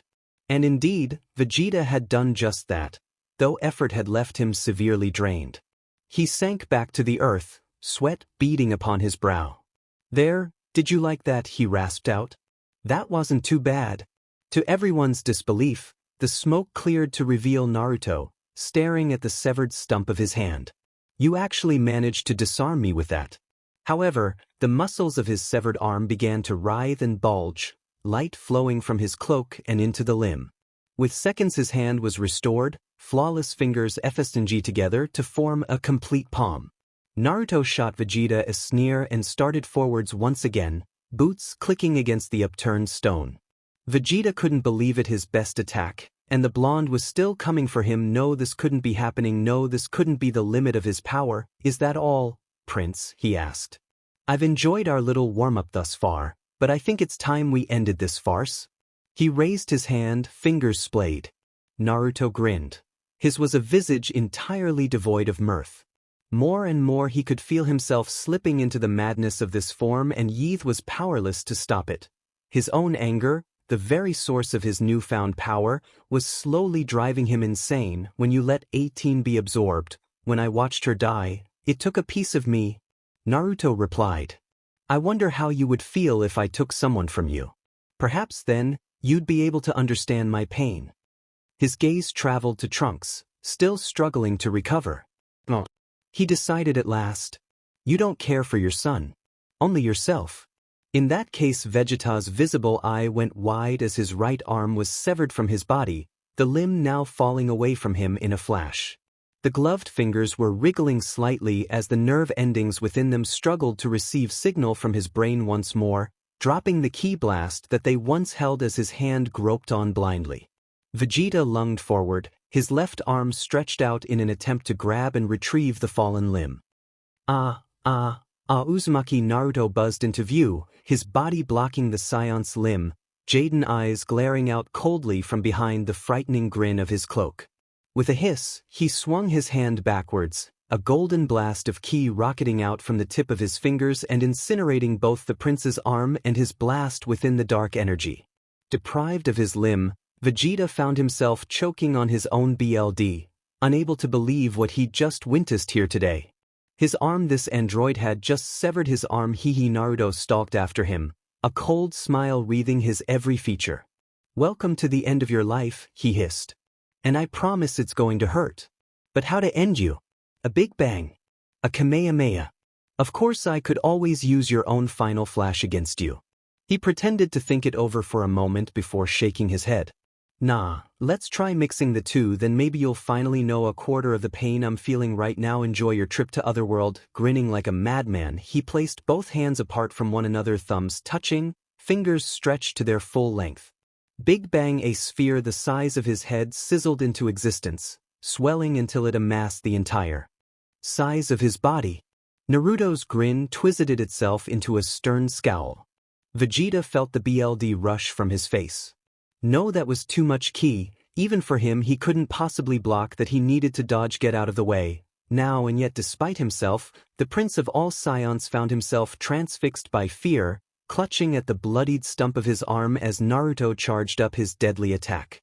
Father, cried Trunks. Kamehameha. Well then, let's get started. Cell clash. Pain was all the Prince of Scions knew as Naruto's newly created Big Bang Kamehameha washed over him, searing the skin from his flesh. And there was nothing he could do to stop it. He was powerless to do anything but writhe in absolute agony whilst the blast barreled him into the ground. And as he fell, he wondered, how could this be happening? He was the Prince of all Scions. He was supposed to be invincible. How then could he have lost to this bucket of bolts? This was next thought as the island split beneath him. Impossibly, Vegeta was still alive. Miraculously, he'd survived the blast. He almost wished he hadn't. Every inch of him burned from head to toe, and his bones had been badly broken in places, raw muscle exposed, ripped into open air. What? He couldn't feel his legs. No, a squinted glance was more than enough to confirm his worst fears. They'd been blasted clear off him just above the knees, leaving little more than a pair of charred stumps behind. But how had that happened? The proud scion caught a glimpse of himself in the water just then, and his heart dropped into his stomach. His transformation was undone. He was no longer Super Vegeta. Curses, his body must have reverted to its base form at some point during Naruto's attack. And with his arm gone, he didn't even have the strength to fly anymore. He was little more than a one-armed cripple at this point. There was no way he could continue the fight now, and yet his pride demanded that he must. He still had one good arm. Trying to force himself up on that remaining arm proved even more foolish. Naruto was already there to greet him, towering over him like the devil itself. "How does it feel, Vegeta?" he sneered, "to be powerless?" "Damn it," Vegeta growled, to which the cyborg frowned. "Hiya." The prince's face was swiftly met with an elbow, driving him back into the soil, and this time into sweet, merciful blackness. Naruto gazed down at him a moment, then raised his hand, fingers splayed. A ball of ki snarled to life in his palm, blinding in its brilliance, growing larger with each passing second. That was when he felt it. A sudden surge of power that could only belong to one person. Vegeta's son. His power level had taken a sudden jump. Still, it was nowhere near his own, but he'd surpassed his weak fool of a father by leaps and bounds. Interesting. 21 Trunks growled, stalking forward. "Step away from Vegeta and face me." And so the son steps in to save the father, the scion/shinobi mused to himself. But not this time. "No." Naruto replied aloud, his voice colder than ice. "I think not." Events unfolded rapidly, far too swiftly to predict. One moment Vegeta was lying there, his face buried in the mud. The next, a blast of ki erupted from Naruto's palm and incinerated said prince, reducing his body to so much ash. Trunks didn't even have time to defend his father. By the time he realized what was about to happen, Vegeta was already gone. All that remained was a black scar upon the earth.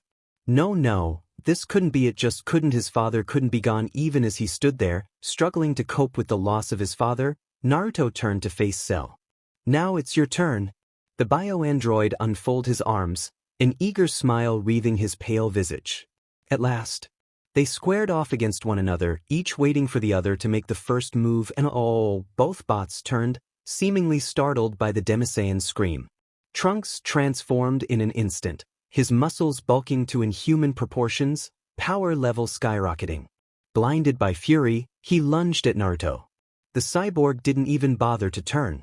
He merely raised a hand behind his back and caught the punch, parrying it with no effort at all.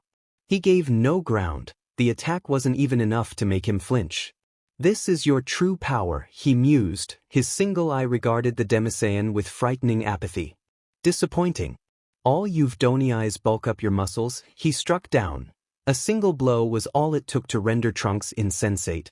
Another drove him into the sweet blackness of sleep. Should he kill him? For a moment, the thought weighed heavy on his mind. But then again, perhaps he should know. There had been enough death today. Naruto glanced up, tossed the Demisaiyan at Piccolo. The Namekian deftly caught the broken scion and slung him over a shoulder, baffled by the android's sudden display of mercy. He was even more baffled by what came next. "Get out of here, Namek." A low growl issued from the back of the blonde's throat. "This is no longer your fight." And it was true. The only reason he'd deigned to spare the Namek at all was because he'd fought against Cell and held him off, however briefly, despite the latter being in his semi-perfect form. For that, he would live. Piccolo dithered a moment longer, rooted in place by the boy's bleak gaze. Naruto had defeated Vegeta like he was nothing. Broke him to pieces, murdered him. In cold blood, and he'd taken Trunks out in 2 hits. He was so powerful, but did he really stand a chance against Cell? Should he stay and aid him? No, he told himself, this cyborg hybrid might be the best, possibly the only hope against Dr. Gero's twisted creation. If anyone could defeat Cell, it would be him. The question was, would he be able to stop? This new power of his was volatile, unstable. Kami only knew how the irony what might happen if he ran amok. Not even Piccolo had any chance of knowing what Naruto might do here today. He risked a glance back at the bleak scar upon the earth that marked the prince's final resting place. The arrogant scion had paid the ultimate price for his pride, and he'd paid in blood.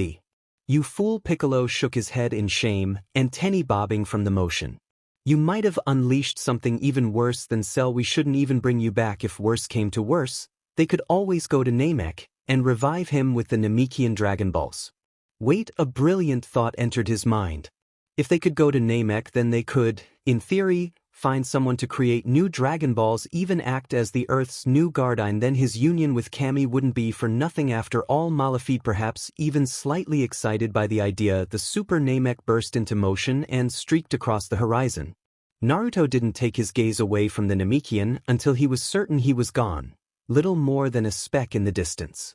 Then, and only then, did he turn to face his opponent. "It seems you've saved them for now," Cell remarked in passing. Naruto frowned, his rage barely held in check. "Then why did you let me? Isn't it obvious?" Cell replied with a wave of his hand. "I'm interested in you, not them.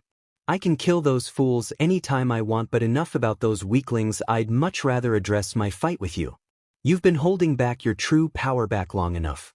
A small smile wreathed his pale features. "What do you say? Shall we get our fight started?" "Fight you?" Naruto's felt his anger reach a new plateau at the words. "No, I want to kill you.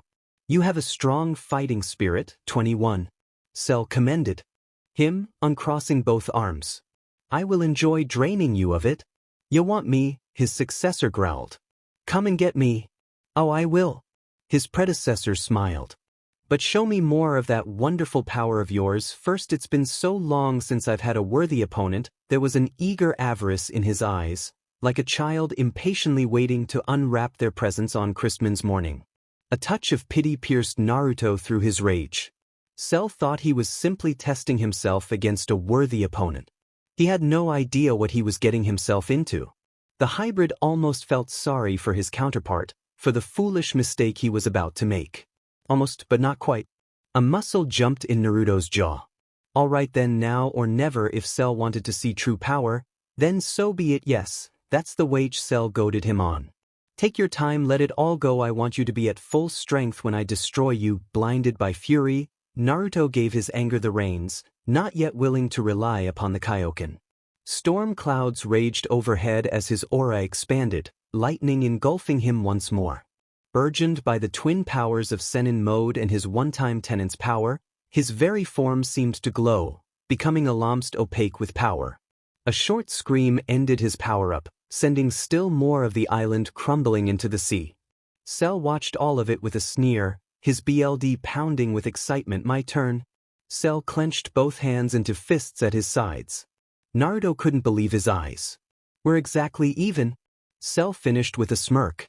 "Yes, I'm rather surprised myself. This should be entertaining." No, he was wrong. Naruto estimated his own power still slightly stronger, and if he pushed himself even further, who knew what he might be capable of.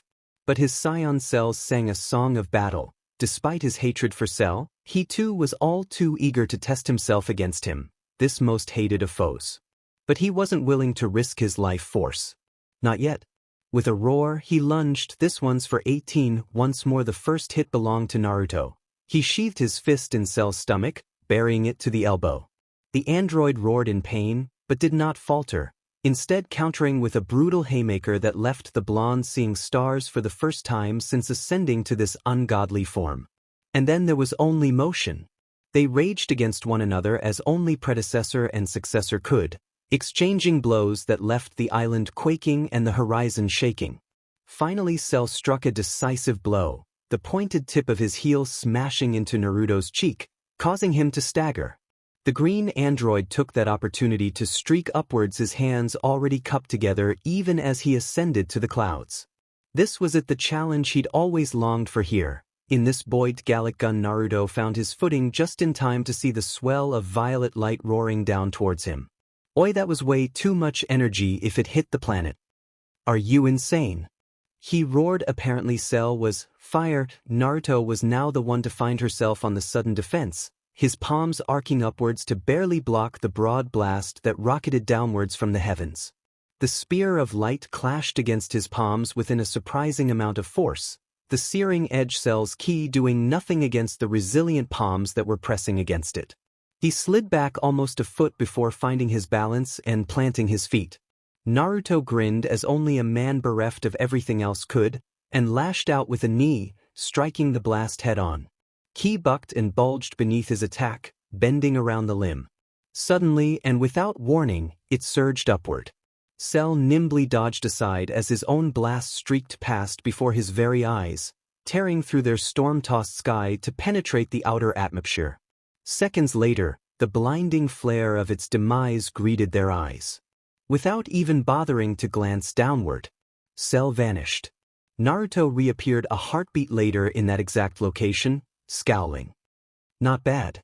He vanished in an afterimage, his visage dissipating as Cell's fist phased through it, just grazing him. Why, thank you. Cell was suddenly there before him, but Naruto swiped forward with his fist, causing his fellow android to leap backward, his nimble body flipping backwards in the air before landing delicately on one foot. When neither hybrid made any move to strike, the biodroid afforded a slight smile and put his second foot on the ground. Impressive reflexes, he said, mocking his opponent as he cracked his neck. But I was actually hoping that you would be able to see through that one. His blonde eyebrows tightened. You wanted me to see through that? He asked skeptically. But of course. Cell replied at Naruto's frown. It wouldn't much of a game if you couldn't dodge my attacks. A game, huh?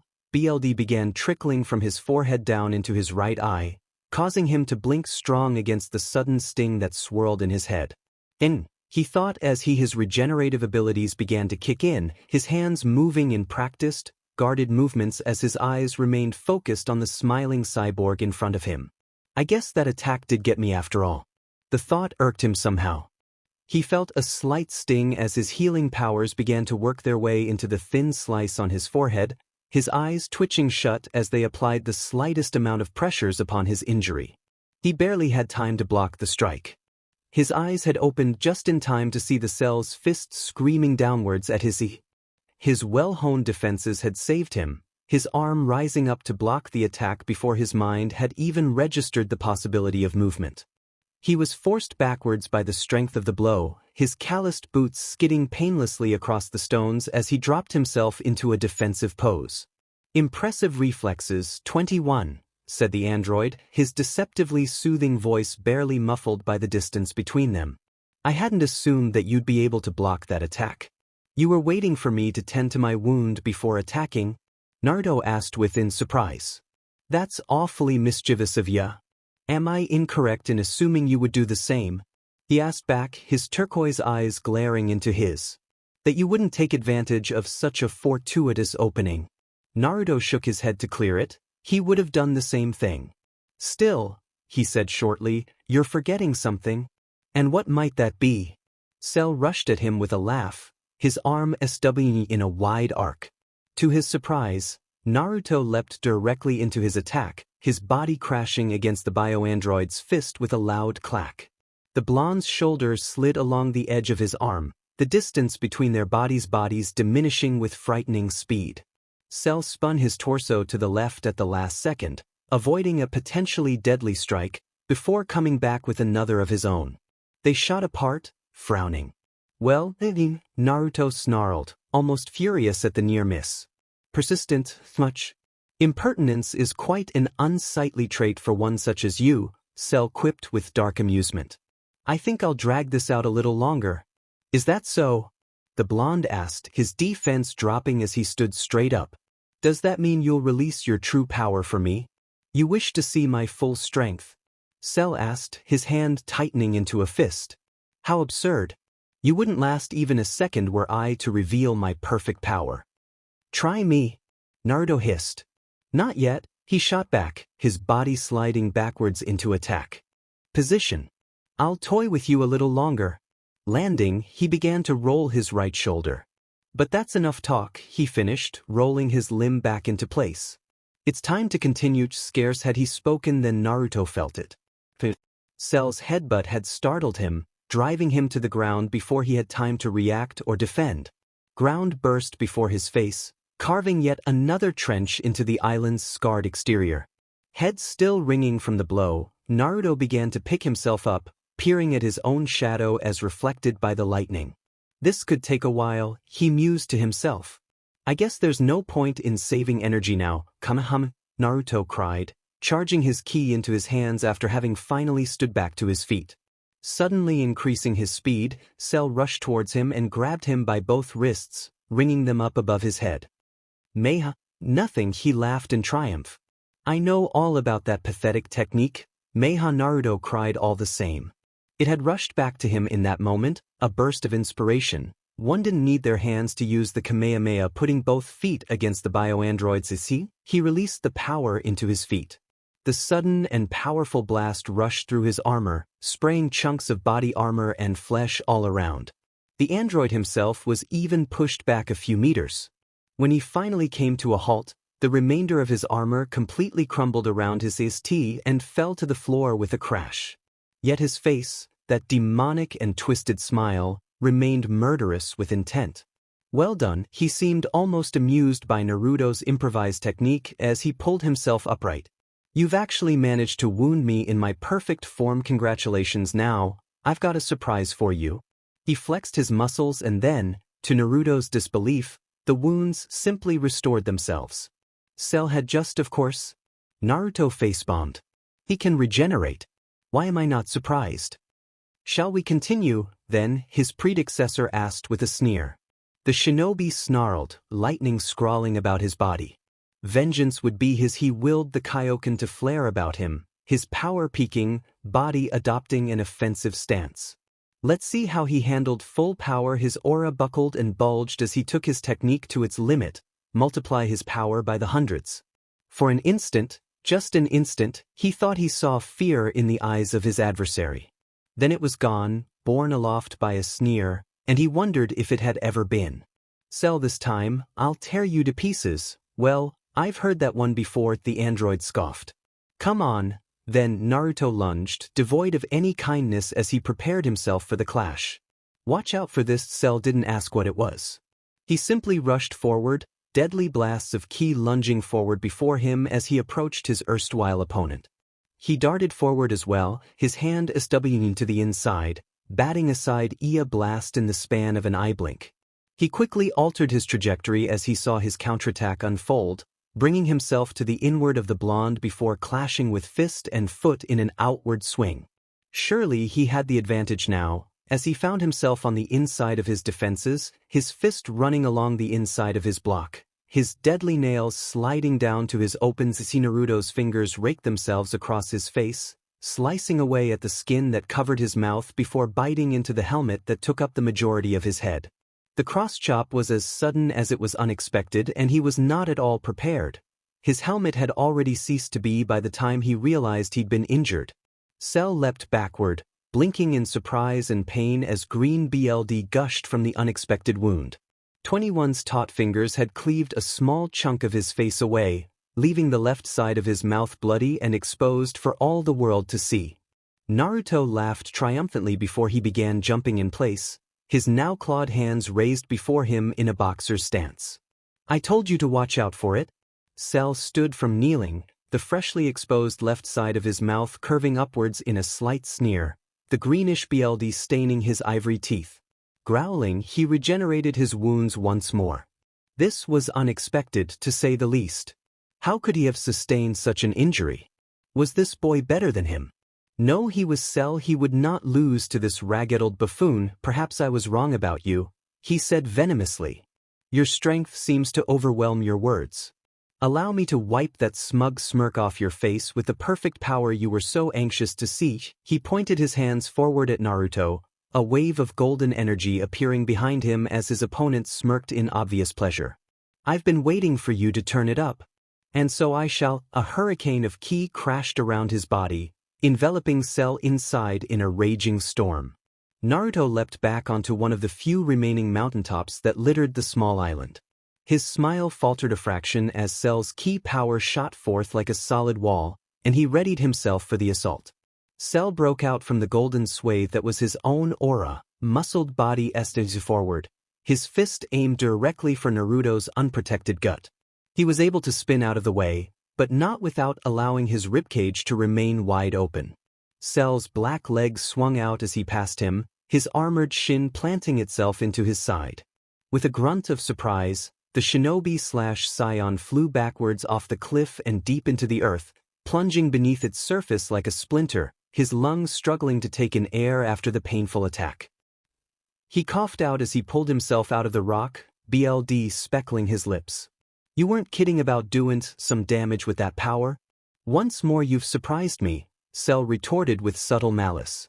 "I wasn't expecting you to get up again." "Sorry to exceed your expectations," Naruto said as he stepped back into a squatting posture. "But I ain't done yet. Still got a few tricks up my sleeve." Super Kaioken, his ki exploded and materialized into a column of crimson light, causing Cell to squint his eyes slightly against it. He readied himself as the energy levels grew. It had been a while since he'd faced such an opponent that could actually force him to be truly serious. The last thing he wanted was to be caught off guard. And Naruto had done just that.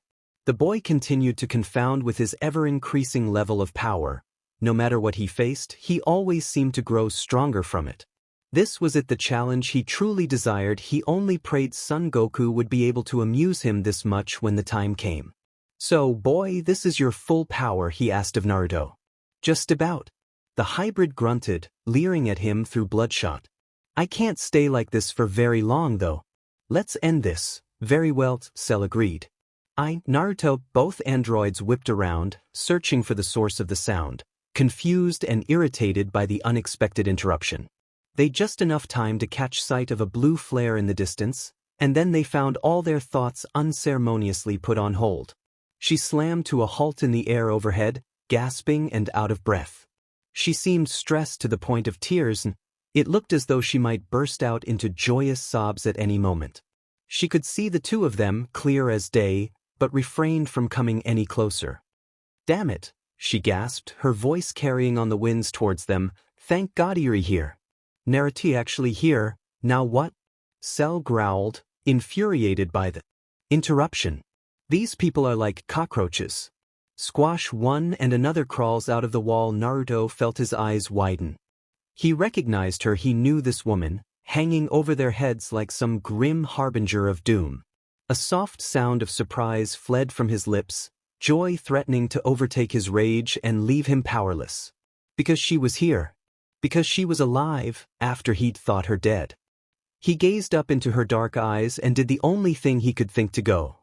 He gasped, his eyes drinking in every inch of her as if he were a thirsty man and she a tall glass of water. Because finally, at a long last, Android 22 had arrived. "It's been a while, hasn't it?" The unleashing Naruto took off like a rocket.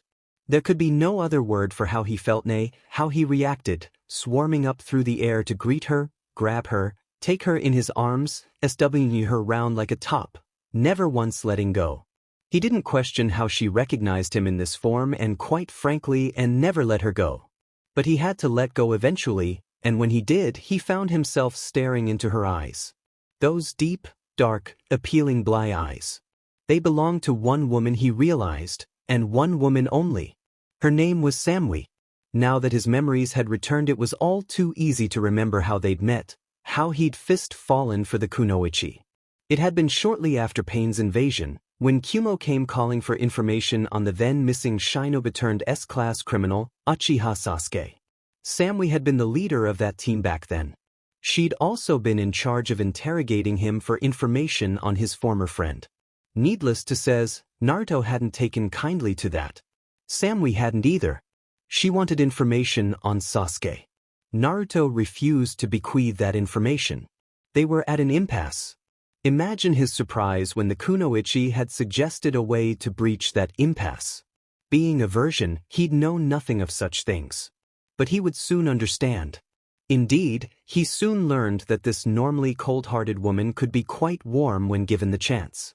One thing had led to another, and, well, theirs had been a turbulent romance, one that begun and ended much too swiftly at the hands of Obito and Madara. Many of his loves had died in that awful war, Samui had merely been the first victim. And yet, here she was now, standing before him as though it had never happened. As though she'd never been sucked into that gourd by Kinkaku and Ginkiki, never been devoured by the Geto Mazo statue, never made a part of the Jubi that would later be slain. That she was standing here before him now was something in a miracle itself. Perhaps that was part of the reason he'd first felt attracted to 18, because she'd reminded him of a younger version of his long-lost love. Granted that was no longer the case, as he'd long since come to his fellow cyborg as a person in her own right, but the sudden sight of his long-lost love here and now, here before him now was enough to leave the already angry blonde even more unbalanced. He could feel his transformations slipping away from him, his power unraveling in the face of this sudden revelation. But he didn't care. Are you real? Finer words had been spoken before, but all the same he had to know. Was this woman, this appealing blonde in his arms, the same woman he'd fallen in love with? To think so. She managed, tentatively raising her hand up to cup his whiskered cheek. Naruto could see that she was still reeling, still struggling to adjust to being alive. It had taken him some getting used to as well. But he'd had a week to realize he was alive and better than ever. He'd also had 18 and the others to keep him company. Samui had probably woken alone. Worse, she probably didn't have any of those old memories she'd had in life. Did she even remember him, he wondered. I remember you. When next she spoke, the words were so soft that he had to strain to hear them. You remember? He must have given voice to the thought, because Samui nodded back at him, her cheeks dusted the lightest shade of pink. Before he could think to stop her, she placed her free hand opposite his cheek and pulled, drew his lips to hers and held them there. In that very instant world Estelf seemed to fall away beneath Naruto's feet. His hammering heart threatened to explode clear out of his ear. He could hear it pounding in his ears as loudly as a war drum out for the hunt. With this in mind, it was all Naruto could do to draw her close, drink her in, and simply hold her. There was no clashing of the tongues, no mashing of the mouths, no jerky of the hands. He simply held to her and she him, their lips never leaving one another's even for an instant. You look different, she remarked, pulling away. Yeah, he chortled weakly, I've been through some changes. The power was still surging beneath his skin, ready to be called upon at a moment's notice.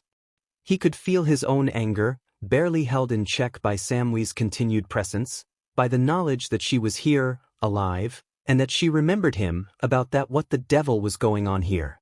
Cell could feel his patience slipping away, writhing through his fingers like a thing alive.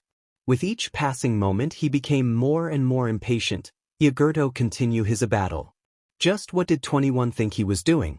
They'd been in the midst of their bout when this woman dared to interfere. Oh, how it irked him. Was she an android? She must be, had to be, because he couldn't sense any energy from her. Well then the good doctor's supercomputer must still be strong at work beneath the earth. Odd, the thought didn't amuse him as much as it should have. Knowing that Gero had created other androids after his BRTH simply didn't sit well with him. He had no longing to bear witness to this frilly romantic display any longer. If by some chance 21 were to unite with this woman, well, best not to take any more chances. He could always absorb her himself, but he was already perfect. Why mire that perfection with an imperfect creation? Besides, he no longer had any longing to absorb anyone. Still, perhaps it might be best to nip this in the bud before Naruto became too strong. Slowly, he leveled an arm in their direction. This'll get their attention. Stand aside, woman. Naruto whipped around, a warning leaving his lips. Too little, too late. Cell flung a finger forward. A death beam lanced out from his finger and struck her in the piercing her heart. She remained there a moment longer, motionless, her mouth working wordlessly, BLD dribbling from her lips. She reached for him, delicate fingers brushing his cheek. Her dark eyes, so vibrant and full of life and confidence, began to fade, like the lights going out, one by one, and yet she still managed to say his name. What? That. Naruto. He was helpless to do anything but hold her as she fell, slumping against him. He had no way of knowing she was still alive, of realizing that she'd merely gone into a trance to heal. That she was not dead, no not yet, but still amongst the living. Had he been of a better mind, he might have realized she possessed the same regeneration as he. That she would be alright. But Naruto was not of a better mind right now. He wasn't of any mind. It was as if he'd never known rage before this very moment. Any and all trace of sanity was obliterated in that instant. His heart shattered and blew away in the wind. Speech slipped beyond his grasp, tumbling through fingers too numb to hold them. The concept of good and evil flew out the window. Even his memories proved to be no match for this all-consuming fury. Everything was wiped clean, leaving only a boundless hatred that put even Broly's Super Saiyan rage to complete and utter shame. Well, now that we've gotten the trash out of the way, what say we continue? Cell said. He hadn't intent to pierce her heart with that last shot, but what did it matter? Dead was dead. Now, he had no need to worry about the possibility of any union between them. He never thought to consider his mistake, that by incapacitating 22, by placing her in a near-death state he might provoke the very transformation that he'd wished to prevent. And provoke he had. Naruto twitched, hair standing on end. Slowly, gently, he laid 22 down upon the ground, lowering her to the earth like a husband would his bride. "I'm sorry," he murmured, brushing her dark eyes shut. "I'm so sorry. I couldn't protect you again." He'd failed to protect her once in life, and now he'd failed to protect her again. It was just why was this always his fate? Why did this always happen to him? What's taking so long? Cell demanded. "Hurry up and get over here." A rage-filled sneer shined out from beneath Naruto's jagged blonde bangs. Sanuva, his hair stood on end and grew longer still, eyebrows vanishing in the wake of his unholy wrath, becoming little more than brow ridges. Lightning licked around him, responding to this newfound fury, ushering him into a never-before-seen state of absolute power. And still his hair grew longer, the spiky locks spreading down his back in a cascade of golden light. Beach with that, Naruto threw his head back and screamed, his body engulfed in brilliant power. He drank deep of the sun's light, allowing its energy to swell through his soul, to burgeon his reserves to inhumane heights. But Naruto had never been human to begin with now, had he? He'd always been something more. Tattered and mattered, his formerly spiky hair grew long and jagged, spreading out behind him even as lightning surrounded his body. The earth quivered in fear, the air shook from the simple sight of the energy rising off his back and shoulders. It rose like a shroud around his body and engulfed him, coating the screaming slayer in an eerie, golden aura. Eyebrows vanished banished by the cruel keys scrawling across his skin. Erupting out of his back and body they clambered forth from his form like an infestation, churning and burning across his burnished body, leaving singed skin beneath. "I won't forgive you," Naruto screamed, his body bursting into renewed brilliance. "Never, never," saffron bled from his body, the flames roaring high with intensity. They couldn't even approach him, such was the blaze, couldn't hope to intervene and halt his transformation. And then it was done. With a final, guttural scream of red-hot agony, sweat pouring down his brow, and out of every pore, the blonde's body burst shining with light as he transcended his mortal coil. It was like watching the rebirth of a phoenix. When the smoke finally deigned to clear, Uzumaki Naruto was gone. Something else stood in his place. His body shone with otherworldly radiance, bright as the sun, rippling with heat and energy. Hair the color of pure gold glittered down his back, leaving whiskered cheeks and an eyebrowless face exposed. His attire was, miraculously, intact despite the golden flames roaring over his shoulders, and he shifted, an almost imperceptible movement, and the earth eroded at his feet, cratering inward, in its haste to escape those blazing jade eyes, the unholy wrath held within them. Lightning crackled around his form, the air spitting and sizzling from the friction his mere presence induced. Though humanoid in appearance, this being could no longer be called human. Nor could the Incredi key rolling off his form. An earth-shattering scream exploded from the back of his throat. It did his sorrow a disservice. No words nor screams nor shouts nor snarls could ever hope to give voice to the emotions roiling in his But one might.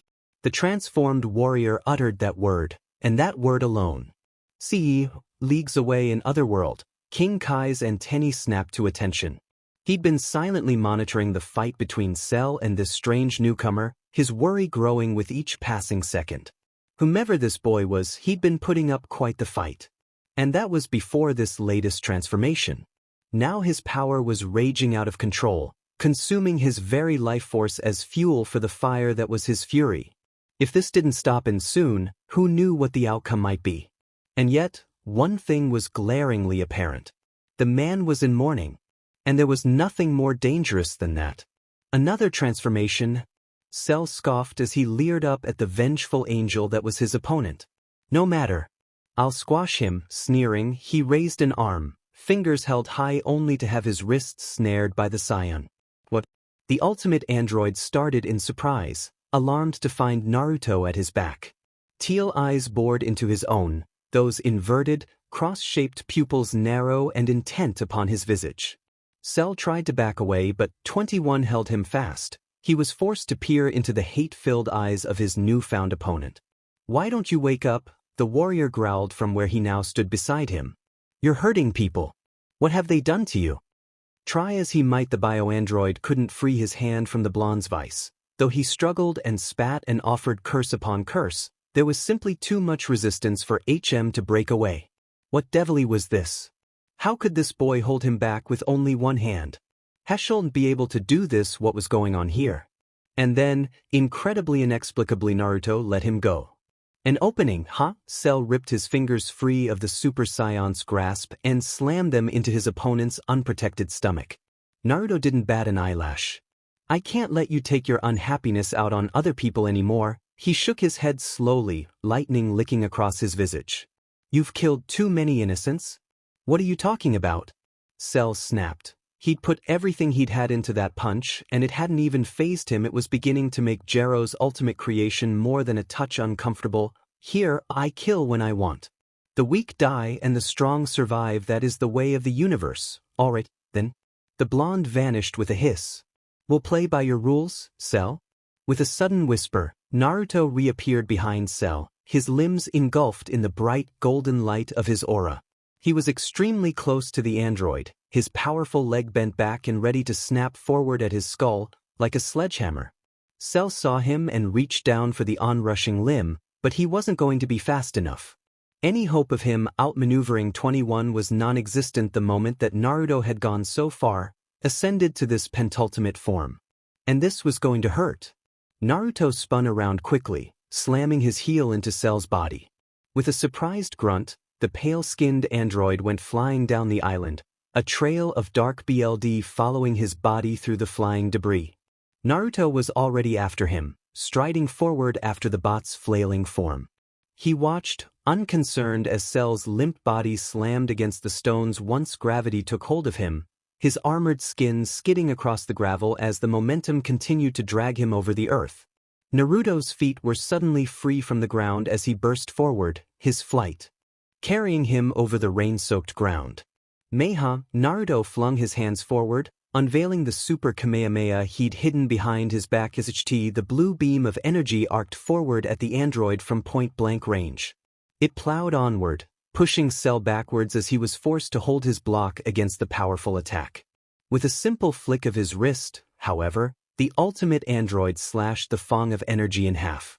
As his vision cleared, Cell saw that Naruto was already flying towards him in the wake of the attack, the cyborg's enormous aura now replaced by his smaller and more powerful lightning-shrouded form. And his hair was even longer than before. What the devil was going on here? It's over, Cell. We'll see about that. Their bodies crashed against each other once more as Cell launched into a flurry of strikes. Naruto dodged and parried perfectly, his movements appearing effortless in contrast with his opponent's sloppy, haste-driven attacks. Cell suddenly jabbed forward with his fist, the pale knuckles tip aiming directly for Naruto's eye. The hybrid skipped directly backwards and quickly lifted his elbow to counter, Cell's fist passing through hole of between body and limb. A yellow film of energy suddenly appeared within the circle, effectively halting the android's strike. The android tugged against the defense, but his arm was completely frozen within the hole trapped between his opponent's arm and body. He looked up in smoldering fury as Naruto reached down and grabbed his right forearm, further locking him into place. A small orb of black light began to swirl around in front of the hybrid's lips as he pulled Cell even closer to him. His mouth opened as a malicious whisper emerged. By Jidama? The large blast slammed into Cell, leaving a swath of charred earth in the ground as it drilled through and demolished the nearest mountain. He emerged almost instantly, his body slightly scuffed from his unceremonious dirt nap, his mind reeling from the pain searing down his scalp and spine. And that was after he'd regenerated. If he hadn't had Piccolo's Cell, she shuddered at the thought. You never learn, do? Cell balked, because Naruto was suddenly before him, teal eyes boring into his own. Fast he hadn't even seen him move, he swung down at the boy's face. It was like hitting solid steel. Ordinarily such metal would have bent and buckled beneath his blow. Naruto didn't even flinch. Instead, Cell's violet eyes widened as the Scion cyborg placed an open palm against his amorate gullet and levered himself upright. Something blurred just out of his sight. Too late he realized the Super Scion was winding up for another of his high-powered kicks. His leg lashed out like a lightning bolt, spearing the android in the stomach. Cell struck out in kind, power-swollen knuckles smashing into the blonde's face, but Naruto plowed right on through, as though he hadn't felt a thing, his fingers folding around the startled android's visage. Up he went, then down. Down into the earth, his visage scraping across stones, dragged mercilessly against the ground in an exceedingly brutal fashion, being hurled away into the air like a rag doll. He flailed there for what might have been an eternity, cartwheeling wildly the heavens before finally regaining his balance. Naruto was there to meet him seconds later, barring his path. He murmured a few words to himself. What are you muttering to yourself? Cell sneered. Have you gone insane? Just a countdown? The blazing blonde answered. Don't worry, I'll end you before it reaches 0. Is that so? Cell replied, all playfulness now gone from his voice, replaced with uncharacteristic venom. Then that also means you can't stay in this form for very long. Naruto smirked darkly. That's right. Wonderful. Cell immediately flung a Kienzan from his palm, the wide energy spinning in a disc of gold and white as it spun forward towards Naruto. With the remaining disc still in his hand, Cell slashed forward and summoned still another, sending 3 deadly discs in the direction of the Super Saiyan 3 even as he lunged forward to engage him in pitched combat. If he couldn't defeat him, then he had merely to outlast him. Once Naruto had expended his energy, he'd be as helpless as newborn kitten or not. The energy of the Kienzan was suddenly halted against the charred palm of Naruto's hand, the pent-up energy of the Destructo disc extinguishing as the large fist closed upon the whirling discus. With his free hand, the Scion slammed a punch into his android opponent's gut, sending the biodroid flying several meters into the air. With the other, he reached out to casually deflect the remaining discs, sending them screeching into the soil at his feet. Then he pressed 2 fingers to his forehead and flashed upward, his body dissipating in a blur of motion too fast for the naked eye. Where did Heat's special beam cannon? Cell didn't have time to react, the attack came from too short a distance. The multicolored beam slammed against his CC and sent him spiraling backwards into the eastern side of the island.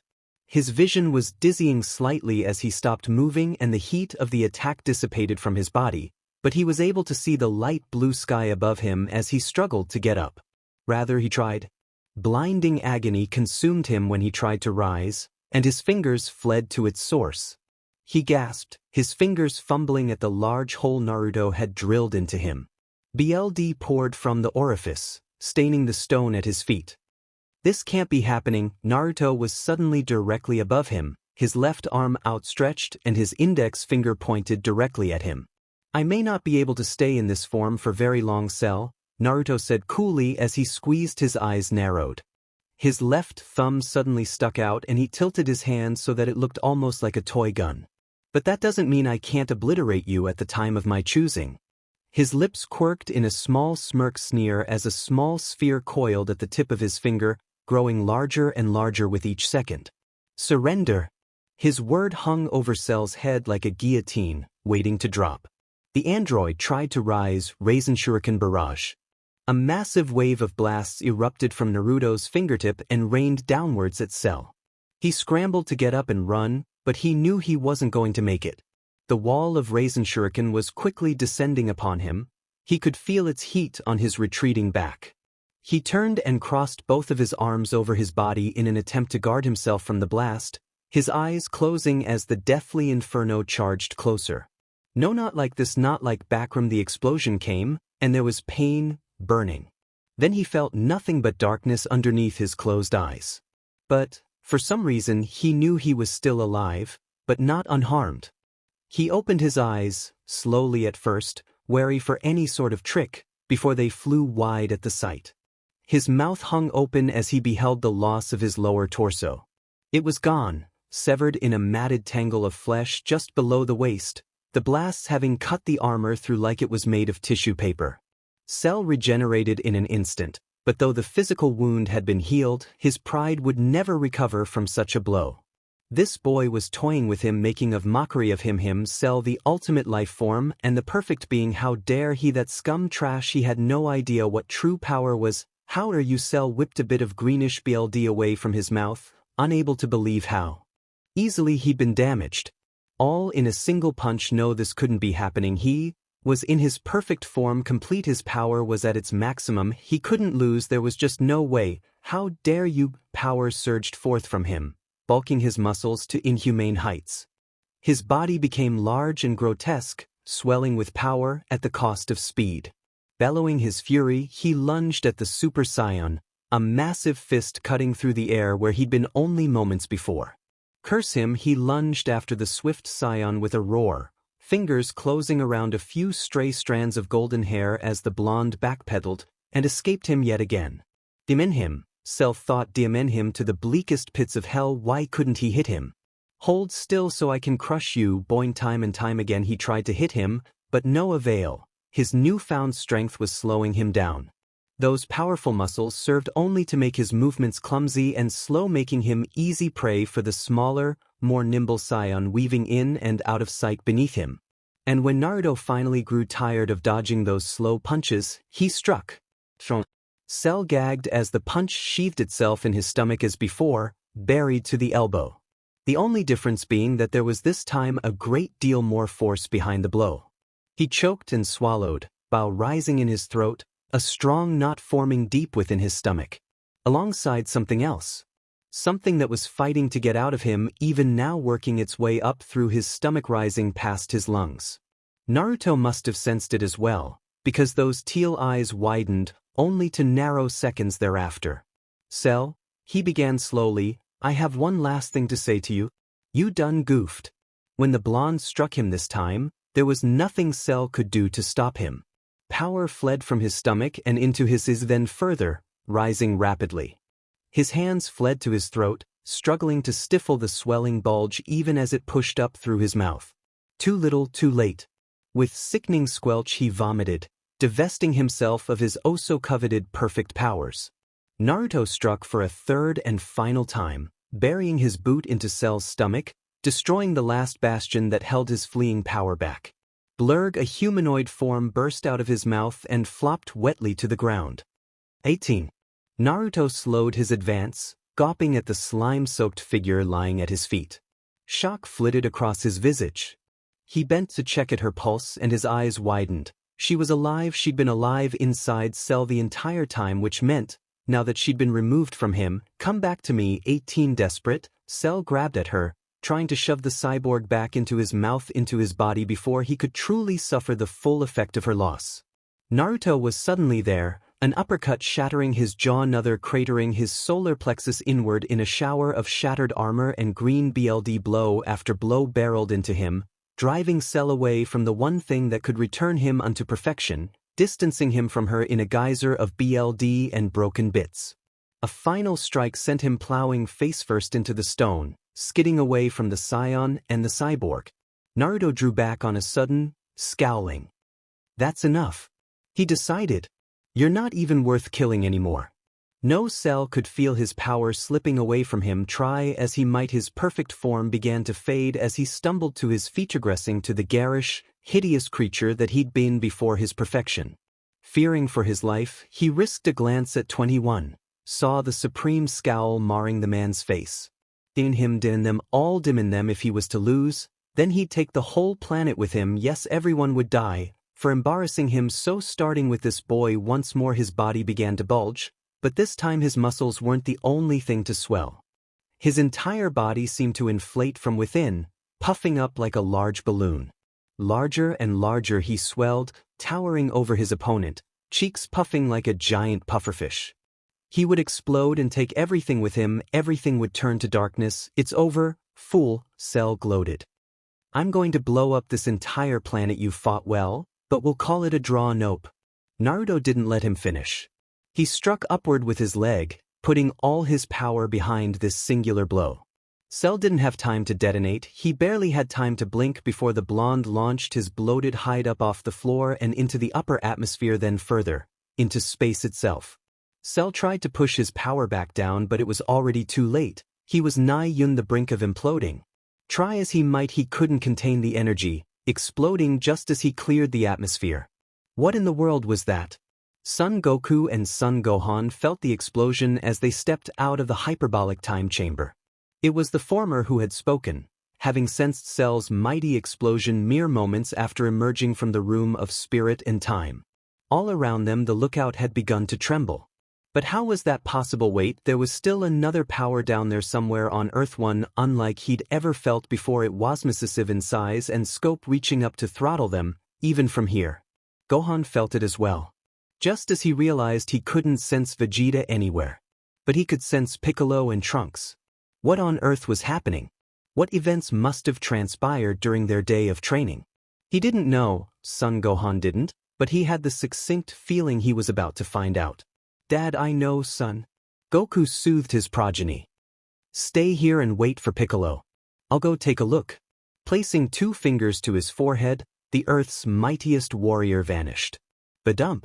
The explosion, when it came, was blinding, deafening in its retort. Everyone for miles around felt the planet tremble. Naruto didn't pay any attention to it.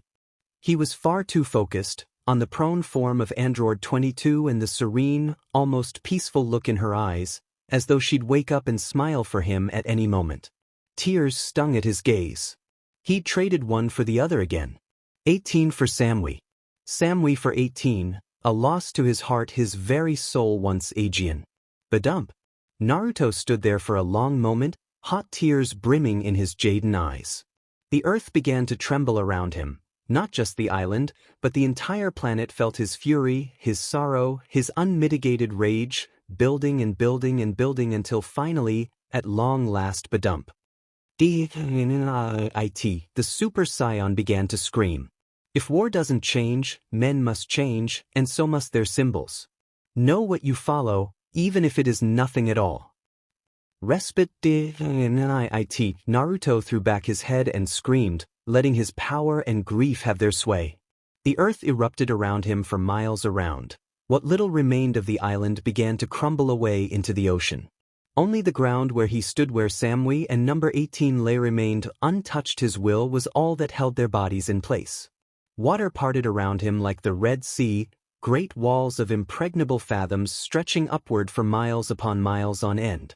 Black clouds blotted out the sun. Lightning streaked through the forlorn sky alongside his tears. He felt the earth shaking apart around him, realized what would happen if he continued to raise his ki. Naruto didn't care. If they were dead, then he wanted to die too. But he could only power up so much before his power finally reached a plateau, before it peaked. And try as he might, wasn't willing to blow himself up just to. With a weak gasp, he sank to his knees, sobbing. Despite his exhaustion and subsequent battle with Cell, he'd only sustained superficial wounds. His regeneration had saved him again. But the onslaught of emotion did him little good, however. He reached a hand up to the newly formed cut in his ear, one of many that now adorned his body. His BLD was merely trickling out from the wound. That was good. The absolute last things he needed was a deep gash to add to his fatigue. He glanced at his hand and himself, realizing he'd reverted to his Super Saiyan 2 state. That's right, he mused. I can't stay in that superpowered form forever now, can I? Besides, my energy will last longer this way. But what was Naruto going to do with himself now? With Cell defeated, It felt like he no longer had any purpose in life anymore. Well, he could always kill Goku. But that was the doctor's programming talking, not him. Naruto stood woodenly at the thought, rising on unsteady legs, not taking enough care where he planted his feet. As a result, he almost stepped on 18. He gazed down at her still form, her psyche rising and falling ever so slightly with life. The ocean's eruption had since cleaned her of the slime. She'd be soaking wet and shaking with chills when she awoke.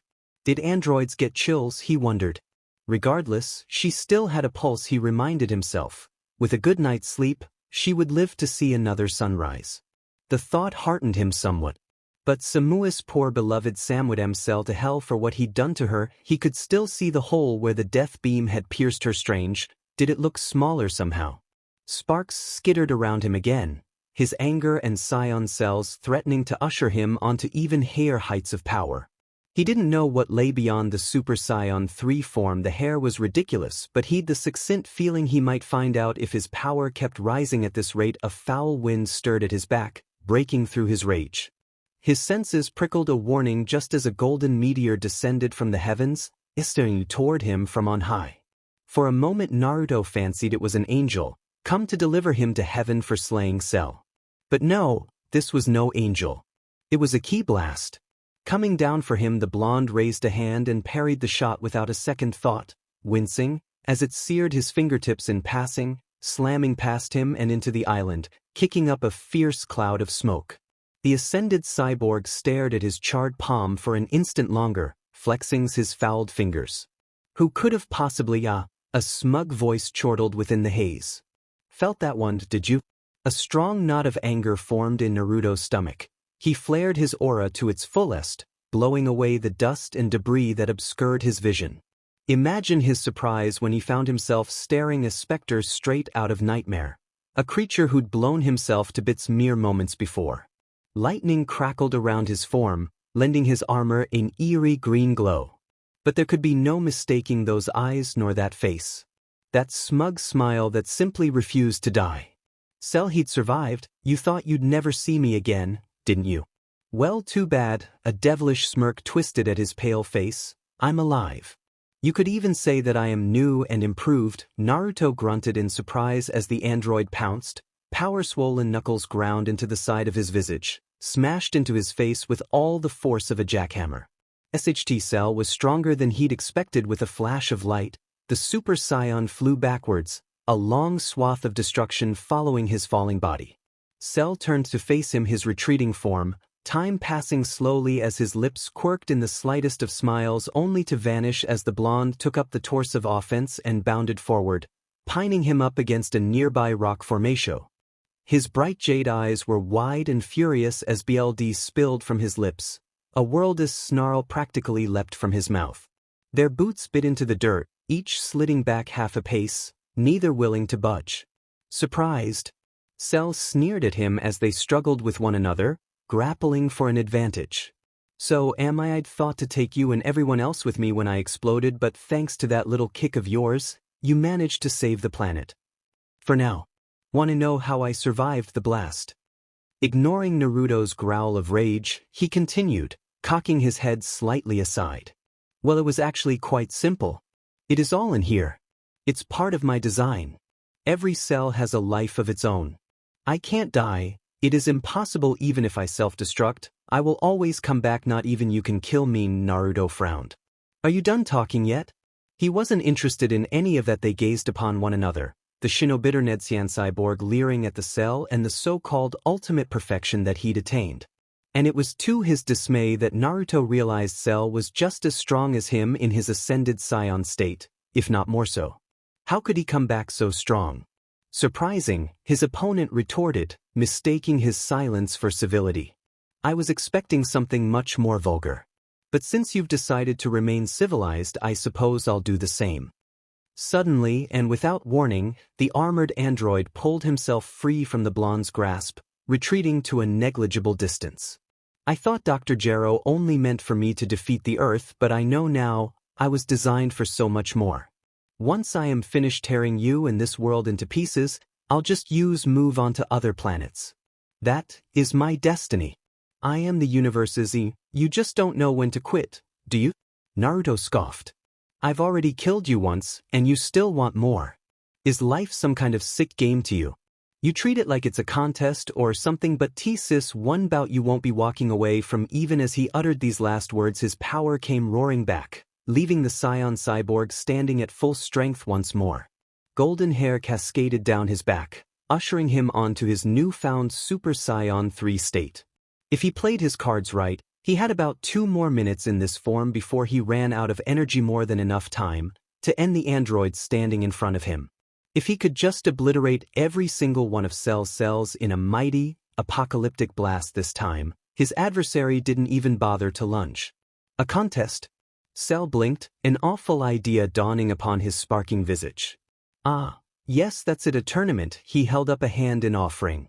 Splendid, think of it as my gift to you, for granting me this newfound power to wield it. Will be our ultimate stage, where the fate of this planet will be decided. Naruto stared at the offered palm for a long moment in open disbelief.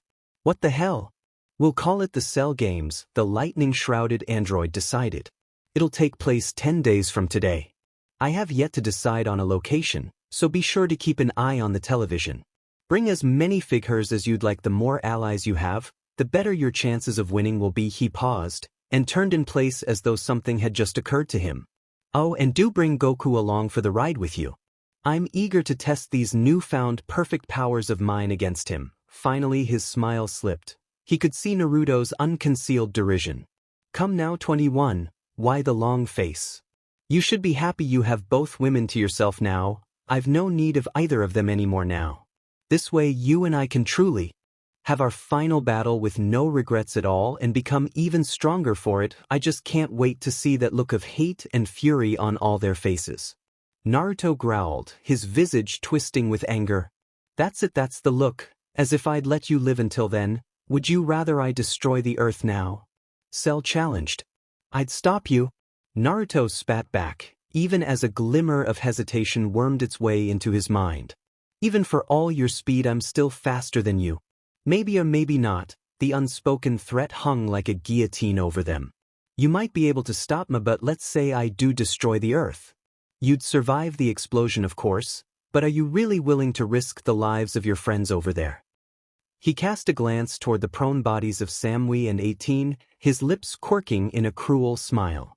They hardly strike me as the durable type. 21 opened his mouth to reply, then snapped it shut. If there was even the slightest chance that Cell wasn't bluffing. He was faster, true, but if there was a chance, even the slightest chance that Cell somehow got the better of him, fine.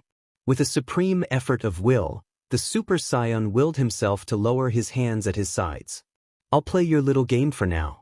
But I will be your first opponent, understand? I don't care about Son Goku and the others. This is between you and me. And make no mistake, you bucket of bolts, I will be the one to kill you. Until then. Cell gave a flourish of a bow and departed, taking to the skies before the blonde could think to renege on his side of the deal. Naruto watched him go and resisted the urge to blast him to pieces.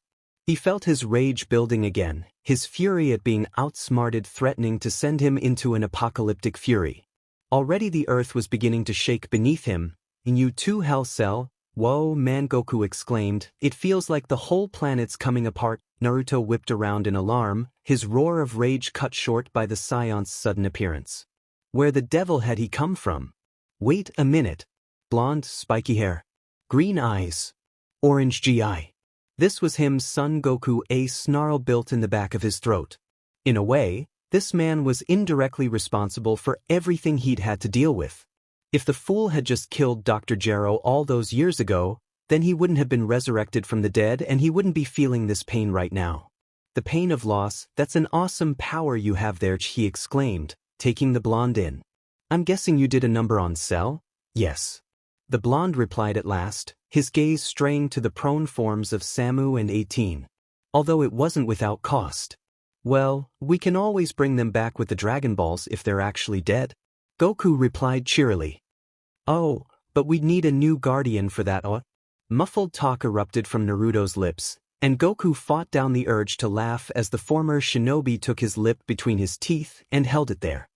He refused to back down here, not while facing someone who looked like that. His eyebrows, he noticed apprehensively, were missing, and in its place was a very prominent, very large, very bulging brow bridge.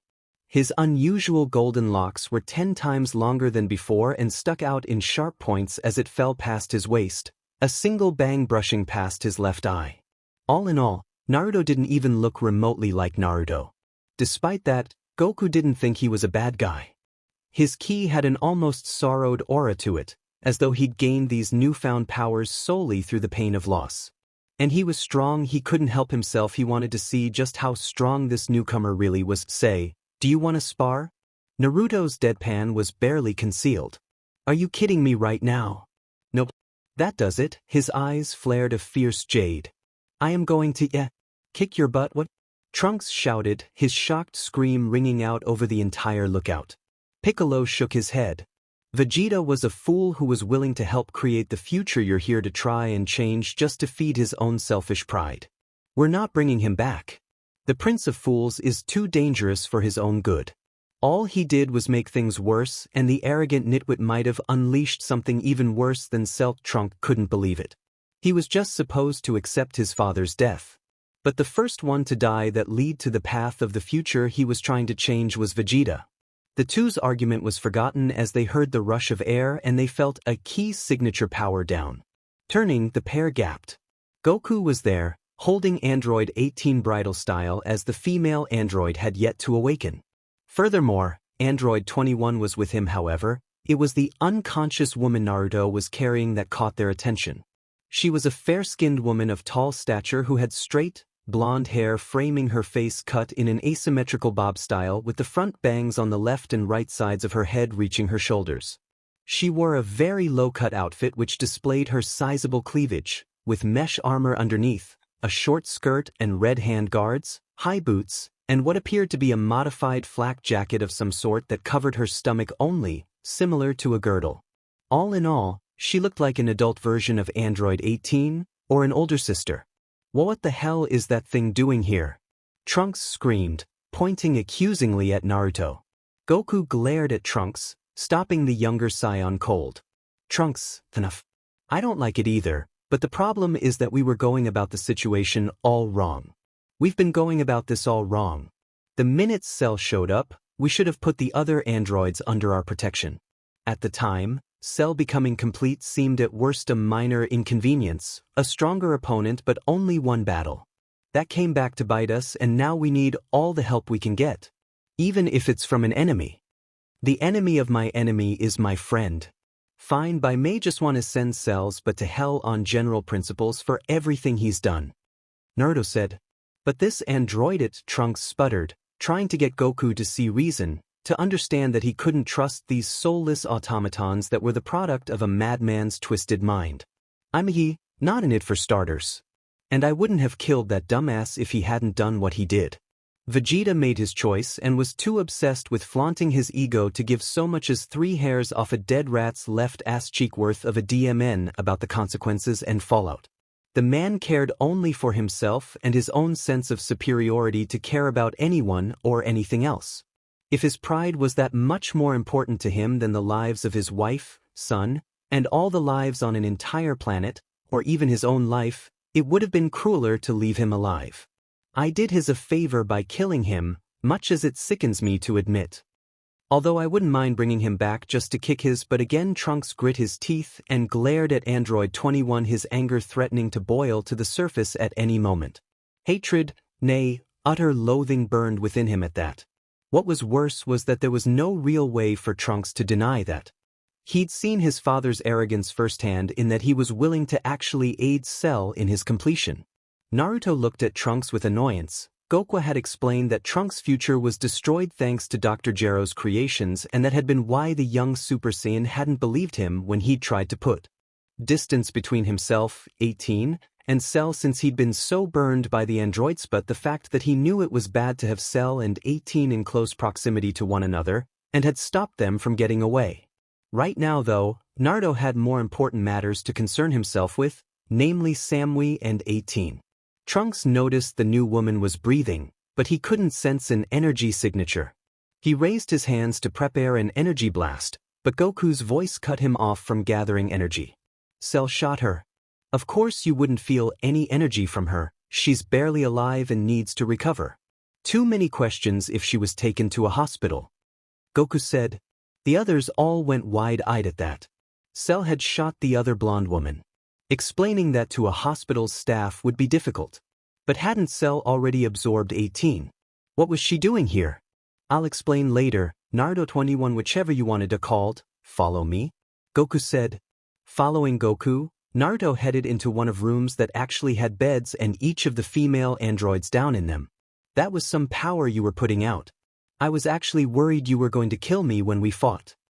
Goku said offhandedly. As they shut the door behind them after leaving the two to rest. Naruto winced. Yeah, sorry about the misplaced aggression. Booty, just I hate losing people I'm close to, and they're all I've got. But how did you know they were still alive? Goku looked at the bot. No sense telling about King Kai. You'd think I was crazy if I did, but let's just say I had some good help with learning that. Naruto looked at him pointedly. I'm a ninja from another era who was resurrected through genetic reconstruction as an android built to kill a humanoid alien which turns into a giant, laser-spewing ape when it sees the full moon, and you think that I would call you crazy? Are you serious? Goku shrugged self-consciously at that. Good point. A Shinjin named King Kai, a deity and ruler of the North Galaxy, and my final martial arts teacher, he's able to use telepathy. Uses it to monitor things. Goku said. Naruto nodded. He kept an eye on them. Remind me to thank this Kai guy if I ever meet him and if he doesn't already know. Now let's say we find the kitchen. I need some ramen. Ramen. Don't get me wrong, the stuff's good, but that's too plain. Why not chashu pork instead? Goku asked. Naruto froze mid-step and slowly turned to Goku, his body trembling and high eyes shadowed by his hair. Did you just insult Ultraman? He asked through gritted teeth. Piccolo, Trunks, and Mr. Popo all jumped as an energy blast tore through the side of the lookout, and when it dissipated, they were shocked to see Goku had been on the receiving end, hovering in the air, and looking as if he'd just gotten into a fight. I knew we couldn't trust that DBZ, Trunks screamed. The time traveler's worlds were cut off as a battle-worn Naruto flew out and plowed into Goku. I'm telling you, itis ramen. And oh wait, chashu is so much better, Goku shouted. They're trying to kill one another over an argument about food. Trunks asked, gobsmacked. He didn't get it. Idiots, Piccolo groaned. Suddenly, two blue flares zoomed up to the squabbling pair.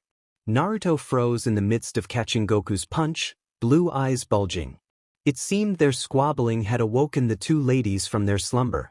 They each grabbed one of Naruto's arms and dragged him back to the top of the lookout, both looking upset as they landed. Naruto, said Samui. 21 began 18. Naruto gulped. For all his power, the mighty machine was going to face the one thing he was afraid of, barring a shortage of ramen. A woman's fury. Who the hell is this? The two females demanded in stereo. Who the hell is she? Reunion. The warm orange rays of the setting sun kissed the unbroken horizon, casting a warm glow on the lookout formerly belonging to Kami. Although its caretaker had ceased to be upon merging with Piccolo, it remained an all but constant sanctuary for the fighters. It was here that they had taken refuge after Naruto's brief bout with Cell, here that they waited to plan their next move. And it is here that our story continues. For the moment, one such warrior, a woman who had died centuries in the past, finally began to move. Her body cringed as the fading daylight stabbed into her eyelids, silently beckoning forth for her to rise. 7 warriors turned their faces to the sea, letting the salty spray and the crimson light wash over them. Samui opened her eyes slowly and stirred, her body reacting violently as she felt Naruto in battle once more, sending goosebumps scrawling across her skin. How Ami still alive? Was her very first thought. The last thing she remembered was Cell's death beam piercing her tissue, falling into Naruto's arms, and then blackness. Her eyes widened as she felt where the beam had gone through her. The tissue was painfully stiff and sore, but somehow she felt stronger than she'd ever been. Her every cell tingled with energy that hadn't been there. She touched a hand to the tear in her outfit where the hole should be. Remarkably, no such orifice remained. What in the 9 circles of hell? Even if that beam had missed what functioned as her heart, she should be dead, not that it mattered anymore. She was alive, and Naruto was alive. That was all Samui cared about. Crooning at the sound of a groan, her icy blue eyes went wide. Here in the bed next to her was a petite-looking teenage girl with shoulder-length blonde hair, blue eyes, and hoop earrings in both ears.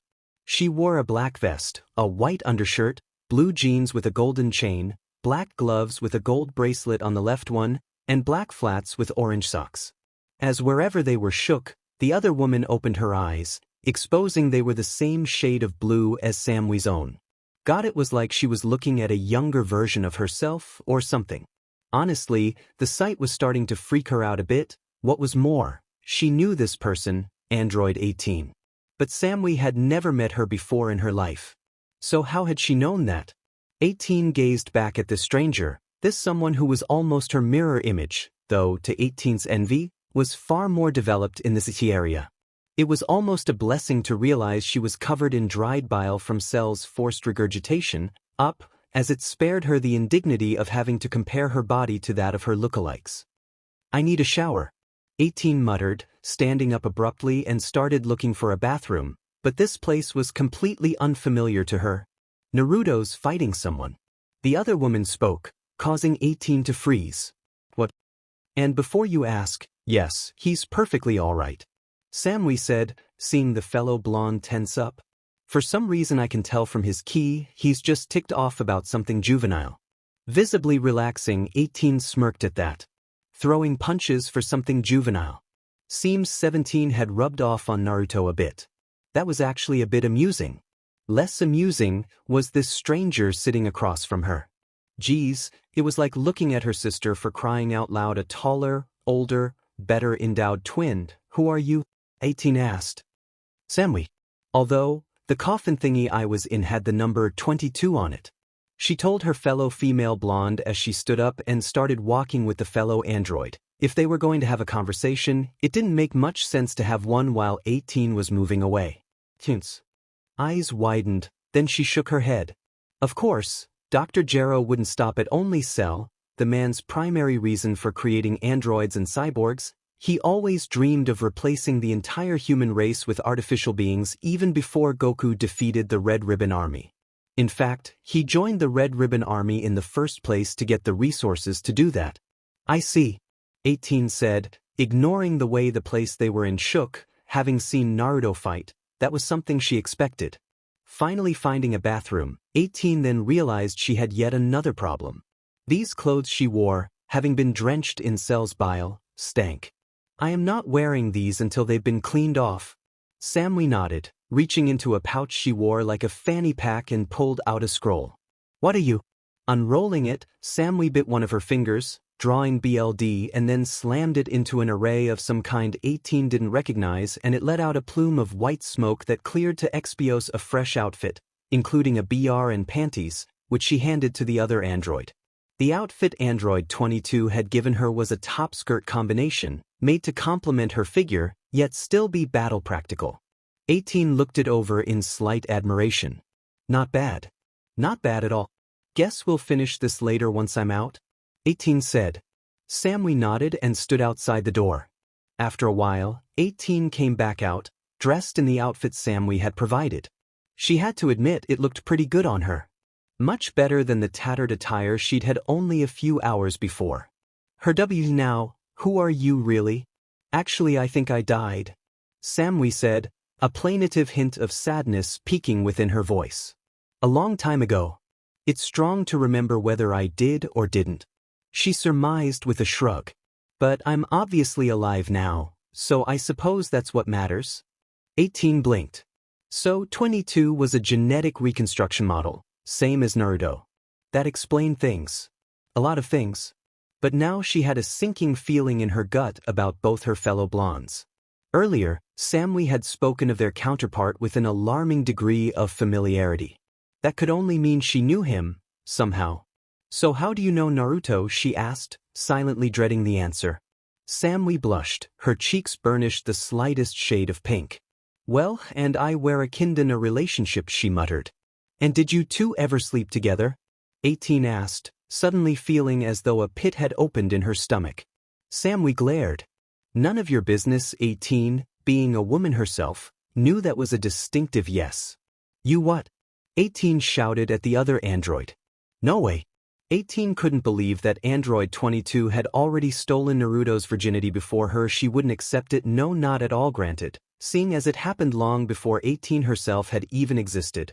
Given the fact 21 and 22 were both resurrected through genetic reconstruction as androids, she really had no room to complain. But dear 18 didn't care about that. She'd thought she had an attachment to the blonde, and here 22 claimed to already have a place in his heart. Unacceptable. Speaking of which, Samui frowned, utterly unaware of her fellow blonde's rising wrath. How do you know him? She found it strangely suspicious that this girl, this 18, should know so much about Naruto in those very same veins. A muscle jumped in 18's jaw. Tricky beach. 2 could play this game. I happen to be in love with the idiot. It wasn't a lie. She genuinely had feelings for her fellow blonde. She couldn't quite guess when it had happened, when their relationship, if it could even be called that, had evolved from harmless teasing into something more. After all he'd done to say and defend her against Cell, was that when she'd started to care? 18 couldn't say, for certain. It just happened. There was just something about 21 that drew her, something that made her feel human again. What? Samui's shout nearly deafened her. 18 didn't care. I said I love him, she replied stonily, feeling just a tad sorry for her fellow blonde. He probably feels the same way too. There was genuine hurt in 22's expression when she heard those words. No, he loves me, Samui snapped back. I've known him much longer than you. Let's ask him them, 18 challenged, unwilling to back down.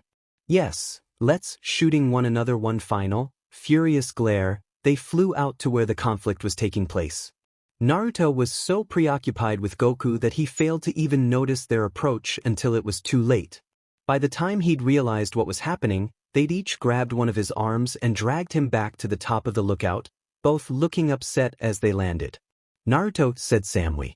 21, began 18. Naruto gulped. Who the hell is this? The two females demanded in stereo. There was a silence as both women awaited his response. And 18 thought to herself, it had better be a demon good one. Naruto wasn't exactly one for words, but she looked forward to hearing whatever pitiful old excuse he tried to form before she beat him senseless. In hindsight, she'd expected him to be the one thing he wasn't. Predictable. He was anything but. Ladies, 21/Naruto exulted, his own relief momentarily overcoming his nervousness in an instant. You're all right. Both blondes balked as he created a shadow clone from the thin air of the lookout one, which immediately snatched up Samui and promptly proceeded to embrace her breathless. Likewise, the original grabbed 18 and before she could react gently pressed his lips to hers. The crystal-eyed girl bristled, startled both by the sudden appearance of another Naruto and the sheer passion with which the original was kissing her, sending goosebumps scrawling across her skin in sinful measure as her fellow blonde bent her backwards, holding her as though she might shatter if he ever let go. To his own credit, Goku was the first to react to the sudden existence of another. Whoa, what the hell? Trunks mirrored his fellow Scion's assessment at the android's ability to duplicate himself. Did he just? No, that's not the multiform technique. Tin cut in with frown of his own. His power hasn't decreased in the slightest, Gohan shared in his friend's awe. Are you telling me he made an actual clone of himself? Boy, wouldn't that be useful to get out of studying. Was it possible to learn such a technique? Humans? Piccolo grunted, slightly nauseated by the blonde's continuing makeout session. If this is what you call romance, then count me out. Despite her best efforts to the contrary, despite all the fighters gawping at them, 18 felt her anger leaching away for every second she spent in Naruto's arms. All the pent-up spite she'd held for Samui slipping like water through her still-gloved fingers. Hesitantly, she dared to wrap them round his back. In turn he held her close to his larger frame, kissing nervously at first, but with an ever-growing passion that genuinely alarmed his fellow blonde. Had he thought them dead? I'm so glad you're all right. His words were rich relief, strong arms holding her tight to his knee. A few yards away, the clone could be seen whispering similar words to Samui. But 18 wasn't paying any attention to that. Now that Naruto had finally released her, now that her eyes were no longer clouded by anger, something felt off about him. But what? Frowning, she peered up at him. The nervous, almost boyishness. Crack in his voice was gone, replaced with a staid boldness, a calm, composed nature, even.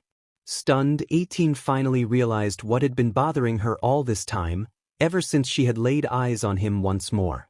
Naruto. He changed. He was a little taller than she remembered, his body had more muscle, and his face was a touch different, but that wasn't it. He seemed so confident now, so sure of himself it was as if she were staring at an entirely different person. Just what had happened to him while she'd been gone? You still haven't answered my question, 21. 18 refused to be swayed. Though her knees were still weak from that last bone-searing embrace, her fury burned hotter still. Who the hell is this? She moved a finger forth at Samui, demanding answerment. That's right, Naruto, her fellow blonde, had since disentangled herself from the clone, though 18 noted with interest the older girl had yet to let go of the darn thing. And why did the doppelganger seem so and happy about that upon sensing that righteous female fury? Naruto frowned. Look, it's kind of a long story, we have nothing but time, both blondes replied, sharing a heated glance. Gay, well, it's for someone who had been reborn, recreated solely to destroy Goku. He was suddenly at a loss for words as he beheld the girl's expectant stares.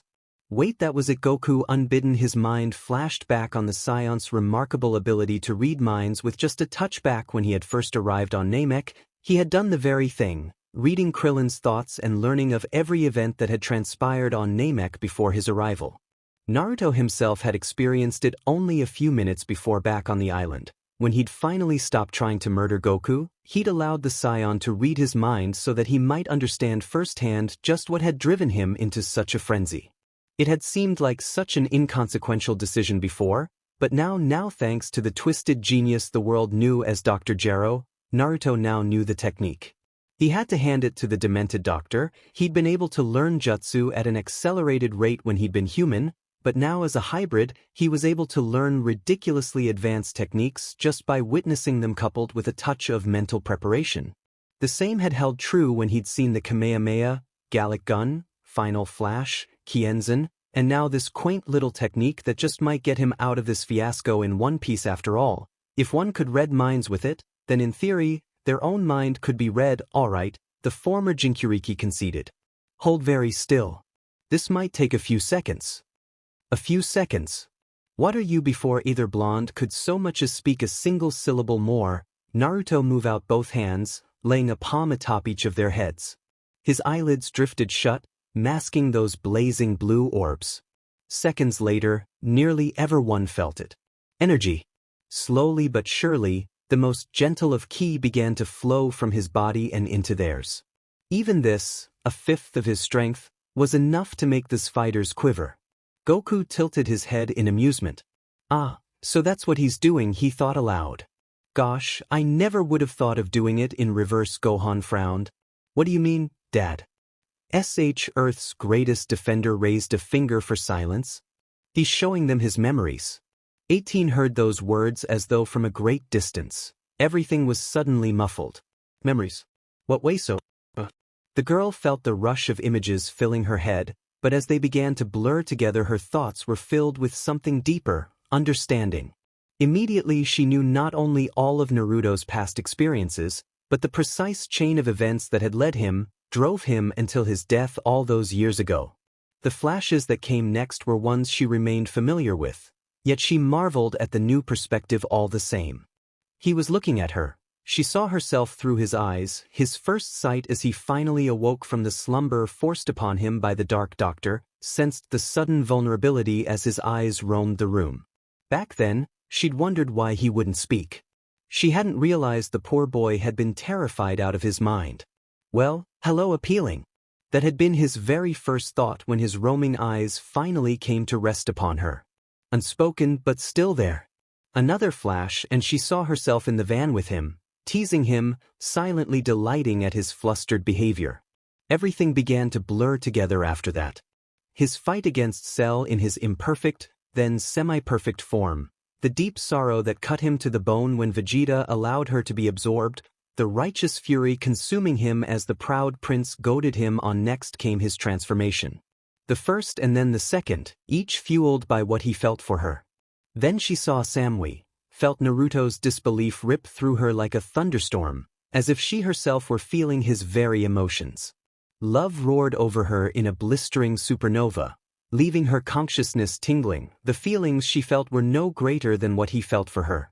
This apocalyptic rage when Cell cut her down. Another transformation, this one surpassing all others. The brutal assault, culminating in Cell vomiting her up, his failed attempt to self-destruct afterwards and subsequent return, stronger than ever, and now, Naruto's overwhelming relief as he held her in his arms.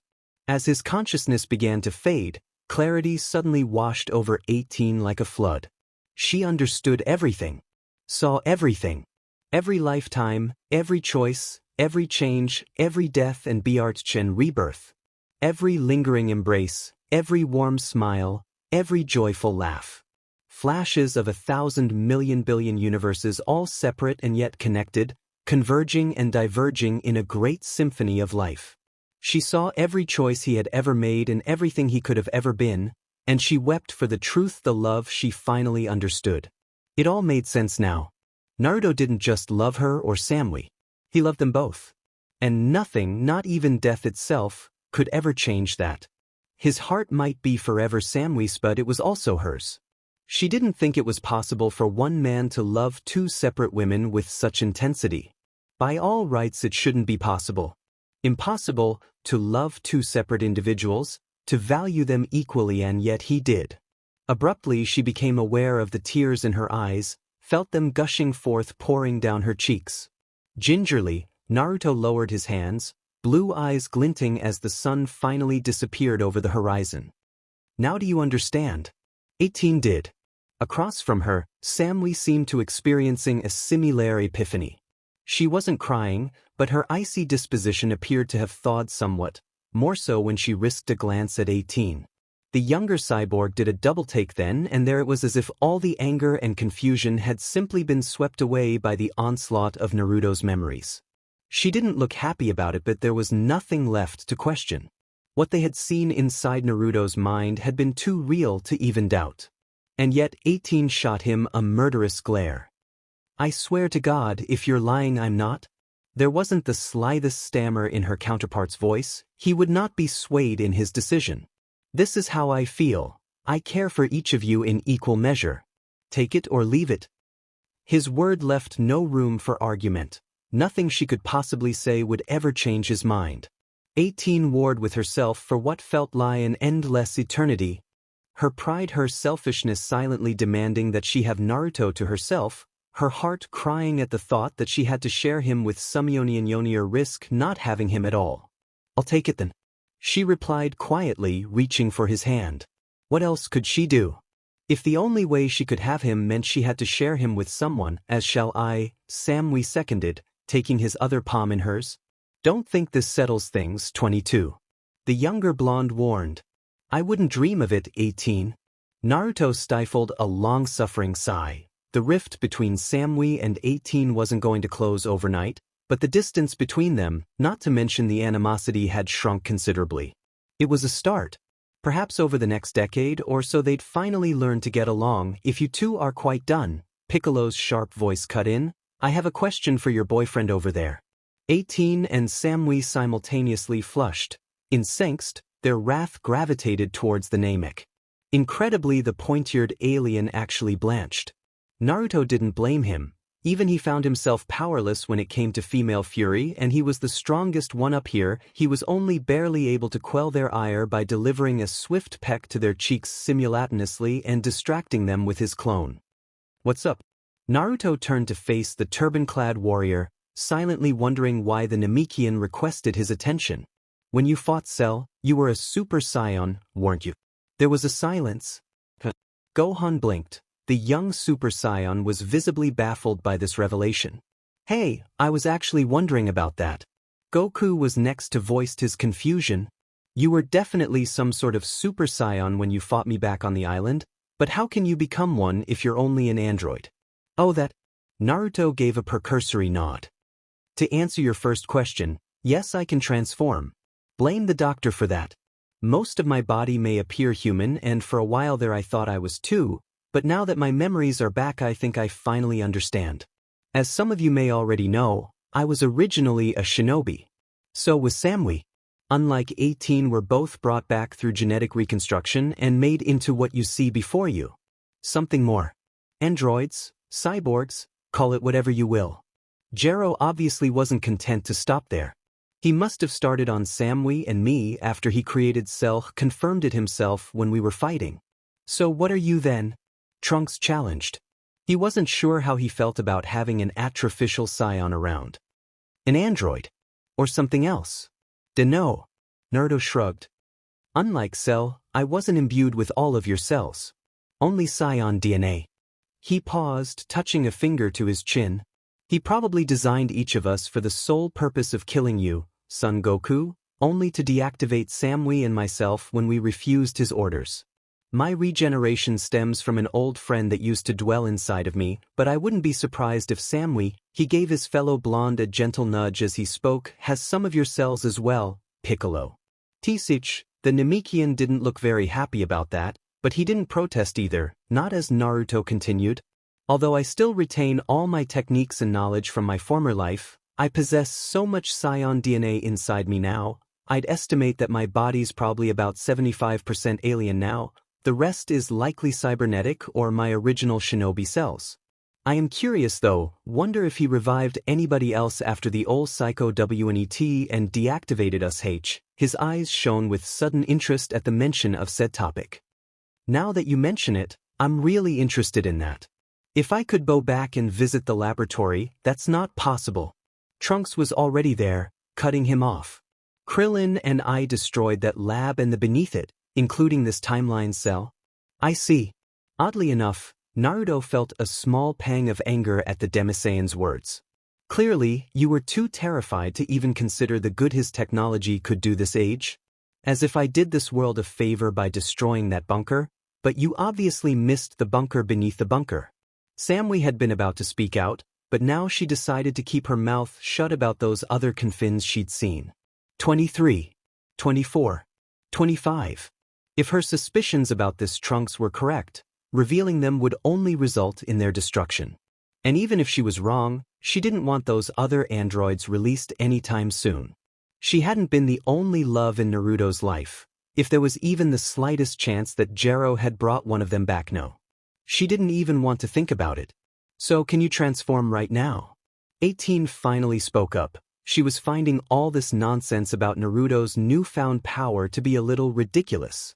It had only been a few hours since she'd been absorbed by Cell. In that time, had he truly become so powerful? Naruto's grin bordered on beatific. Whatever you say, babe.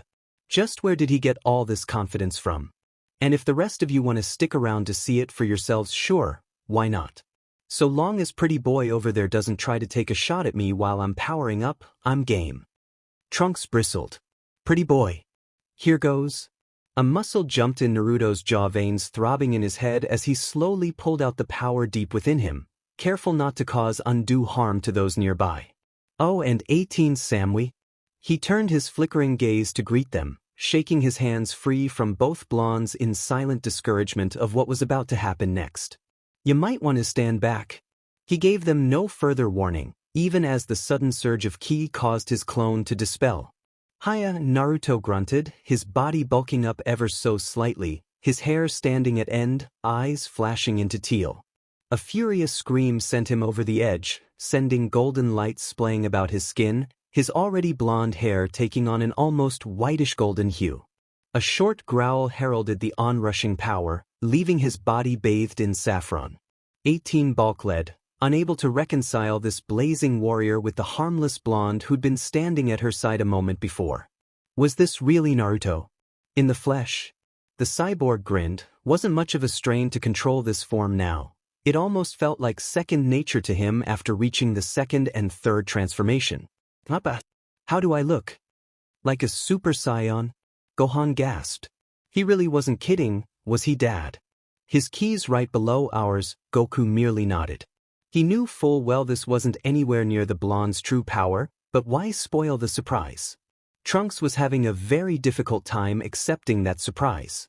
There's no way, just no way, I refuse to accept that this thing can become a Super Saiyan. As if he'd read his mindas if he were mocking him, the hybrid flashed a snarky grin at the perlet. I could take it another step further if I really wanted to. With a short hiss, he ascended yet higher, a sphere of opaque energy blasting his body into the ascended Saiyan state, or as he'd come to call it, Super Saiyan 2. Lightning leapt across his frame, his hair standing at rigid attention even further. It was strong not to let this power slip away from him, in this form, probably because he'd not yet become complete. There was a madness in him, a darker side, one that threatened to break free at any moment, given the slightest provocation. But if that completion meant he had to sacrifice 18 or Samuethan, no. He'd rather remain as he was, flawed and incomplete. Imperfect. Look at him go hardcore, and was having greeting difficulty believing what he was seeing, someone this strong.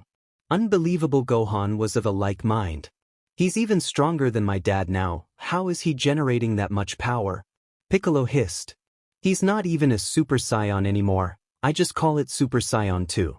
Naruto shrugged, heedless of the lightning licking at his figure. Vegeta made me so angry that this form sort of just happened. If I had to guess, it's unlocked either through emotional trauma or sheer trainin'. Pretty obvious. The looks on their faces were priceless. Knowing this, the Saiyan cyborg decided to take it even higher.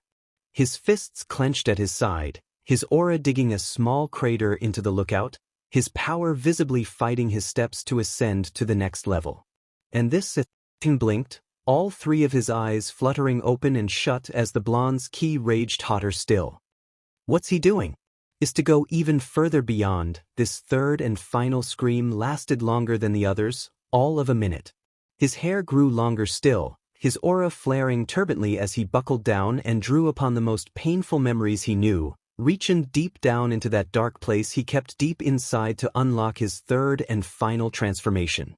The lookout formerly known as Kami's buckled beneath his feet, trembling and swaying whilst its floor cratered beneath his feet.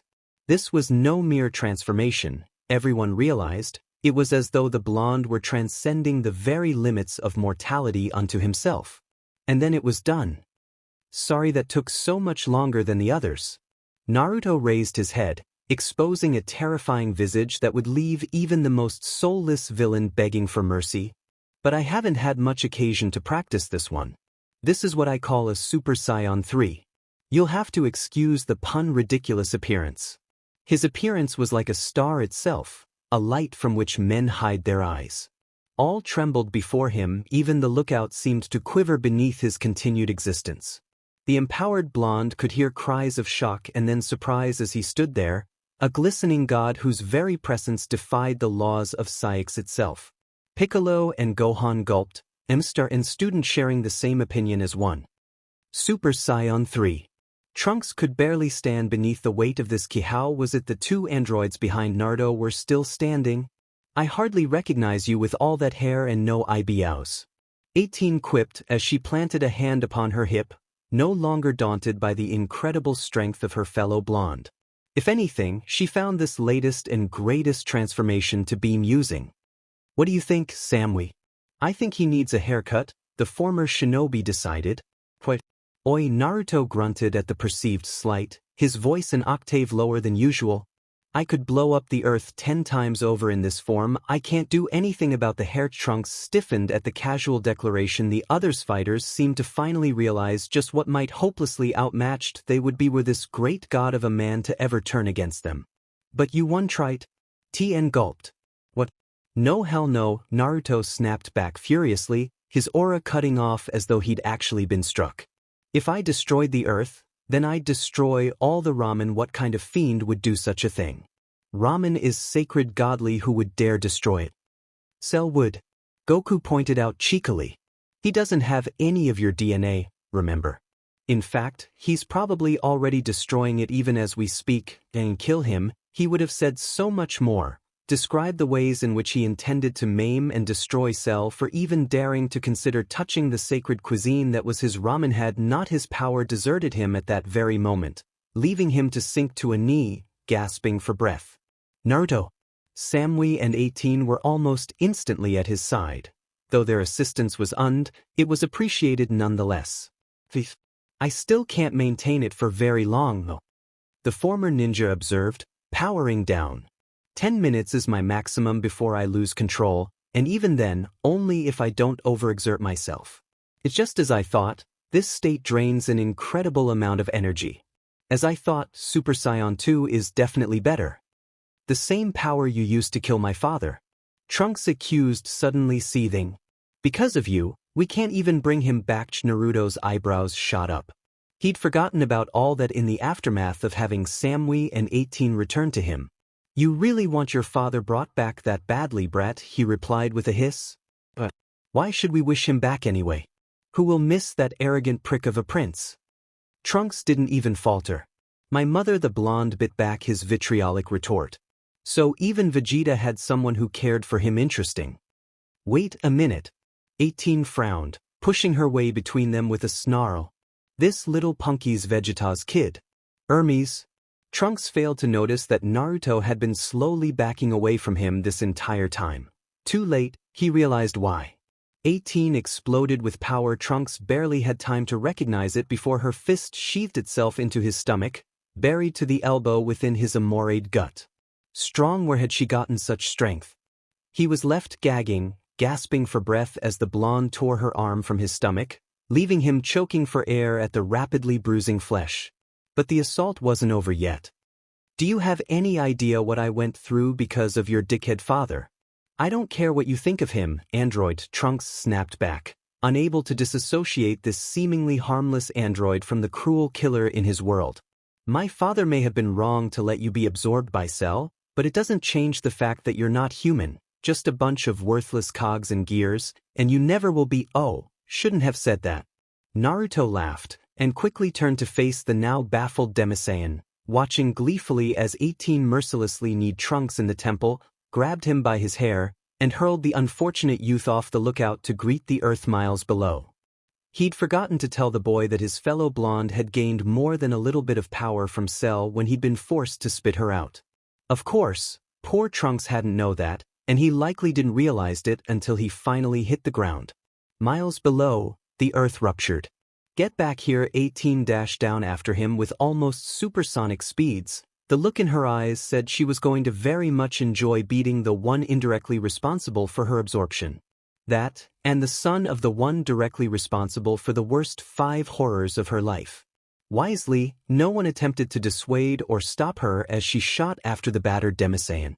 Oh, and she sticks the landing, Naruto said with a smile, winking at her newfound strength as a dull thud greeted their ears.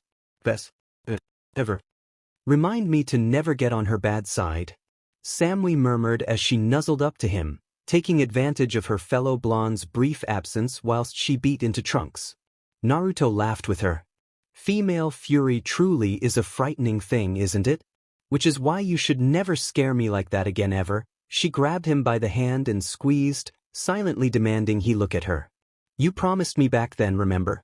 You'd never break my heart. Didn't I? Also promised to give you a lot of children, or something. Samui flushed, but only for an instant. Not in front of everyone, Baka, but Naruto was on a roll now. Come to think of it, I wouldn't mind having a few with 18, either. Just think of it, all those super-powered kids. Not her beloved, chortled softly.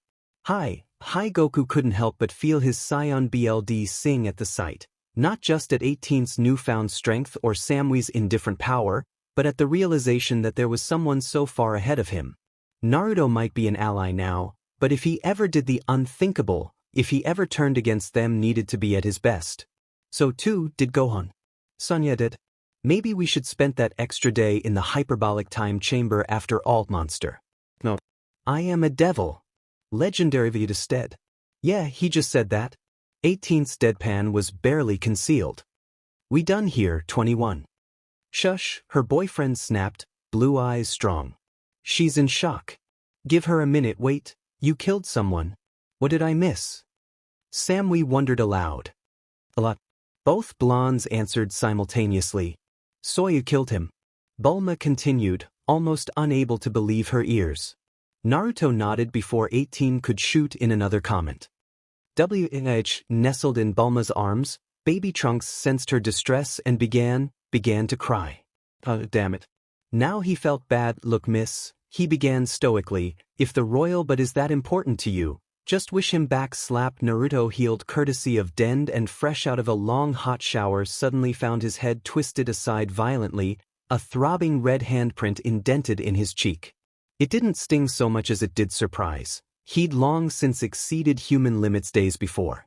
A slap from a human woman was the equivalent of a bug bite to him now. Didn't mean it didn't hurt though. Deep inside his heart the anger held in check for nearly 2 days now suddenly strained at its leash. Beach. Naruto's arm stopped 18 before she could intervene. He deserved it, much as he might loathe to admit it. That one was free. Are you satisfied? He asked quietly. Bulma glowered. Slap. Aiton and Samui breathed almost simultaneously as another slap rocked Naruto's visage. And then another. That was their man she was hitting. Slap indeed. Those additional blows had him rethinking that course of action. Get. She hissed, angry tears shining in her eyes. Fine. Naruto raised his hands in surrender. I'll leave.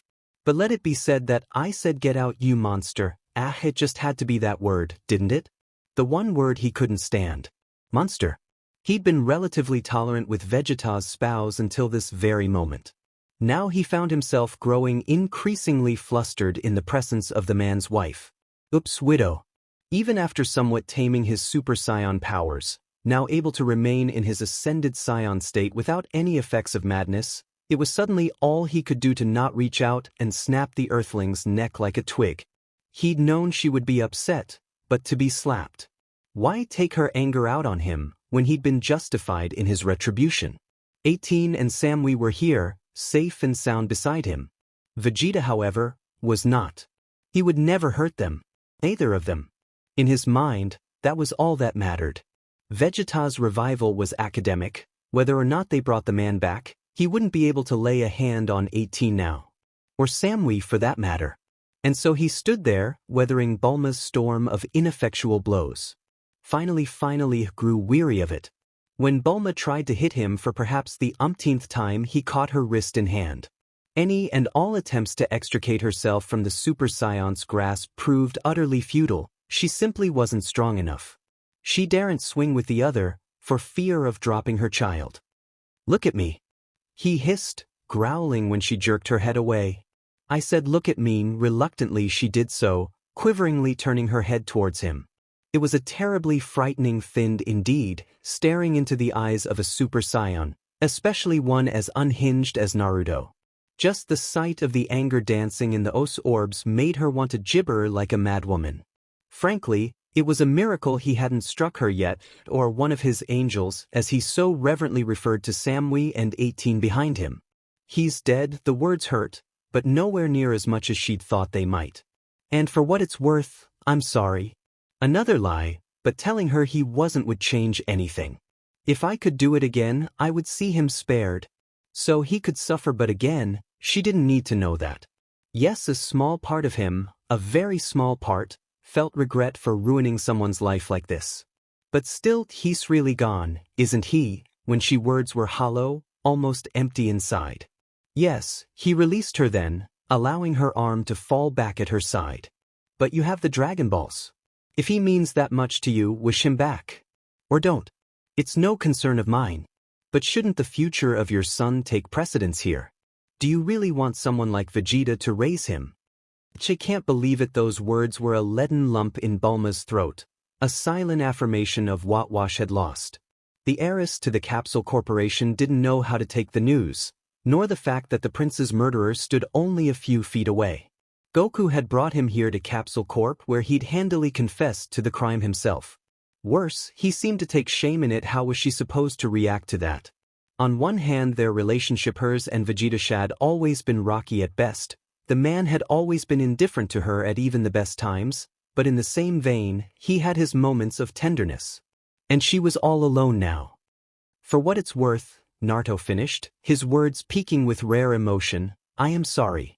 But he threatened someone precious to me.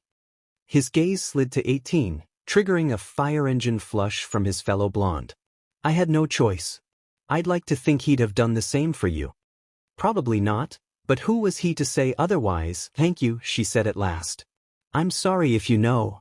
She was too ashamed to say it aloud now. She'd struck someone who'd sought solely to avenge the then supposed death of a loved one. She would have done the same for Vegeta and would have liked to think he'd do the same for her. It's nothing. The Super Saiyan was already moving back towards Goku and the others, his girls moving silently in tow. Bulma was left to ponder this in further detail. Did she want Vegeta to be revived? Didn't she? The thought suddenly loomed before her, blotting out all else. And even if she did she want him to raise their son? Her son. She'd seen what Trunks had become without his father. Did she really want to subject him to that fate in this timeline? Those thoughts kept repeating, over and over and over again. The Demisaiyan had no idea what he'd just wrought.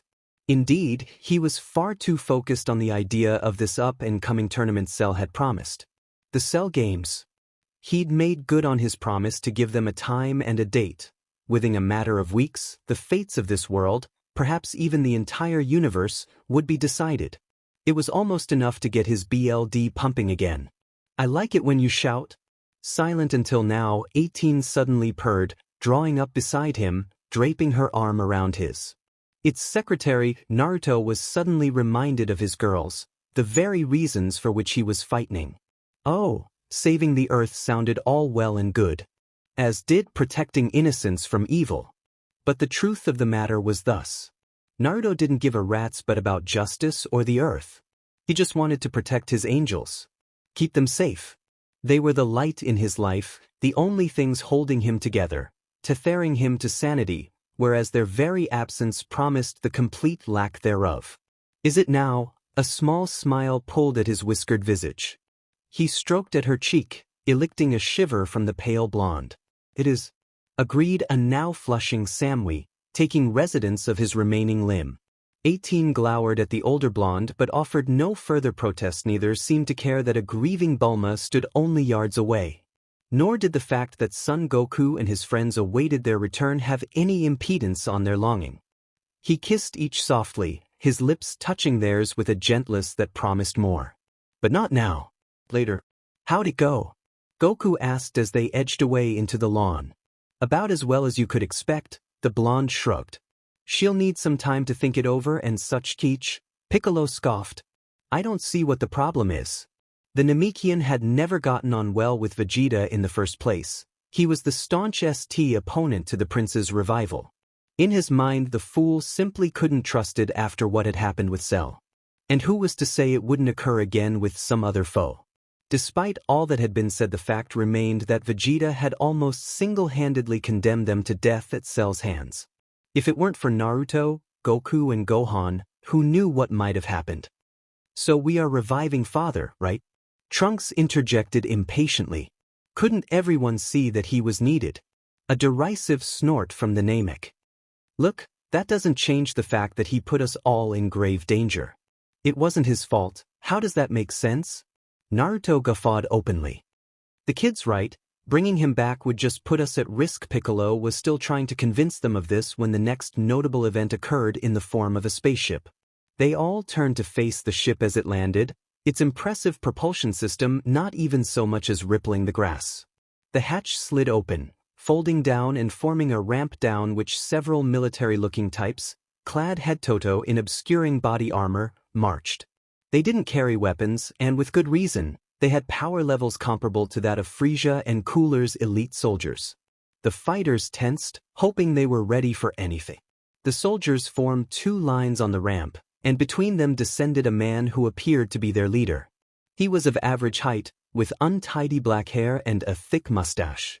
There was a scar running over one of his eyes, and he wore a heavily personalized dark green version of the armor Frieza's soldiers used to wear. So customized it almost looked to Goku like the strange outfits the inhabitants of Yardrat had worn, accompanied by a white cape slung over one shoulder.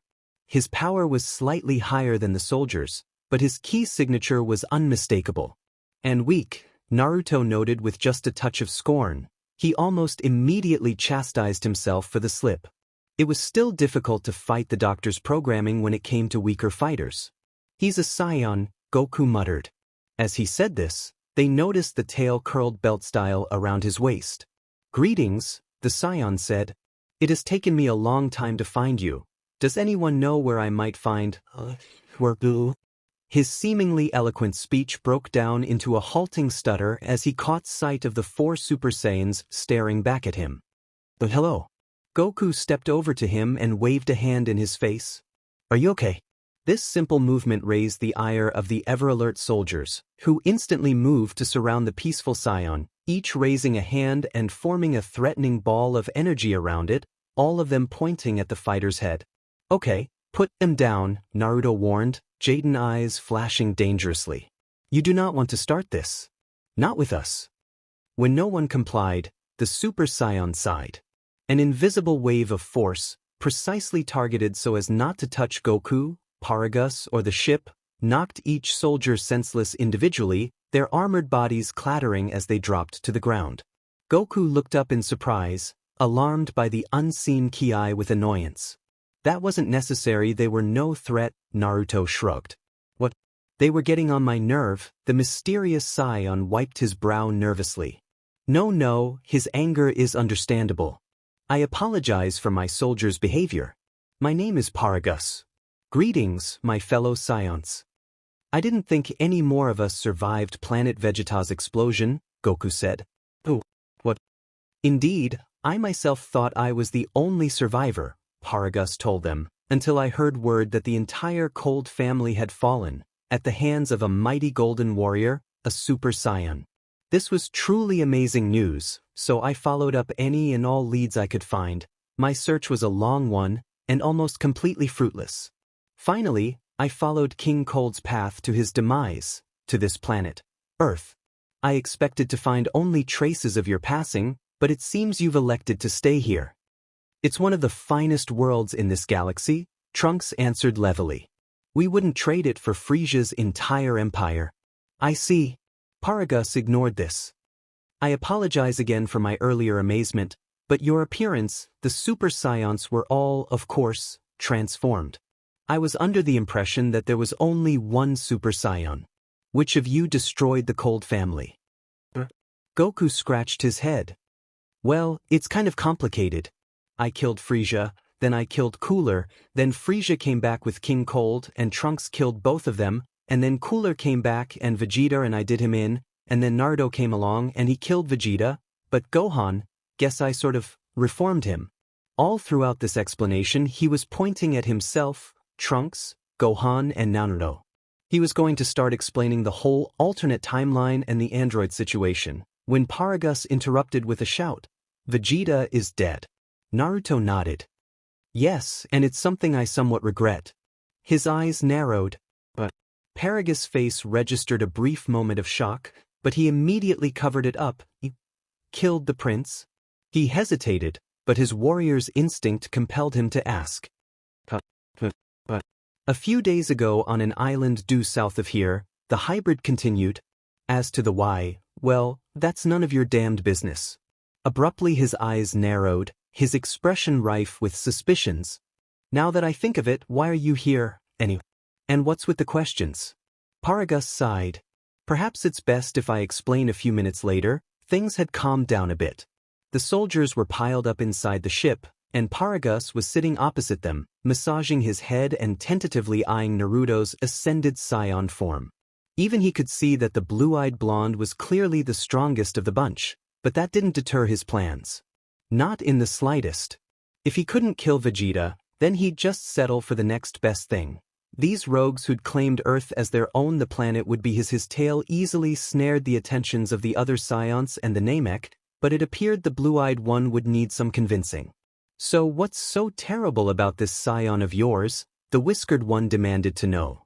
"In case you haven't noticed, we're all Super Scions." "Yes, I can see that. But you don't understand." Arrogance continued, sweating under the scrutiny. "His power exceeds anything I've ever seen, but surely 4 Super Saiyans could rein him in. If you're trying to appeal to my pride, it won't work." The deadpan was barely concealed. "I'm not interested in seeking out battles for greater glories. The only thing I am interested in is," his gaze slipped to the 2 females behind him, whose purposes Arrogance himself had yet to discern, keeping my precious people safe. Hey, WE not made of glass? 18 chimed in. We can look after ourselves? That's right. Samui added primly. In case you've forgotten, I managed just fine before you came along. Naruto's smoldering glances threatened to turn their bones to jelly. In a good way, but it's much appreciated. They finished in unison. Paraga's sweat dropped at the romantics. Wise, well, as I was saying, Naruto frowned as he finished the long-winded explanation. Legendary Super Saiyan. Destroyer of galaxies. Killer of women and children. Something was fishy here, he just didn't know what. 18 and Samui wore expressions of disbelief as well. It was difficult to believe that anyone except Naruto possessed such mind-shattering power. That, and Paragus all but stank of evil intentions. He was clearly up to something, and that something involved getting them off Earth. All right, then it's decided. Goku marched up the boarding ramp, followed by Trunks, Gohan and Piccolo. Hey, I wonder if there's a fridge around here somewhere. Naruto's roar of disbelief was almost entirely overshadowed by the Scion's growling stomach. Nothing's been decided. He stalked after his fellow Scion, aura twitching in aggravation. Just where the hell do you think you're going? The grin he received as eager as it was disarming. To fight this guy, of course. Doesn't it sound exciting? And you too, Gohan? Well, you taught me the shadow clone technique, so I'm kinda curious to test it out firsthand. Piccolo, a little help here. There would be no aid there.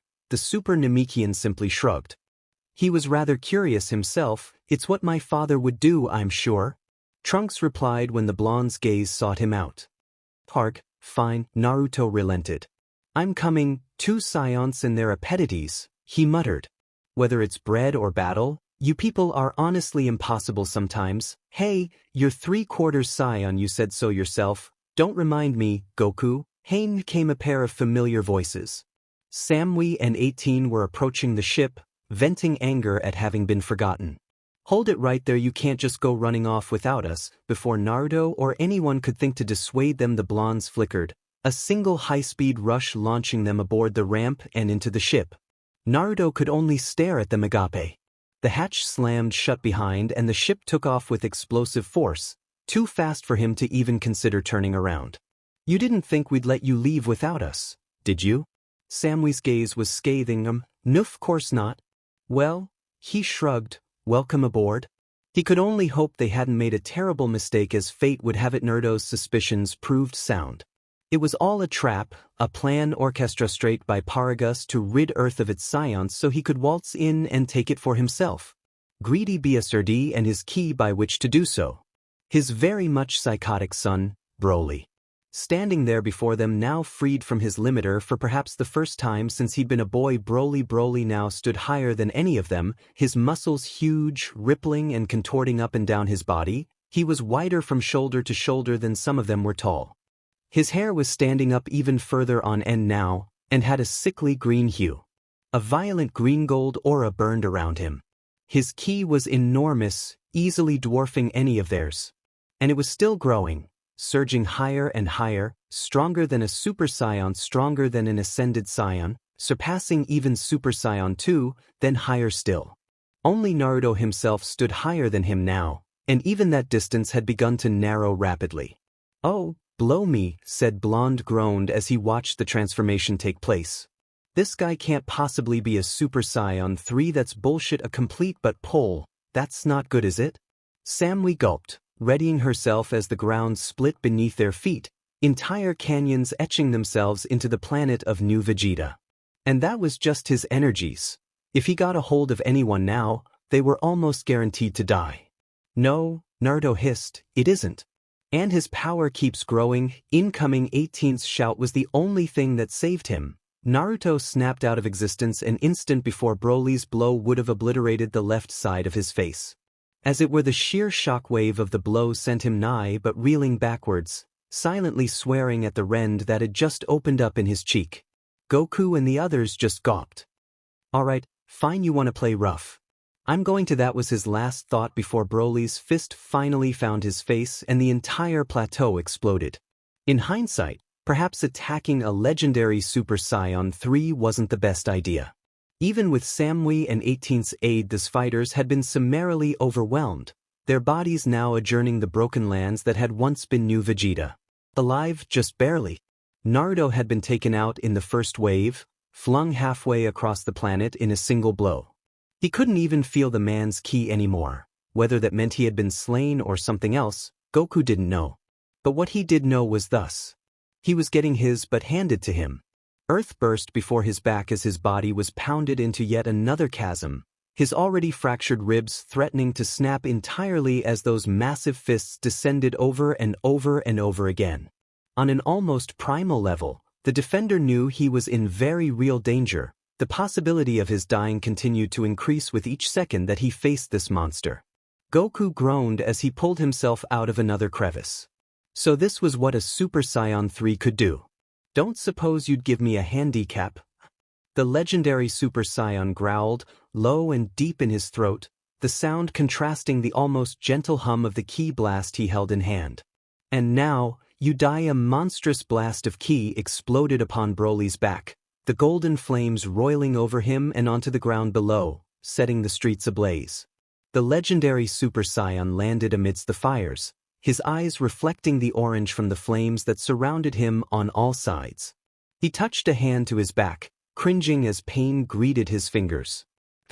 How long had it been since he'd last felt such a thing? He calmly reached a hand up to the wound, flexing his massive shoulders to ensure he still had full range of his mobility. His amusement melting away as another blast greeted his effort. This one wasn't a warning shot. He looked over his shoulder and into the flames behind him, searching through the inferno for his opponent. He wasn't strong to miss. You scum! Naruto stood there, teeming with untold power. His browless face narrow and intent, Jaden eyes burning hot with anger, golden locks streaming quietly behind him in the broken breeze. A massive bruise wreathing his left cheek was the sole concession to his earlier defeat, a loss that seemed to have inflamed his pride to an almost feverish degree. Though his outfit had been torn to tatters, he stood strong and proud. Broly, he snarled. Step away from Goku and face me. Heh, the berserker snorted. Wham, clenched knuckles barreled. Goku, he said with a half-smile. I never thought I would actually have to bail your butt out like this. Me neither, Earth's greatest defender groaned as he stood up from the flames, the blue-orange clothes that had once been his GI having burned off his A few pieces of debris and rubble rolled from his shoulders as he reclaimed his footing, leaving thin rivulets of BLD to streak down her body. This guy's strong. Mind lending me a hand? Gladly. Naruto rolled his shoulders, his Saiyan cells savoring the prospect of such an opponent. He'll make a nice warm-up before we fight Cell. Raising his aura to inhumane heights, the blonde stepped forward to face this inhumane threat. Spending those 2 days in the hyperbolic time chamber had certainly paid off. If he hadn't, he wouldn't be able to dream of facing this freak. Speaking of training, where's Gohan and the others? Wait, you're actually worried about them? Goku groaned as he looked over the broken surroundings of New Vegeta. Oh CRP, if something happens to him, Shishi's gonna kill me. Naruto sweatshirt, immediately thinking of Samui and 18. Female fury is a frightening thing, isn't it? Definitely. Despite the impending doom hurtling their way, Naruto allowed his eyes to drift shut. His body blurred for but an instant. Light Goku looked over at Naruto. You flickered for a second there. Did you send a clone to check on everyone? His companion grinned. You're pretty sharp. Ahem. A deafening growl cut the Super Saiyans off. I don't know what you maggots are planning, but one more weakling won't make any difference. Impossibly. Broly's ki soared even higher, his long green hair nigh but bursting upward in the summoned breeze. I'll crush you. Oh. Naruto arched an eyebrow. Is that so? Then fight me if you dare. His aura surged still further, shattering the earth beneath him. You'll find you won't be able to just brush me aside this time. Broly turned to regard this new challenger. He snorted. No matter how much power you gather, it still won't be enough. There's only one way to find out, isn't there? Find the scum? Broly rumbled, but first without warning, he flung a massive eraser cannon at Goku's position. Hey, Naruto yelped as he leapt backwards. Forget about him, can't you at least give those guys a handicap? Broly grinned. Is that another word for coffin? Naruto's grin was even more murderous. No, but this is, he opened his palms and spread them wide, revealing the tiny black slash and slash white light cradled within. Freed from his palms it expanded rapidly, billow outward in a sea of sapphire and scarlet light between the two combatants. Broly had just enough time to gawp before Naruto shoved it forward into his yi. What by Jidama, you're a devil. Who cares about that? I'm AF Shinobi. Rivaled by Jidama, pain was a novel sensation for Broly. His father had beaten him many times before in the past, but they'd never actually hurt.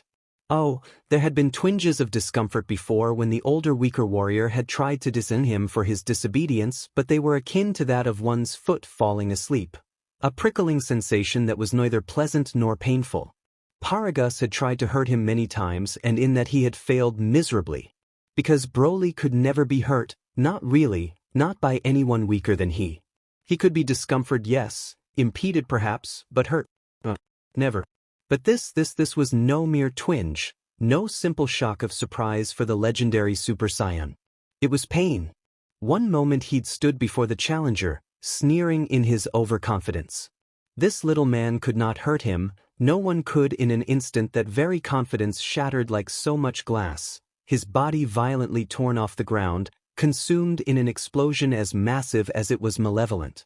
He was flung, halfway across the planet, buried miles below the earth like a giant splinter move beneath the planet's crust. And for a time he lay there, trapped within that coffin of soil, silently balking at what had just happened to him.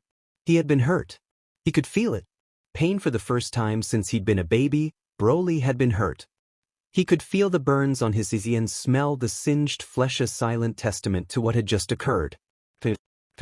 Pain, but Broly did not reel from it, did not flee in fear of this strange new sensation, quite the opposite it. He gloried in it, delighting in the realization that here, at last a worthy foe had been found. Power welled up within him, leaving him stronger than ever before, filling his body to the brim with overflowing ki. This man, this newfound rival, had made him taste pain. Soil burst before his newfound strength. The tattered earth of new Vegeta ruptured as he flung his power out in every direction. This was it, the foe he'd always sought. Gone was the burning longing to kill Kakarot. That weakling was no longer worthy of his wrath, but this one he was. That maddened mirth evaporated now as he beheld his adversary, utterly unflinching before his return. The rival remained unfettered, quirking an eyebrow at what had once been Oni at the suddenness of his return. Indeed, the long-haired scion was there to greet him in mid-flight. His arms folded, hair billowing restlessly in an evening breeze, dark brow furrowing in a frown once he realized his enemy was still standing. Broly held off an urge to attack immediately. Every ounce of his scion pride told him that this was a fight to be savored. Enjoyed such a foe would never again emerge to challenge him, so why not relish the experience, delight in the feast that had been laid out before him? Oi oi, this whiskered warrior drawled, his voice dropping an octave to convey his surprise. How are you still alive after that? You some kind of monster or something? Monster? Broly cocked his head aside, considering. Then he cackled. No, I am a devil, devil. Naruto scoffed, rolling his seafoam green eyes in aggravation. Who cares about that? I'm AF Shinobi. The ensuing explosion that accompanied those words and their collision was nothing short of spectacular in the mind of the legendary Super Saiyan. It was as though someone flung a supernova right in his face. Bones broke in a spray of BLD. His chin fracturing under the might of the blonde's haymaker. Yes, this was it. This was what he'd been waiting for. Once more Broly tasted sweet, clarifying pain, his chin snapping up as the blonde's fist slammed into his visage. But only for a moment. His heel caromed off the whiskered scion's scarred visage seconds later, setting off an airborne battle of epic proportions that none of the Z fighters could possibly hope to match in their lifetime. An unseen shockwave shook the planet as their mortal combat began in earnest, each warrior wielding the full of their power from without probing the limits of the other. Too slow, fool, Broly yelled, grabbing his foe by the shoulders and kneeing him in the gut. As Naruto tried to counter, the villain grabbed his arms and began spinning him around. To the blonde, it was suddenly clear that he might be hurled into the planet's core itself were he not careful. Take this, the scion screamed, unleashing his prey in a mighty whirl. Naruto shot down like a godland rocket descending from the heavens, but just before his form pierced the soil below, he disappeared. In a flash, he was directly behind Broly, hoping for a sneak attack. Thanks in parts to his superior speed. Only, Broly disappeared just as he struck. The afterimage left behind fooled him only briefly, and he spun on the defensive just in time to stop the scion's strike with the back of a hand. His arm held fast, forearm unflinching as it restrained the brutal berserker's blow. "Is that it?" Naruto asked, his Jaden eyes narrowed in thinly veiled amusement. "I would have thought the legendary Super Saiyan would have been capable of more than this." "Shut up." Broly's only response was to spin away and swarm him again. Once again, Naruto was ready. Clenched knuckle met clenched knuckle, the two Super Saions slamming their fists against one another again and again, each seeking an advantage where there was none to be had. Scowling at this sudden stalemate, they unleashed all that they had.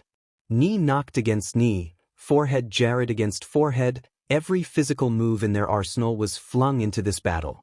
Naruto's arm whipped around in an electric blue blur, only those sinister sparks of his aura evident as his fist folded the scion's stomach. The massive man immediately bent double, choking as the wind was knocked right out of his lungs. Legendary or no, Broly was beginning to decide that he didn't like pain at all. He came right back not a moment later, however, a giant hand locking around his adversary's throat. Now it was Naruto's turn to GG, those angry eyes growing wide with surprise as he was hoisted high, palms scrabbling furiously at his fist that held him fast. "Yuri strong," Broly gasped out in a laugh, delighted to finally find someone who could keep up with him for so long. "But I'm stronger." It was almost a shame he had to die. Never again would he experience such a thrill, never again would his heart P&D like the drums of a great hunt-out for BLD. Honestly, the thought was sobering. "I'm not dying here," Naruto snapped back, bring both palms together just before the man's face. He was suddenly grateful that he'd witnessed this technique firsthand. It was about to save his life. A bulbous orb of golden lightning crackled within those clenched fingers, the outpouring of his ki growing ever larger with each passing second. Time seemed to slow between the two of them. Broly was suddenly torn between his own longing to see the technique unleashed and the sudden realization that he wouldn't be able to squeeze the life out of his adversary before he fired. Of course, he could have simply tossed the blonde aside and garnered some much-needed distance between the two of them, but he wasn't thinking properly. That hesitation was about to cause him a lot of pain. Vegeta's penultimate and newly copied technique made Naruto's Bijidama look small by comparison. Saffron exploded outward in a giant swathe of destructions, slamming into the Viridian shield erected at the last second. A shield that served only to delay the inevitable, holding just long enough for the latter to cross his arms, forsaking his opportunity to kill the hybrid over his own safety. Ripped away from his prey, Broly felt his limbs burn. Even the massive forearms weren't able to safeguard him from the full power of the blast. Still, the cone of destruction raged around him. So intense was the pain that he barely even noticed it when his back slammed into the earth.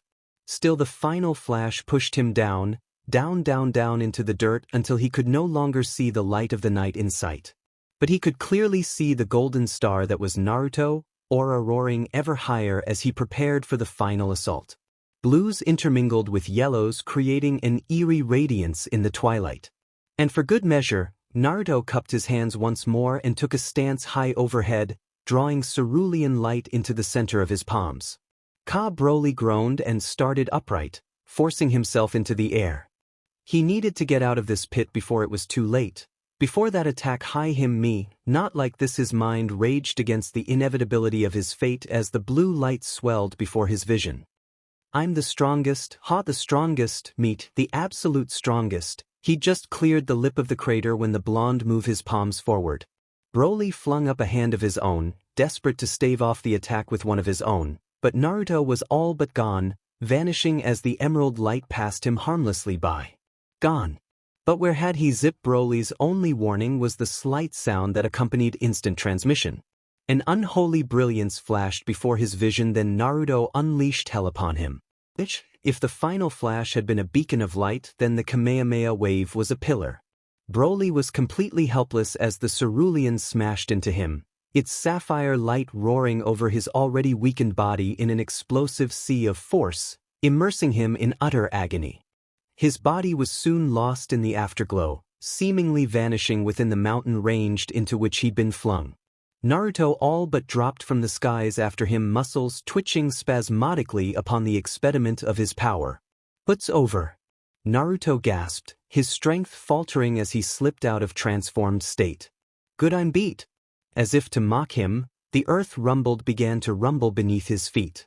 Seconds later, the rubble exploded in a sea of green light. "No way there," staggering out of the crater Broly reemerged. His body was badly burned, the skin blackened in places and one eye was all but swollen shut, yet still very much alive and absolutely furious. It looked as though he were standing only through sheer effort of will, but that will was a good deal stronger than Naruto's at present. What was that, rival? Enraged, the challenger flashed back into his ultimate form, the long hair of Super Saiyan 3 whipping angrily behind him. "Oh, come on," Naruto snarled in exasperation, his mouth curving in a downwards frown. "Just how the hell are you still standing after that?"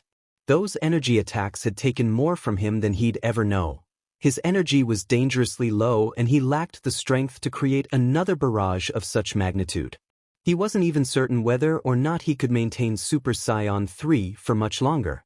If this battle continued over long, best to do something about this, soon. "Time to retreat. Catch me if you can, meathead," he hissed and whispered away. "Come back here, scum." Another collision, another millisecond of straining against one another. But this time the blonde parted his lips and spewed, expelling a wave of golden ki from his mouth. Broly felt it singe more than a few hairs as he desperately did a backflip aside, the heat of the energy raising an angry red welt upon his cheek. Naruto could do more than cause him pain, he realized. Naruto could hurt him. Perhaps even kill him. If it weren't for his own power, he would have surely died by now. Thrice with that in mind, he gave chase to him. A sonic boom ripped through the air, signaling the unseen passage of the mighty warriors.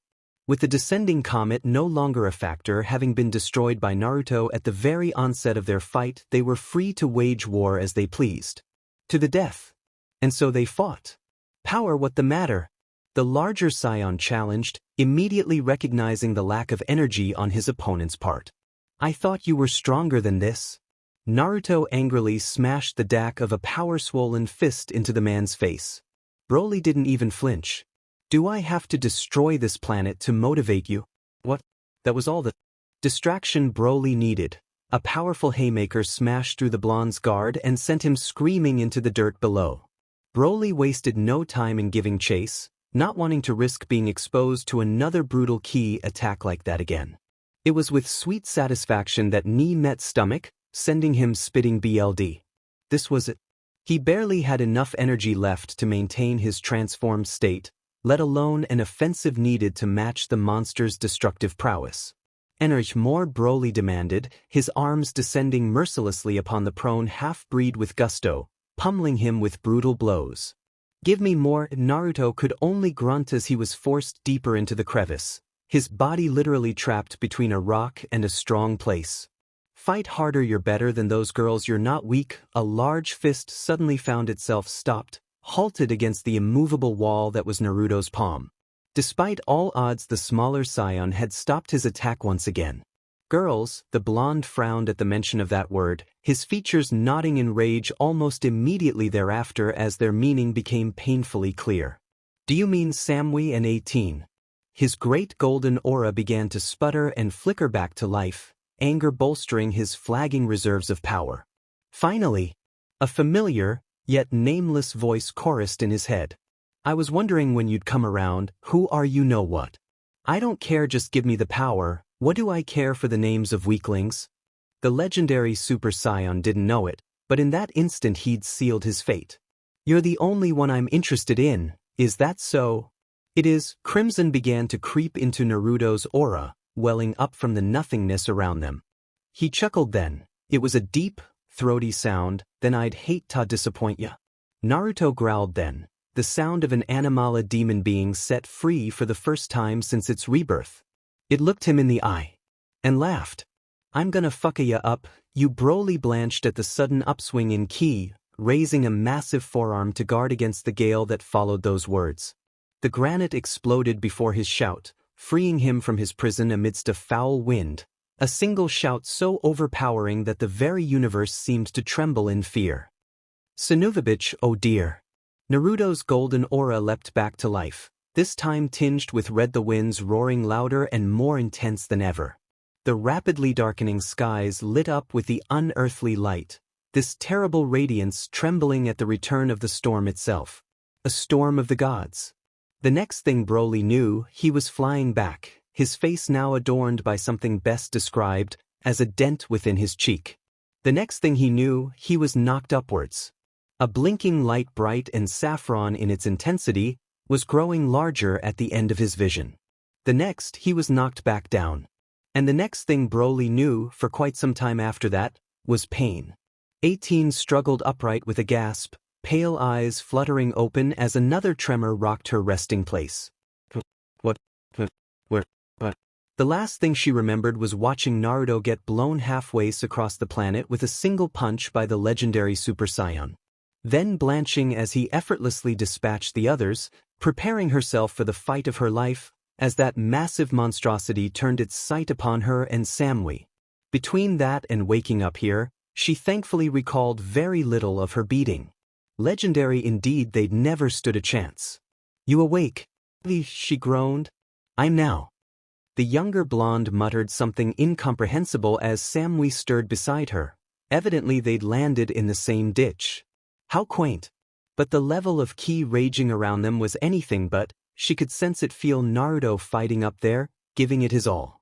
Somebody must have pissed him off. Samui muttered. "Not cool, you think?" Both girls exchanged a wordless glance at that inclination.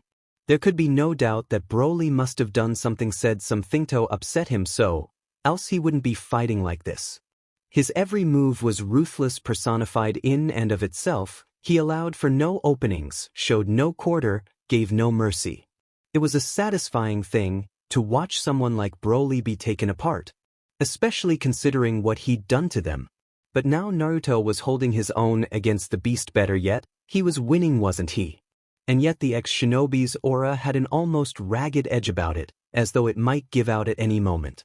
18 silently prayed that it wouldn't. For more reasons than one. Unbidden, a lone hand strayed to her stomach. Naruto Broly reeled from yet another impossibly strong blow. He'd lost count. His opponent was an unstoppable force of nature, it seemed, and defeat was growing near. To think been holding back this entire time, but no longer, he realized, as another blow dropped him into the earth, only for a second to launch him into the skies moments later. A third sent his body caroming off the terrain yet again, mercifully putting his body out of range from the deadly and almost unseen strikes. And yet, despite the pain, he was enjoying himself. Yes, he roared, delighted by the challenge, his energy soaring even higher than before as he clambered to his feet. "More, give me more," Naruto grunted in surprise, eyes widening as the man's energy rose to nearly equal again. But the Kaioken was truly a blessing in that regard. It didn't matter how high Broly raised his own power, not when he could easily do the same sans the debilitating sit effects. And so, before his boost could give out, he took it even higher. X50, with every surge of Broly's ki, Naruto was there to match him, slowly raising his own power to combat the Berserker's own. His superiority soon made itself known. Naruto's strikes were precise and measured, taking an advantage when he saw it, using the larger man's own girth against him. Broly, on the other hand, began to find himself hard-pressed to defend against the hybrid's onslaught. He had always slain foes with but a single blow, always plowing right through them with brute strength and raw offense. There had never been any need for finesse, strategy, or tact. Until now. Solar flare, Broly roared in pain as white-hot light seared into his retinas, blinding him for a handful of seconds. It was enough. Meihan, Naruto roared aloud, detonating a charged Super Kamehameha in his opponent's face just as his vision recovered. Once more Broly's back greeted the earth. This time, his power didn't rise not on its own. He had to pull and press, draw it forth kicking and screaming from the very depths of his being. And it began to show, a bead of sweat trickling down his forehead in silent testament to the strain. The legendary Super Saiyan wasn't used to something like this, unaccustomed to long, drawn-out battles of such magnitude.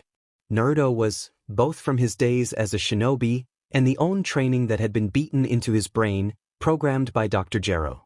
Coupled with the overwhelming might of Super Saiyan 3, he utilized this strategy with devastating force. He knew better than to allow his opponent time to regain their bearings when doing so would only allow his enemy to recover. That just wouldn't do. A burst of instant transmission deposited him neatly in Broly's lap where he lashed out with devastating force, sheathing an elbow in the massive man's gut. But he wasn't done. His fists struck like pile drivers, pumping blow after brutal blow into the Scion's stomach. When that wasn't enough to drop him, he drew upon his most devastating techniques. Rasengan Pain. Odama Rasengan Pain. Odama Rasengan Pain. Broly had never before experienced the explosion of pure power that was the spiraling sphere, each drilled right through his protections and sent him sprawling. There was no witty banter, no proud retort. The blonde didn't waste time on words. He simply attacked. When Broly tried to get back up again, he reciprocated in kind, leading to yet another ninja technique, enhanced a dozenfold by ki and the boosts of his newfound body. The old fool didn't even know what hit him. He could gasp as the attack bore down at his back at point-blank range, all the while wondering what that shrieking sound was. Raisin Shuriken Cold Fury burned the world white.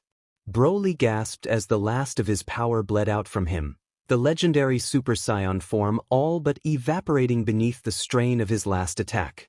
Emerald green hair shrank in length and reluctantly returned to ebony. Muscles regained their smaller tone as his body shrank back to humane proportions. This was it. He had nothing left to give. He was beaten, whilst his opponent still stood tall. And yet, despite that, something in him tried to make him rise again. A strong elbow to the head swiftly disabused him of that notion. Stay down. A hand took hold of his hair, violently jerking his face upwards to greet that of his oppressors. The warrior fought down an urge to gasp and felt a retort die in his throat as he stared into those eyes. Those terrible eyes, eyes that had gloried in gore and delighted in debt. Naruto had changed somehow in the last 5 minutes. His Jaden eyes were now scarlet and slitted, that bleak visage almost demonic in comparison. And he wasn't even a Super Saiyan anymore. It was no mere monster standing over him, he realized. It was a true devil. An unholy being who promised complete and utter destruction to any who dared stand in his way. Broly had once claimed to be such. Now he knew the folly of those words, the awful temerity he had committed simply by insinuating that he was in fact stronger than the rest. This one was stronger. Much stronger. Any moves of aggression on his part would only end in obliteration, swift and final. You threaten my girls again, the devil hissed, his now crimson eyes cruel with contempt. And I will end you. Do you understand?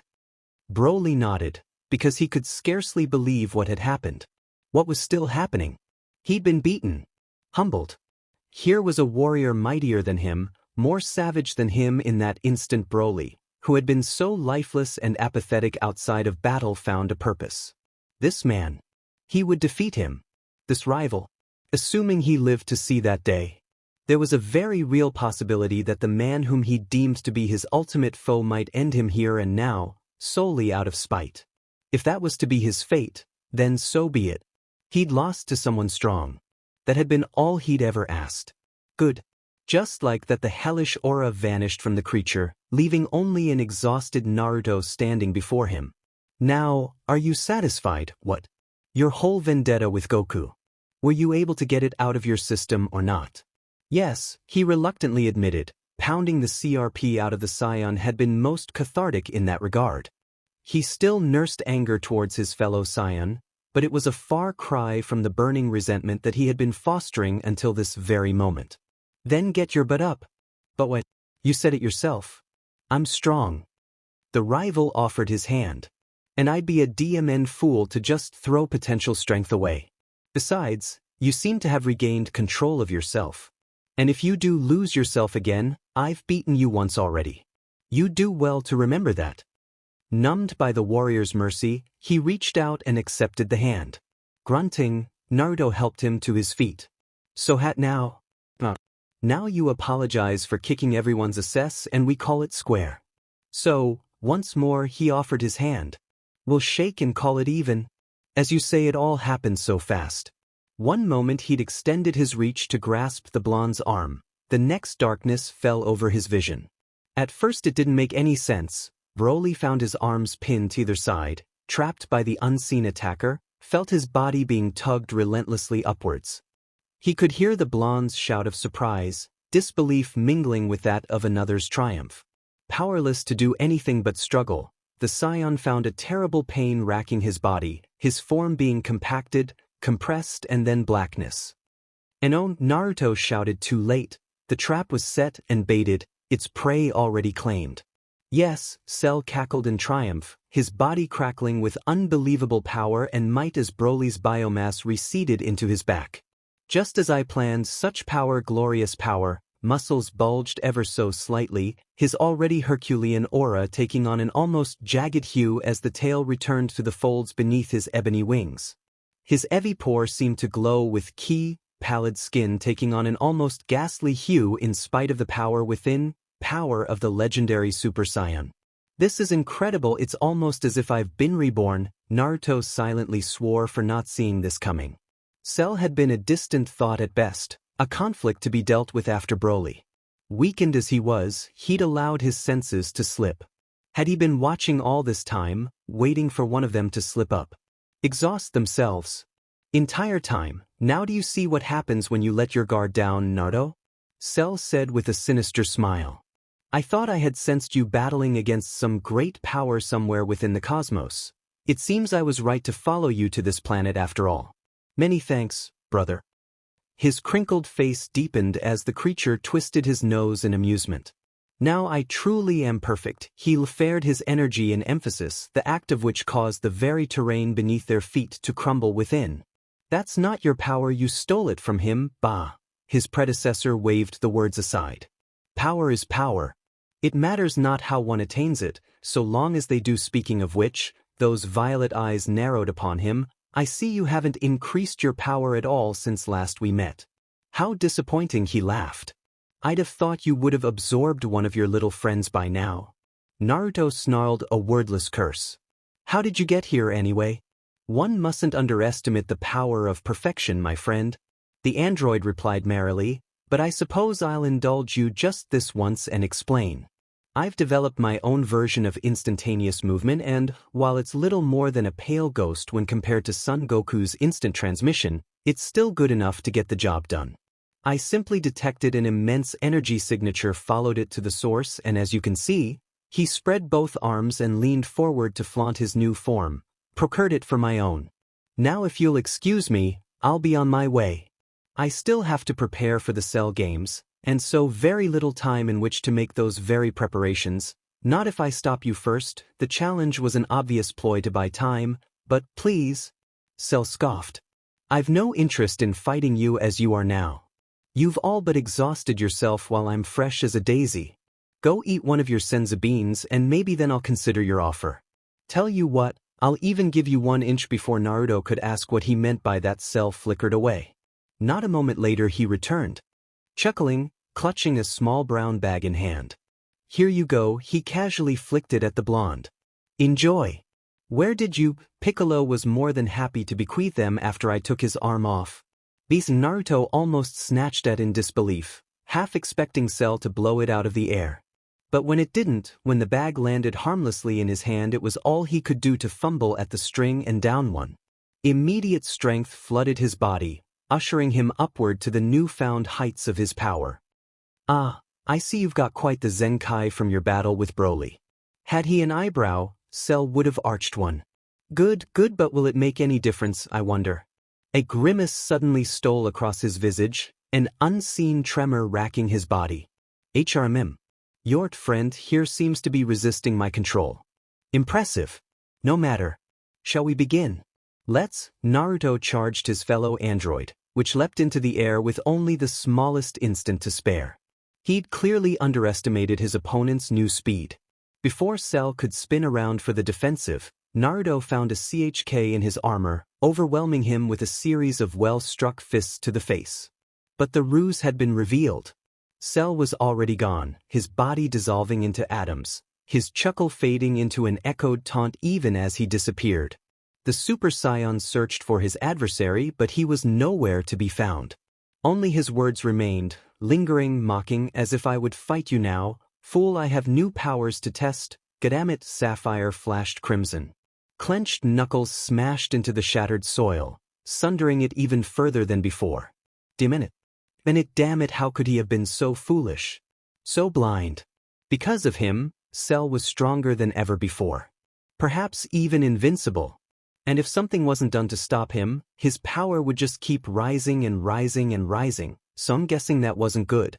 No, it was what?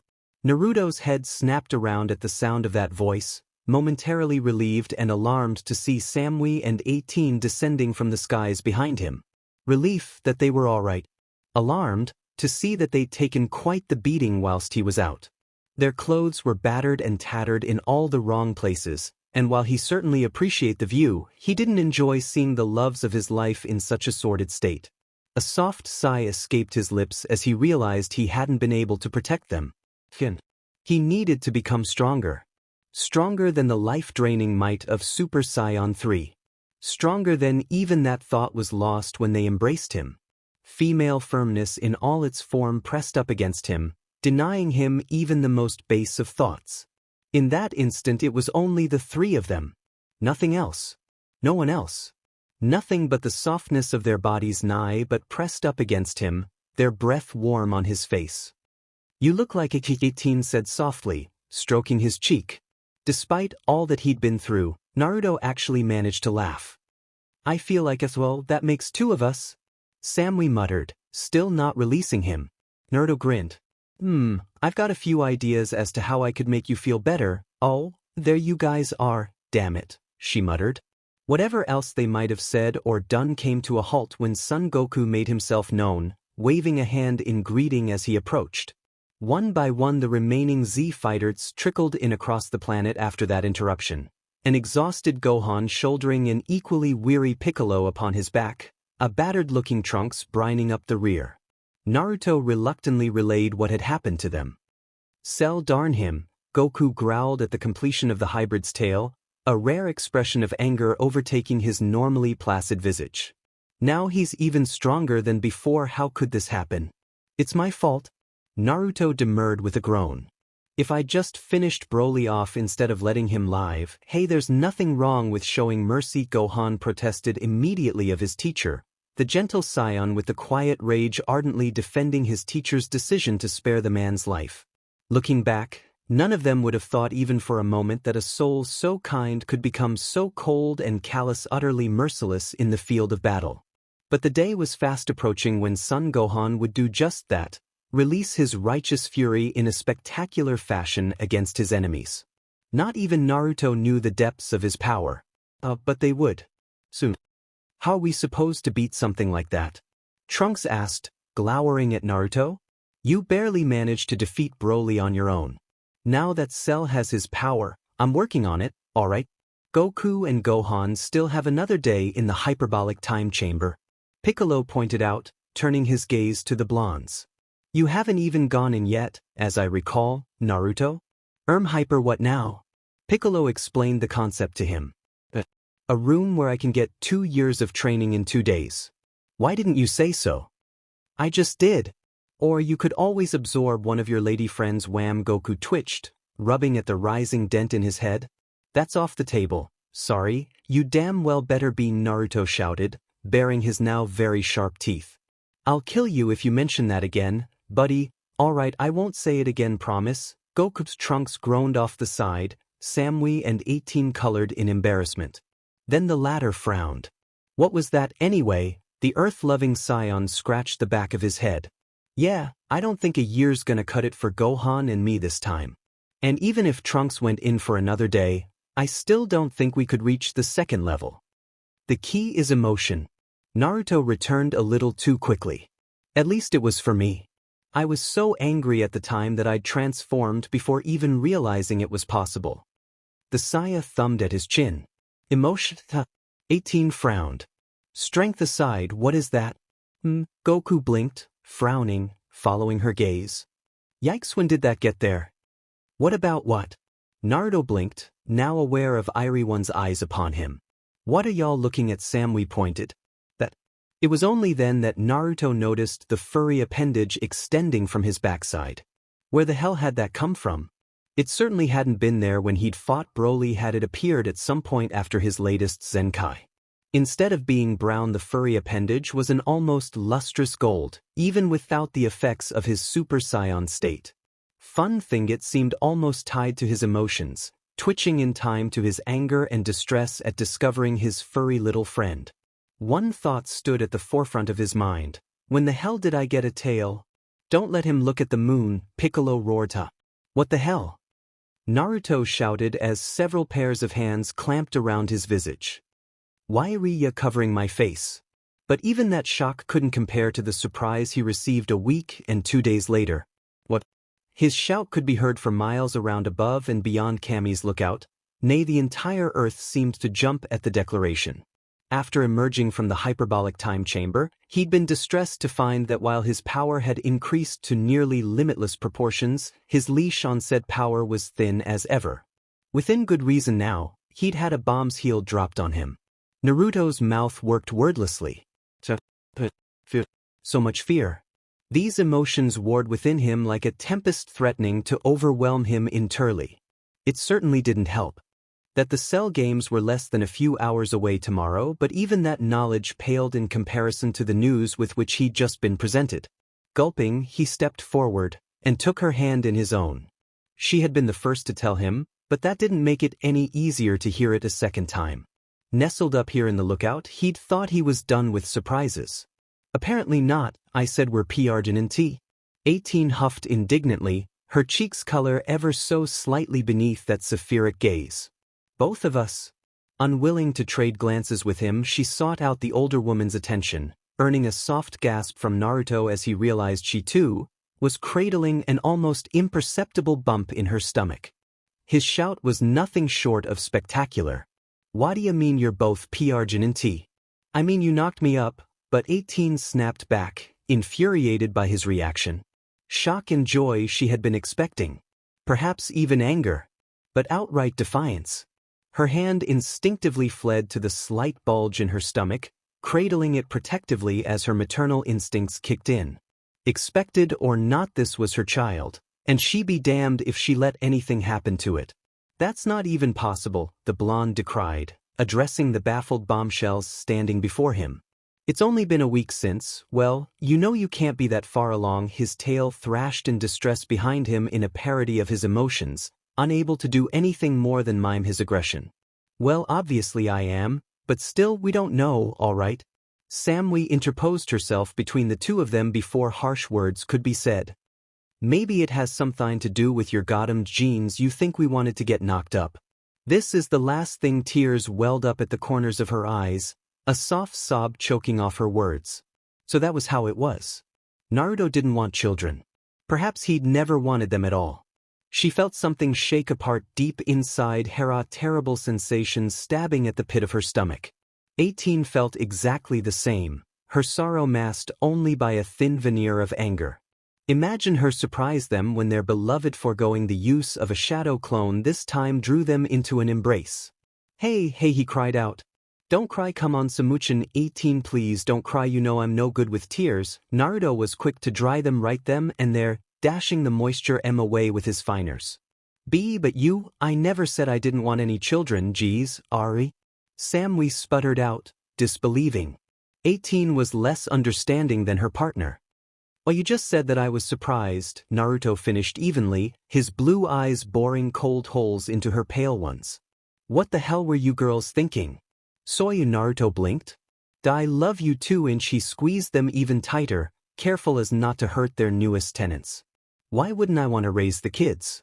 It's just, you kinda sprung this on me. Of course I'll take care of my sons, it'll be awesome. He'd always wanted one of those after all.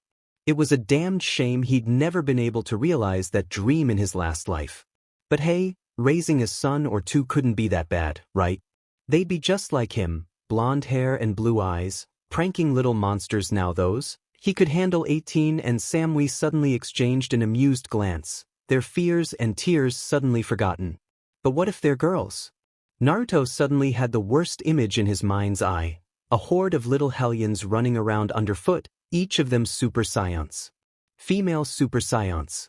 Not playing with their dollies or dressing up, but wrecking entire planets over the most childish of squabbles, producing temper tantrums that made the earth herself quiver.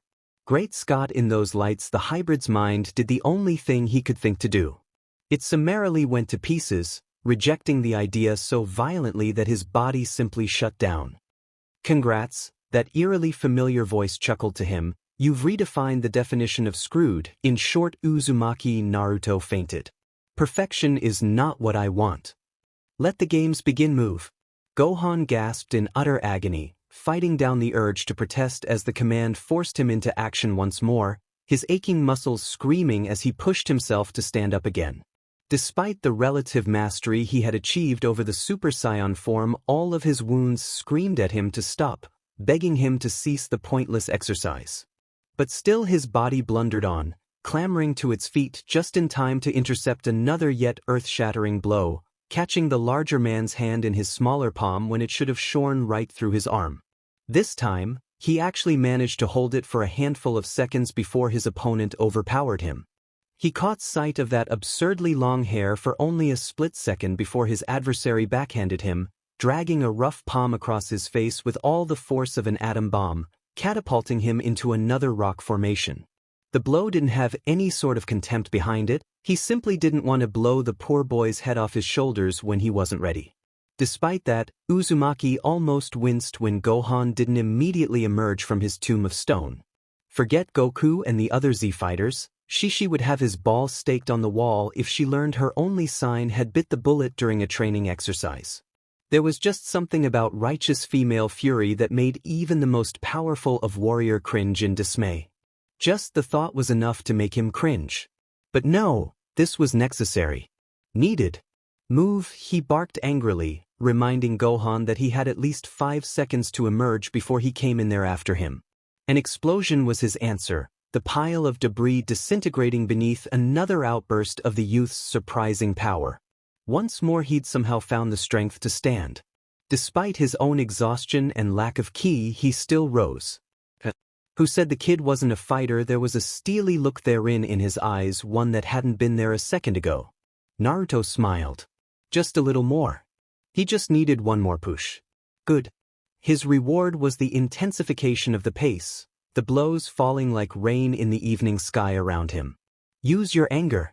Let it all go. Remember what Cell did to all those people. Naruto deflected a strike aimed at his head, using his other hand to smash through Gohan's guard as though it were made of glass and bringing a knee up into his opponent's chin, sending him tumbling away. It would have been but a trifle for him to pursue and end the fight, but instead he stood his ground and barked out the order once more.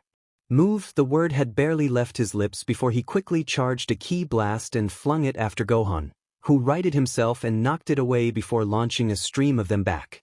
Naruto didn't even bother to dodge, letting out a Kaie-infused yell and shattering the barrage of energy attacks as though they were made of naught but glass. Gohan saw this and blanched. Is that all you have, Gohan? Naruto taunted, beckoning him forward with his golden tail. I thought you were a little stronger than that. Imtring, not strong enough, you aren't. Ordinarily it would have been his father training him, urging the young scion to push past his limits in the hyperbolic timer chamber.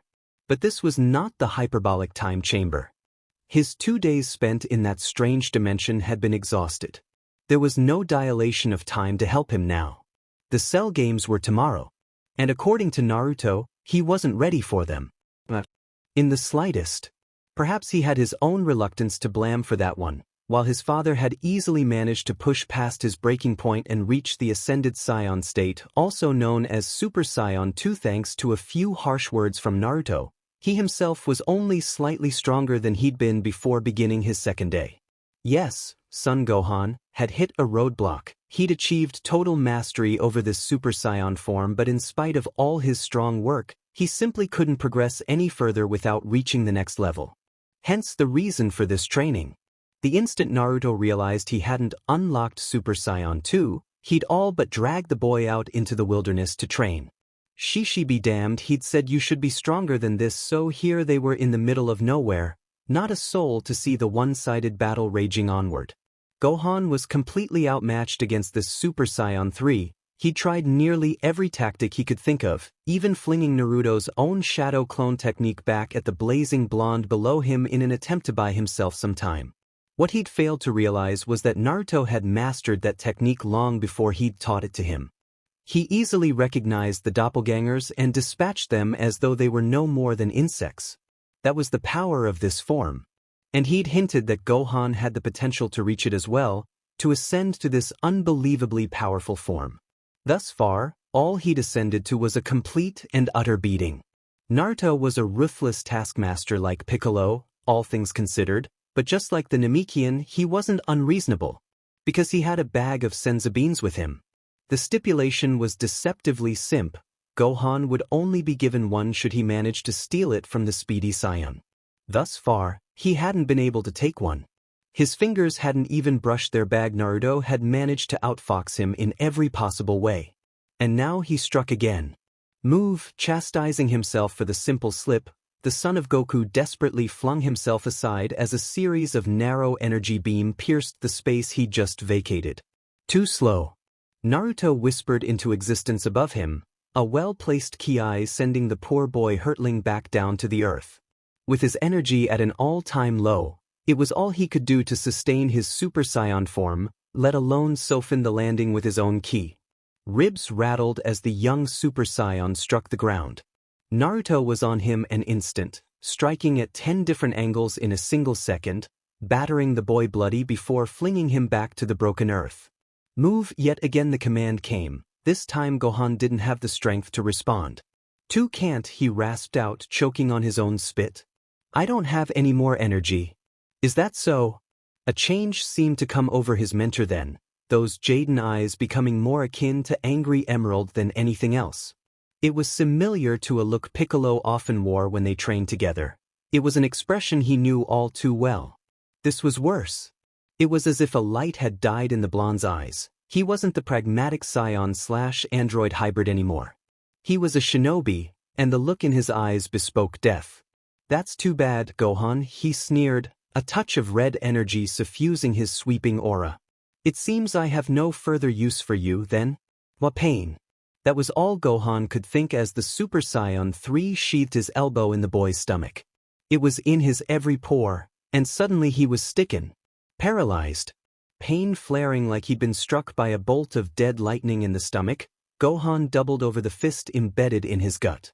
Sweat flew off his hair as it made a forward whipping motion, and bile and a bit of BLD was coughed up as a result of the attack, causing BLD to well up in his throat. "Does it make you angry?" Naruto snarled in his ear, his voice layered with anger. "Knowing how weak you are. I can't hear you." Like an ant he was smashed down again, snarling. This was too much. Naruto's power pressed down all around him. It was as if an ocean had settled upon his shoulders, crushing him without so much as a thought. The very act of breathing was a painful act in and of itself. He couldn't handle this power. He was going to die. "Is this all you have?" Naruto growled, seizing a fistful of golden hair and dragging him off the ground. "It's not enough." Whipping his hand around, he slammed the younger Saiyan into the ground with enough force to form a mile-wide crater. "You have more, I know you do, so bring it out, bring everything out, everything." He held him there, steadily grinding the boy's face deeper and deeper into the dirt, uncaring for his cries of agony. "Everyone will die, son Gohan, do you understand me? Your mother, you father, Piccolo, Krillin, everyone, if you don't show me your full power right if now I am going to kill them. All of them." Slowly, something broke deep inside of Son Gohan. The strings of his emotions, held taut for so long, suddenly snapped. Something came loose deep within him, welling up despite all attempts to prevent it. Why was he resisting? Why was he holding back at all? Did he want to die? Did he want to lose everything? No throwing caution to the wind, Gohan gave himself to this power, embracing it at the very core of his being as he'd always been meant to do. His words were broken but savage, muffled by the earth. What? I said I won't let you. The entire crater was suddenly swallowed up by the brilliant aura of the gold-bathed fighter, thick cutlets of lightning exploding into existence around him, his muscles swelling with power. But even that wasn't enough to free him from the foul grip crushing his skull. Super Saiyan 2 wasn't enough. If anything, Naruto squeezed harder, those large fingers pressing down with enough force to draw BLD. Desperate, Gohan dug deeper, plunging headfirst into the well of power he knew he had somewhere deep inside. Naruto had told him countless times that he had great power within him, power even greater than his own. All he had to do was release it, drop all restraints. If he didn't draw it out now, then this would all be for nothing, nothing at all. His body bucked, convulsing with the energy warring within him, stronger than ever before. Kicking and thrashing, scratching and screaming, he hauled it out. Naruto jerked back as the boy erupted into brilliance, all his power pouring forth in a single, monumental scream. Smoke sprayed out from the crater, forcing him to raise a limb and shield himself from the boy's roaring aura of power. For a second, just a second, wondered if he'd gone too far. Then he remembered what was at stake: 18, Samui, their unborn children, and decided that the ruse had been worth it after all. He had called upon the darkest part of himself, and it had answered, pushing Gohan into a corner until he had no choice but to come out SW. With an effort, he forced it back into its cage, willing it away as he waited for a sign of the boy's new power. He wasn't disappointed. An unseen wind tore through the crater, revealing the boy's form to the world. Gohan stood taller than he'd ever bore, his hair longer, standing sharper with only a single lock still falling down over his forehead, the rest spilling down his back in a cascade of molten gold. Its color was now a deep saffron's, shimmering with untold energy. Jagged arcs of blue electricity swirled around them both. His eyebrows were gone, deep ridges standing out where his brow had once been. Was set, serious and sober, eyes balefully set on the horizon ahead of him. Naruto felt his own grin grow as he looked on, dropping the menacing facade he'd erected, until this very moment. The boy's powers were raw, ki seething untamed just below the surface. And it was stronger than him. The older Saiyan whistled, his whiskered cheeks pulling themselves taut in a stern smile. Now that's more like that was all he had time to say before the Demisaiyan's fist cut across his face. Rather, he tried. But Gohan was unused to his new power, and in the crucial seconds it took to adapt, Naruto had already caught the boy's fist in hand and held it away. A spark of pain lanced up his arm and into his shoulder. Shit, the kid barely had a handle on this power and it already hurt this much. Give him a few years of training and he'd been unstoppable. Even at full strength, he found himself hard-pressed to hold the boy back. The twin Super Saiyan 3s leered at one another for a long moment, neither speaking. Easy there, Tiger. Naruto warned at last, his voice a dangerous growl. Don't lose yourself. Remember who you are. It took a moment for those words to settle in, but gradually, the boy's furious expression faded. He made no move to release his hold on the new form, but his aura abated to a less lethal level. You tricked me, he growled in realization, his voice on edge.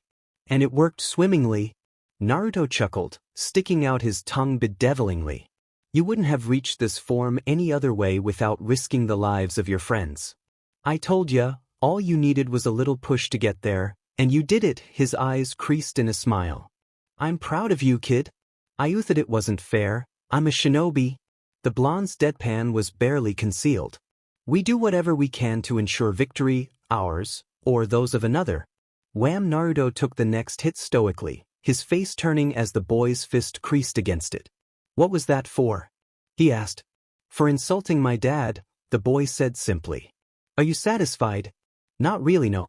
That's the spirit. Naruto said nothing more. He merely smiled and spat out a tooth. It'd grow back anyway.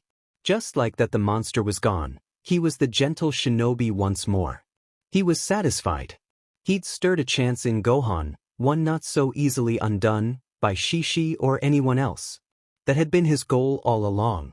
Now that Gohan had reached it, there was but one thing left for him to do. "I've got one last thing to teach you, kid." "Well, you look like a..." Naruto craned his head as he trudged back into Capsule Corp, almost smiling as 18's familiar retort reached his ears. Gohan had pushed him a bit there towards the end before the boy finally got a handle on his incredible power, at least to enough of a degree that he could wield it without imploding. He was well aware of the painful bruises all over his body. From his ripped clothes to the remnant of the acrid fumes that clung to them, he was a pathetic sight. He looked across the way towards her, half expecting to find her finishing up her training, and his jaw dropped. "Look, I know you're Arjun and tea, but already." He pointed at the strange dish in her hand as she lounged on the couch. "Pickles and ice cream. It's not my fault if I have cravings," she pouted. "You're not even showing yet. By the way," Samui piped up, distracting them as she dined on her own odd dish of waffles with ketchup. "Yuck, that kid, what was his name, Trunks? I think he made a wish on the Dragon Balls while you two were away, having you bonding moment." That would explain why the sky had grown dark during Gohan's transformation. That hadn't happened when he'd ascended to this level, so he'd thought it odd at the time, but at least now he knew why. "Vegeta? Vegeta?" Naruto's only response was a half-hearted shrug. If the kid wanted his father back that badly, fine. Vegeta was no threat to him now, and even if he were, he'd just kill him again. So long as he had 18 and Samui by his side, everything was all right. Besides, it wasn't as though the prince was honestly foolish enough to attack him again. Uzumaki-che, he hadn't called him an android. At least Naruto sighed as the door slammed open with a sudden burst of ki, calmly raising a hand to extinguish the blast that followed. His fingers closed around it, snuffing the golden glow out like a harmless candle. Lowering his still smoldering palm, he inclined his head towards the figure standing in the door with a slight smile. "Something you wanted, Vegeta?" The prince of all 3.5 scions stormed into the room with a growl, fully transformed and ready to fight. And for a moment, Naruto thought he would. Instead, he just stood there silently smoldering in anger as he realized his attack had been negated so easily. One glance at the ex-Jinchuriki's golden hair, jaden eyes, and incredible aura, and it looked as though he might suffer an aneurysm from sheer anger. As it were, a slight sneer creased his face. "I understand I have you to thank for my stay in Otherworld. What, they didn't send you straight to hell? Or is it HFL? I always get the two confused." Once more the prince's face purpled in anger. "That's Bulma's Piernanti again, by the way." Naruto cut in, enjoying his consternation. "What? Relax, it's not mine. I'm not like that." Naruto casually inspected his nails as though he could find a non-existent grain of dirt in them. Gero had been far too meticulous to allow something like that. "Pretty sure she's going to name the kid BR, though. What a name, ain't that a surprise? You might have another little super scion on your hands soon. Of course, she won't be able to compete with my girls when they get older, but you can't win them all, am I right?"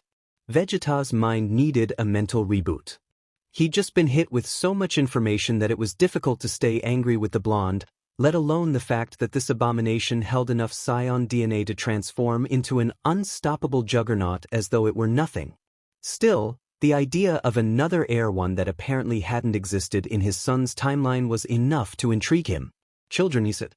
"Well then, his be many times that of any demon spawned by these damned washing machines. Yes, that was it. It was enough to cool the man's anger, if only marginally." "We will speak of this later." Boich Naruto saluted smartly. "Yes sir, your royal assholeness. If looks could kill, the last Uzumaki would be a pile of limbs on the floor." Grumbling to himself about toasters and whatnot, the brooding scion stalked back outside. He did not return. "So how'd I do?" I give it a 9. 18 shrugged, digging out another spoonful of ice cream. "What?" Naruto whined, despondent. "Why not a 10? Because you didn't kick his butt?" Samui added primly. "Right." There was another silence. "So, can you get me more of this?" 18 lazily held out the now empty bowl. When she'd finished it off, she had no idea. "Look, I really don't think that stuff's good for you. Get me more, goddammit." "Me too." Samui joined in thunderously, quashing any argument he might have attempted. Naruto scampered to do just that, cringing slightly to himself. He knew better than to argue with a PR blonde, let alone to forget Cell. He was more afraid of his girls. It was with a perfect smile that Cell watched his opponents assemble before the ring he'd created the next evening. They were all here, each and every one of them. Those Scions and their half-breeds, Piccolo and the humans, even 18 and that other lesser model he tried to blast the other day. Looking back, he found it strong to believe he'd actually been afraid of her uniting with Naruto. Clearly, that had been a mistake on his part. Nothing could touch him now, certainly not Vegeta. Had Cell an eyebrow, he would have corked it. So, they'd seen fit to revive him after all. How quaint. If the prince's stoic expression was anything to go by, he'd done quite a bit of powering up since his return to the land of the living, even going so far as to achieve the natural Super Saiyan state, same as Goku and Gohan. He hoped for his sake that he had more than that. The game would be dreadfully boring otherwise. But where was the main event? Where was 21? Where was Naruto? He didn't see him amongst the others. Surely he hadn't decided to run away. It was faint, but he could sense a short fluctuation of power in the distance, growing stronger, approaching rapidly. There, last but not least. Ah, there you are, Naruto. A grin creased his face. And just in time too. I can hardly wait. He appeared swiftly on the horizon, his aura a strange tinge of goldish red. Naruto. His body tingled with anticipation as the Super Saiyan landed, a stray spark scrawling outward from his form. With the power he'd gained from Broly, his victory was all but guaranteed. He would savor what each of these fools had to offer, and then he would end them. Swiftly, of course. It would only be merciful to kill them quickly after all this planet had given him. So, who'll be first? Cell's eyes cut across the arena, glowering on the fuming form of Hercule. The imbecile had remained silent until now, shocked by so many fighters landing, but he would be ignored no longer. How dare they ignore him like this? Did they have any idea who he was? Now listen up, you ignorant Hicksaitic. The so-called champion dropped like a sack of bricks. Naruto's fist descended suddenly, smashing the fool on the back of the head with less than 1% of his power. It was a mercy, really. Cell was in no mood to play games. The poor human would have been atomized if he so much as set one foot in the ring. You're not strong enough, champ. He replied scornfully. Leave this to the professionals. Oh my, the television announcer cried, aghast at Hercule's sudden knockout. This strange newcomer has just dropped the world champion of martial arts like a ton of bricks. Who is this mystery man? This stranger who felled the people's champion with a single blow. Naruto blinked in surprise, completely and utterly baffled as the microphone was moved before his visage, the camera zooming in for a close-up of his face for all the people of the world to see. I am Uzumaki Naruto. He waved, grimacing slightly. What the hell was this thing? He'd never seen a camera before in his life. Whomever this fellow was, he certainly switched loyalties rather quickly. Do you have any words for the people on how easily you defeated the humanities champion? Because was weak. And do you now plan to defeat Cell yourself? Of course, Baka. 18 groaned, face-palming. We're going to get so much publicity because of this. Yes, but he's our Baka. Samui seconded with a slight smile. What is that thing, Annie? That is a camera. And a camera is... Another facepalm. That aside, it's time to get down to business. Ignoring the persistent mic-wielding man, Naruto stepped into the ring. This was it. He would be the first to fight. Despite Goku's eagerness to take on Cell's newfound power, he was determined to have his turn first. That loud fool, Hercule something or other, would live to see the next day maybe. We all know what happens when an ant tries to stand up to a hurricane, don't we? Imagine the fate of Earth's greatest champion, if you will, when forced to try and face such a foe so superior to him. Nuff said. Are you first, Nah? Cell sighed as he beheld his adversary, purple eyes twinkling in the full moonlight. Such a pity. I would have liked to save the best for last. He was so very glad he'd decided to hold the games at night, rather than the afternoon. He felt it lent a more menacing air to the fate of Z fighters, forced to face him one by one until the shadow that was his perfection purged them from the world. How very fitting. If the best of the bunch wanted to be the first to die, then who was he to refuse him? It would only serve to cause his friends to despair. He could just see their faces now, as if sensing that very thought. Naruto laughed. It was a deep, throaty sound. A spark of red flitted through those jaden eyes, and for a moment, just a moment, the mighty android felt a presence. A cold chill draped its pall across him, eliciting a slight shiver from the supposedly unfeeling piece of perfection. "I'm going to crush you," it said, snarling in vicious delight. "I'm going to destroy you, I'm going to mince you." Cell blinked, wondering at the voice he'd heard. How odd. Must have been his imagination. Surely there wasn't another consciousness trapped within the man. That was preposterous. Even if Dr. Gero had done such a thing, he was superior, he was Cell. No disembodied voice would rattle him. Naruto breathed out once, exhaling a thin cloud of steam into the night sky. "Sorry to disappoint you." "Disappoint me?" Dr. Gero's second greatest creation readied himself for battle, sliding one foot forwards, arms raising at his sides. "Far from it, this is everything I've wanted and more. We've become stronger, the both of us, since we last met. I can't wait to test out this new perfect body of mine. This our place, our battle. To the victor goes the spoils, this wrecked little planet, and all who inhabit it." The tension seemed far too thick. Not even the sharpest knife could hope to cut it. "Then what are you waiting for?" "This?" The green android grinned merrily, making a swiping motion with his finger. Ding! Scarce had he spoken than Naruto flashed away, vanishing in a small thunderclap. Zip! Cell blinked, momentarily feigning shock. This was part of the game after all. There was no point in playing if he couldn't enjoy himself. "There you art." He raised a hand over his back, narrowly catching the electric blue blur snapping towards his head. Beneath them, the ring groaned in pain, a tiny crack etching itself into the stone surface. Naruto held back a snarl when he realized he'd been blocked, his aura spiking dangerously as he struggled against the hand locked around his leg. Cell's grip was surprisingly strong, but not unbreakable.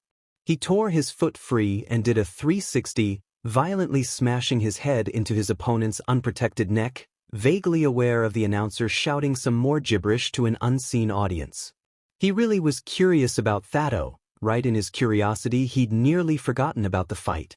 "Injustice," he snarled, driving a fist into Gage. Cell grunted, genuinely surprised by the unorthodox maneuver, cringing against the attack. Naruto didn't waste any time, driving the base of his knee into the dark demon's back, intended to cripple him with a single blow and end him with the next. And he would have too, if Cell hadn't vanished into thin air. A slight rustle of movement was his only warnings, then fist met fist and elbow greeted elbow as the green android fell on him in a flurry of blows. To the naked eye, the ire attack was little more than a blotted blur, but to those of the fighters, nearly a dozen blows exchanged in an instant. "Not bad, no." He rubbed a hand against his shoulder. "It seems you've managed to increase your power quite a bit since last we met. I may actually enjoy myself. Shall we continue?" The blonde's only remark was twofold. "Super Kaioken." The ring buckled beneath him with these words, cratering outward beneath the sudden explosion of power. Still higher the aura raged, large chunks of masonry floating upward as he rapidly ascended to new heights. That saffron gold of his Super Saiyan 3 aura mingling with the trademark red of the Kaioken. Smirking, he beckoned, and frowning, Cell advanced. It was a complete reversal. Naruto made a massive mockery of the larger warrior, sidestepping rapid kicks and powerful punches with ease, all the while leaving his arms crossed on his knee. When the hybrid finally decided to block, it jarred every bone in Cell's body, but not nearly as badly as when he received a single kick to the middle of his back, making his teeth rattle violently as he skidded across the tiled surface of the ring. When he got up, he actually felt pain. Pain, flooding this perfect body of his. Granted, he wasn't yet fighting at full strength, but still another punch met a similar fate, his fist shattering a large portion of the ring when it failed to hit its elusive target. "What's the matter, Naruto called, whispering into existence behind him. "Is this all you have? I'm not even warmed up yet." "We'll just see about that." An eerie green aura. Broly's aura overcame the perfect android, his muscles bulking ever so slightly beneath the strain. Not enough to affect his speed, but clearly enough to increase his new abilities tenfold. Cell charged the smiling scion, who leapt into the air with only the smallest instant to spare. He'd clearly underestimated his opponent's new speed. Before Naruto could spin around for the defensive, Cell overwhelmed him with a series of well-struck fists to the stomach. For the first time since their fight had begun, the whiskered warrior actually hissed in pain. One hand drifted to his stomach, cradling what had to be a broken rib even with Gero's modifications. How wrong he was. Because the blonde was smiling. Now that's more like it. His smile was light-hearted, his grin only growing. I was curious to see if you were holding back. Seems I was right. You have no idea. Then he was gone again. So much for the warm-up. Dr. Gero's greatest creation spun around with a sneering laugh, his form rippling as the blonde's fist hurtled through the space he just occupied. Afterimage. Naruto vanished again as well, his predecessor's heel phasing off course as he disappeared for a second time. That was all the Z fighters beheld before the shockwaves started, silent explosions shearing through the air over their heads in rapid succession, the earth quaking in fear under their feet as the two titans duked it out. With the fate of Earth on the line, nightmares never last. One day you wake up and they're gone. Perfection. The moon trembled. Her face shone down on the sundered scene of battle, quivering in silent fear as two gods battled it out with one another, the fate of her sister planet firmly on the line. Shockwaves shook their world to its very core. Each blow, no matter how accurate or otherwise, split the terrain and sent sparks skittering. The ring lay in ravaged ruin beneath their feet, wholly forgotten by its combatants, shouts and grunts of exertion prevailing over the other sounds as they took themselves to task and unleashed all hell upon the planet. Lightning shot through the grief-stricken sky, bolts of heavenly wrath making themselves known as the pair tore the planet asunder. No one could stop it, could stop them. To step between these two now guaranteed certain death. Not even Goku would dare to interfere. As if he could, Earth's greatest hero could no more interfere than he could stop the moon from setting and the sun rising. Any attempt to interfere between these twin titans would only result in death on his part. He knew this to be true. And so too did a certain prince. I was a fool. Vegeta cursed himself as he watched the wicked warriors war across the ring, damning his pride for what felt like the umpteenth time.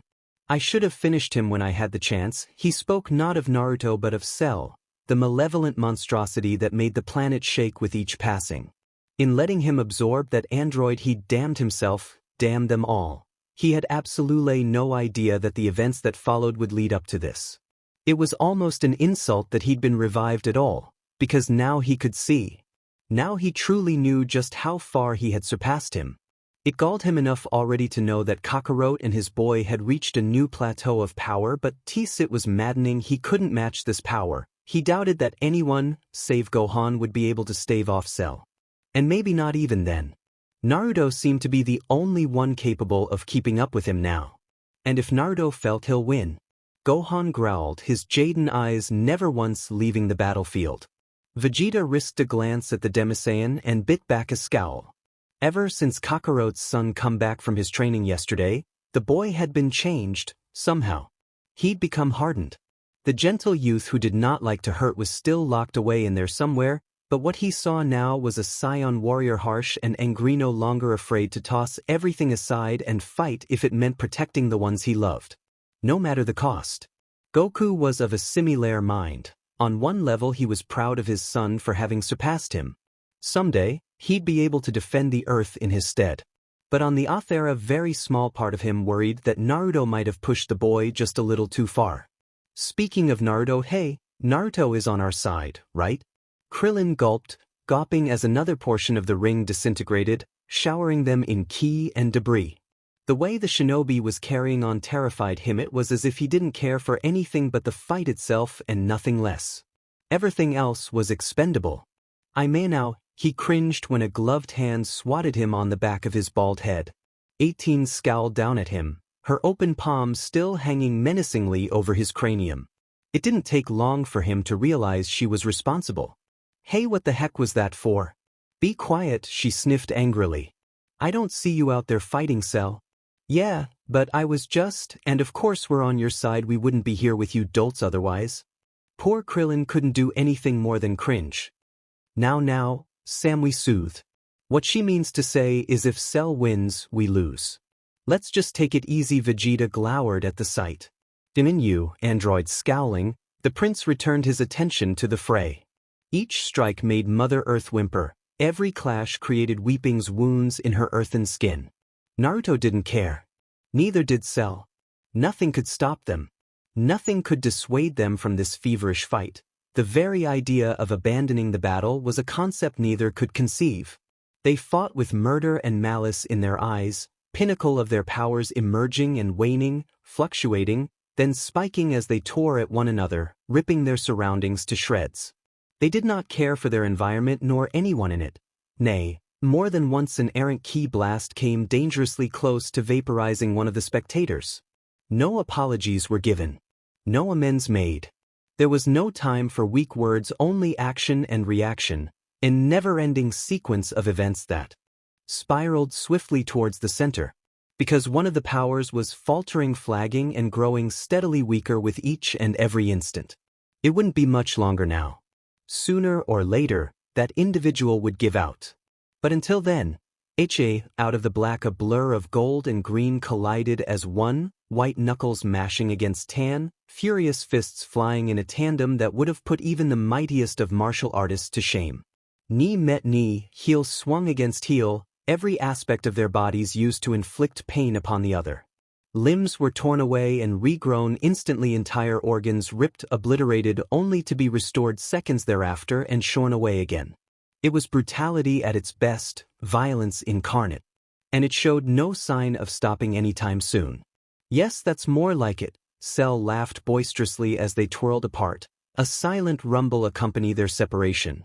You truly have exceeded all my expectations and more, Naruto. He paused, knuckling a trickle of blood away from his chin with his good arm, his delighted grin growing more maddening as everyone looked on. He stared down at the severed stump that had once been his left limb, obliterated just below their elbow in a swathe of tattered flesh. Once, the idea of losing an arm would have infuriated him to no end. Now he merely laughed. To think that one of Dr. Gero's own creation would give me this much of a challenge, he continued, his smile brightening into a sneer. It's such a shame the rest of these fights won't be this good. An errant idea, the slightest thought, was all it took to restore the ruined appendage, leaving him complete and whole once more. Naruto turned aside and spat, expelling a wad of bloody spit from his mouth, refusing to reply. Sweat burned in his eyes, his uniform lay battered and torn, stained with sweat from his exertions against the mechanical monstrosity. The jagged hair of his Super Saiyan 3 form bristled with unrestrained energy, the full of his power struggling to stay at its apex in spite of his own imperfection. It was like trying to pull teeth. For each instant he was able to hold onto his energy, his body suffered, muscles tearing themselves apart beneath the combined energies of his Super Saiyan body. For all his newfound powers, his control was still as tenuous as ever, all his energy threatening to slip right through his fingers when he needed it most. But as they say, all good things must come to an end. The air was suddenly alive with thick cutlets of energy swooping down at his unsuspecting head. Caught off guard, he suffered the full brunt of the blast, crashing down to the ring below, barely bracing himself before his outstretched palms smashed into the already fractured floor. Your mind, Cell was suddenly upon him, his fists a blur of white and mottled green, leaving the hapless hybrid helpless to do anything but defend. Forcing him back until he could feel his boots brushing the edge of the ring, feet seeking traction where there was none to be had. His opponent sneered and swung down once more, certain his victory was finally at hand. And perhaps it was. Even with the might of the Kaioken backing him in addition to his own flagging reserves, Naruto knew he was going to take the next hit. Whether he liked it or not. The only question remained, could he return the favor? Time slowed to a fraction of its former self. He watched the next blow unfold in a series of slow frame-by-frame movements. This was going to hurt like hell, but he was certain he could stop his predecessor from hurling him out of bounds. And then it was over and fate flowed on. Now, Cell snarled, fists snaking out and shattering the ground, Naruto only jumping forward at the last moment and avoiding a quick death. Instead of barreling into his unprotected face and snapping his neck like the fragile twig it was, the android's crackling fist plunged into his stomach, sheathing itself to the elbow. Painful didn't even begin to describe it, that bone-jarring sensation of having a fist literally buried in your intestines and brushing up against your heart. But it didn't kill Naruto. Nay, the whiskered warrior had endured the blow stoically and rooted himself to the ring. Smirking, he swung upwards, driving his own clenched knuckles into the android's unsuspecting gullet. Now it was Cell's turn to scream, a roar of undiluted rage as a tan limb stabbed into his armor, cutting him like butter and bending his body double. He got him, Trunks crowed proudly behind him, the young Demisayan confident that the final blow had been dealt. It hadn't. Yes, that's the way. Cell grunted, raising his gaze, a sliver of BLD snaking its way through his clenched teeth. To think that you'd actually make me feel pain, he was suddenly gone, upward in a bolt of light, saving himself the humiliation of being thrown from the ring. Launching himself upright in fierce pursuit, Naruto unexpectedly found himself face to face with the visage of his adversary, the narcissistic bot having stopped midway through his ascent. Those violet eyes regarded him intently, their owner's bleak body framed against the full moon, wings spread behind him like an avenging angel. "You nearly fell out of the ring." Cell sneered, the words drifting down to him as though they were from on high. "If you had, I would have been declared the winner of this little match of ours." A wry smile tugged at that pale face. "Is the game too strong for you, 21? Shall I make it easier?" Naruto was forced to watch, dumbstruck as his predecessor extended a hand. "Perhaps this will make things a little more interesting. I am tired of being confined to that ring anyway. As are you, I trust." "Hold on," Jaden eyes bulged, comprehension dawning in those narrow orbs as he sensed the buildup of ki. "Wait, what are you? Impossibly," the malevolent machine's grin only grew. "Oh, and you might want to tell your friends to clear the area." Chung, the Super Saiyan whipped around, the word exploding from him in a violent shout. "Get away from the ring now." Everyone was quick to heed his warning, everyone save a group of rather pesky humans who just stood there, dumbfounded. Naruto felt a muscle jump in his jaw. He'd never been one to stand by and let innocents die. Even when they deserved it. It would be so easy, terribly so, to just let those posers perish in Cell's blast. Really would. And yet, oh, goddammit, against his better judgment the blonde juggernaut streaked downward, crossing the space between heaven and earth in the blink of an eye. Hercule gaped, flabbergasted, having only just coming back to his senses by the time the whiskered warrior phased into existence before him. "What the? Move, you dolts!" Naruto swung around, hurling Hercule and his entourage away with a well-placed ki. He could only pray it was enough. Indeed, that was all he had time for before a blinding explosion slammed into his unprotected back, consuming him in pain and the inferno. All the world erupted around him, blackness creeping up at the edges of his vision as Cell's blast took its toll, tearing great swathes of destruction through it, both the ring and himself, sparing only one. Naruto Samui screamed into the light. 18 simply groaned, a small hand pressing into her face.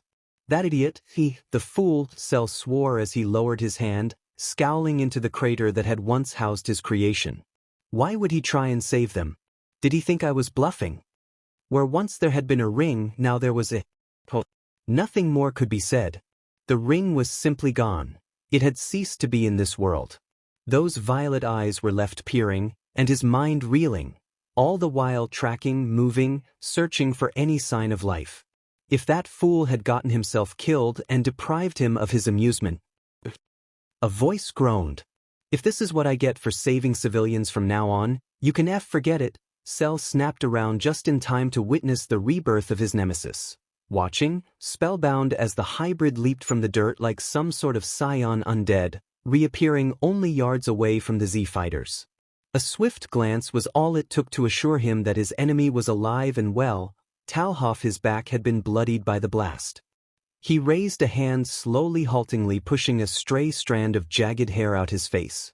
His muscles shrieked at the motion, fingers twitching spasmodically from the effort. "It's no good," he mused, forcing them into a fist. "My body's losing too much energy. I need to end this soon." "So you survived?" Naruto grunted at Vegeta's angry snort. "So sorry to disappoint you, your royal assholeness." A ways behind him, Krillin snickered. The proud prince sneered, ignoring the bald monk. Just remember, boy, I'll be the one to kill you. There was a silence. Finally, Naruto deadpanned. Remind me why I let Trunks revive you again. The purplet made a squelching sound. Likewise, the slow purpling of his father's face was priceless. Now it was Goku's turn to laugh. Damn it, Kakarot, Vegeta snarled. I'll kill you too. I'm sorry, the Super Saiyan gasped out between bouts of side-splitting laughter. It's just so funny. Naruto stared at the two rivals for a moment and shook his head. Only Goku could laugh like this, unflinching in the face of danger, despite the fact that they might never live to see another sunrise. And still, he hadn't changed, hadn't given up in the hopes that the day might somehow still be won. Demon these Saiyans. He was actually starting to like them a little bit. Do you need a senzu bean? Gohan asked as his second mentor strode past him. Another sad failure of this body. As much as he was Saiyan and Shinobi, he was still part machine. Korin's beans wouldn't do a thing for him. Perhaps when he was perfect they would be able to affect him, but in this flawed state, such a thing was impossible. I can't take one, remember? Part android. He chuckled at the boy's aggrieved expression. Don't look at me like that. I'll be just fine. Slap. Everything froze as an open-palmed smack collided with his face. Okay, maybe not. That was all he had time for before Samui and 18 got a hold of him. You stupid selfish idiot Baka and Naruto no Baka. The former berated him tearfully, grabbing him by the lapels of his GI and shaking him to and fro like a hapless ragdoll. What were you thinking? Were you trying to get yourself killed or something? Do you want me to raise this child as a single mother? What are you talking about? Naruto groaned as she jarred him back and forth, Jaden eyes rolling back in his head like a pair of marbles when she finally ceased her shaking. I was just being a good Samaritan, for crying out loud. There's nothing wrong with Arg. Of course there's something wrong with that. 18 took that opportunity to give him a few extra shakes for good measure. You're not allowed to get yourself killed. 21 I will not raise this child on my own, do you hear me? 18 Yuri making medizi, lucky bee. Krillin groused. To think, that could have been him she was fussing over. If that's what you humans call love, leave me out of it. Piccolo muttered aside. Gohan didn't very much understand it himself, and he wouldn't. Not for another 7 years. For now the young Dim Saiyan was simply baffled that someone as powerful as Naruto was allowing himself to be shaken as if were no more than a powerless peon. Perhaps it was some innate inner power all females possessed. Like his mother. She could be really scary sometimes. Even with his newly learned skill of shadow clones, she very nearly hadn't let him come with Dad today. Not that she would have been able to stop him, though. It was a near thing that Naruto insisted Gohan was stronger than all of them. Unbidden, he thought back to a young girl he'd met several days ago before Naruto had nearly beaten him within an inch of his life, someone who had expressed an interest in his well-being and even of seeing him again once the nightmare of self finally ended. Would she be like that when she was older, he wondered. Gohan hoped not. Regardless, this confirmed his earlier hypothesis. Girls were scary. If the three of you are quite done with the comedy routine, I have a match to finish, Cell huffed, drawing their attention once more, thankfully with words instead of a beam. I'm beginning to lose my patience. We do, don't we? Naruto turned, shaking himself free of 18 with a kindly glance. Be right with you. He turned then, capturing the blonde's lips in a scorching embrace that had male viewers everywhere green in envy, followed by those of a pouting Samui. I won't die, he soothed them. Promise? Are you finally ready to finish this? 21.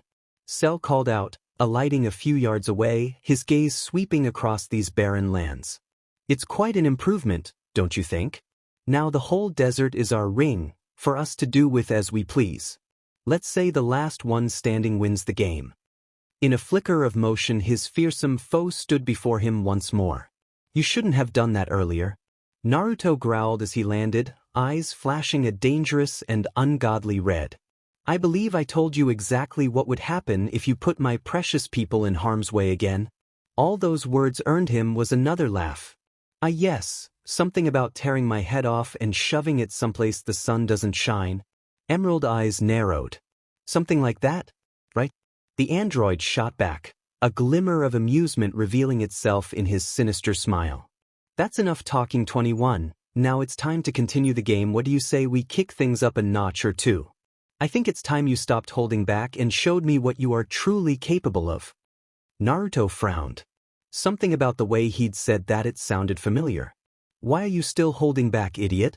Shaking that thought aside, he leaned forward, boots gritting against the ground. Then he was gone. Way ahead of you, Cell's gaze snapped aside as his adversary vanished in a crackle of unseen motions, just as a pair of power-swollen knuckles to smash down into his head from above. Even as his skull struck the soil, he was wrapped in motion, his heel crackling outward in an electric green blur to spear the oncoming shinobi, flinging him down into the dirt beside him. Grunting, both men shook themselves and rubbed at their now aching sore jaw, dirt and debris rolling off their bodies from this brief dirt nap. Cell scowled at him, and in that gaze, Naruto saw a familiar emotion. Annoyance.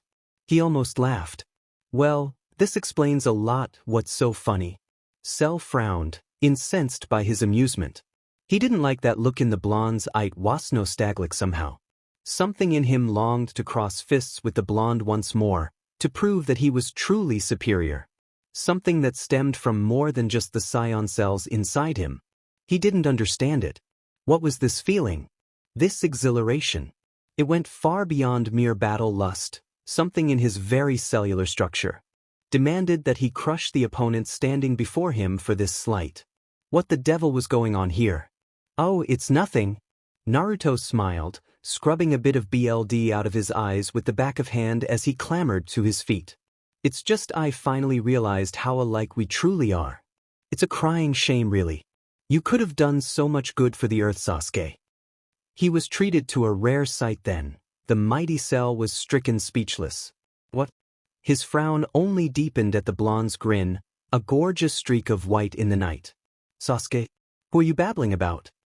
Up on the overlook, Samui very nearly guffawed.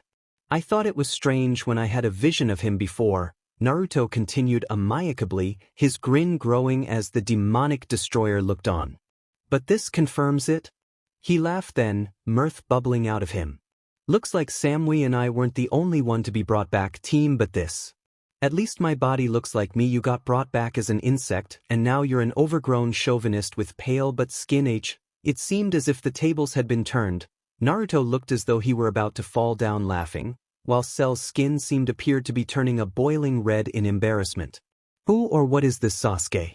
I am Cell. Enough of your misbegotten delusions. Wow. Naruto snickered. You don't even remember your own name, do ya? I feel sorry for you.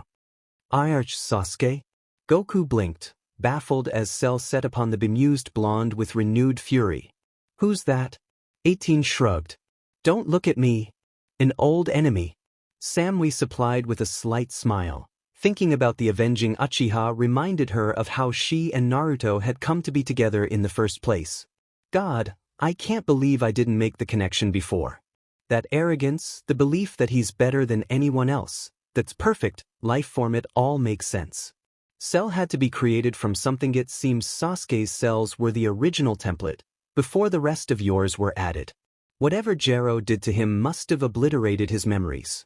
Still, if Naruto says that thing is his old teammate, then he probably is. Does this change anything? Piccolo frowned. If Cell was an acquaintance of Naruto's, then their staunch ST ally might become their greatest enemy. Hardly. Samui sniffed, offended by the inquiry. If anything, Naruto's going to beat him harder. Though he might try to redeem him, and let's not forget what Cell did to the two of us. 18 added primly.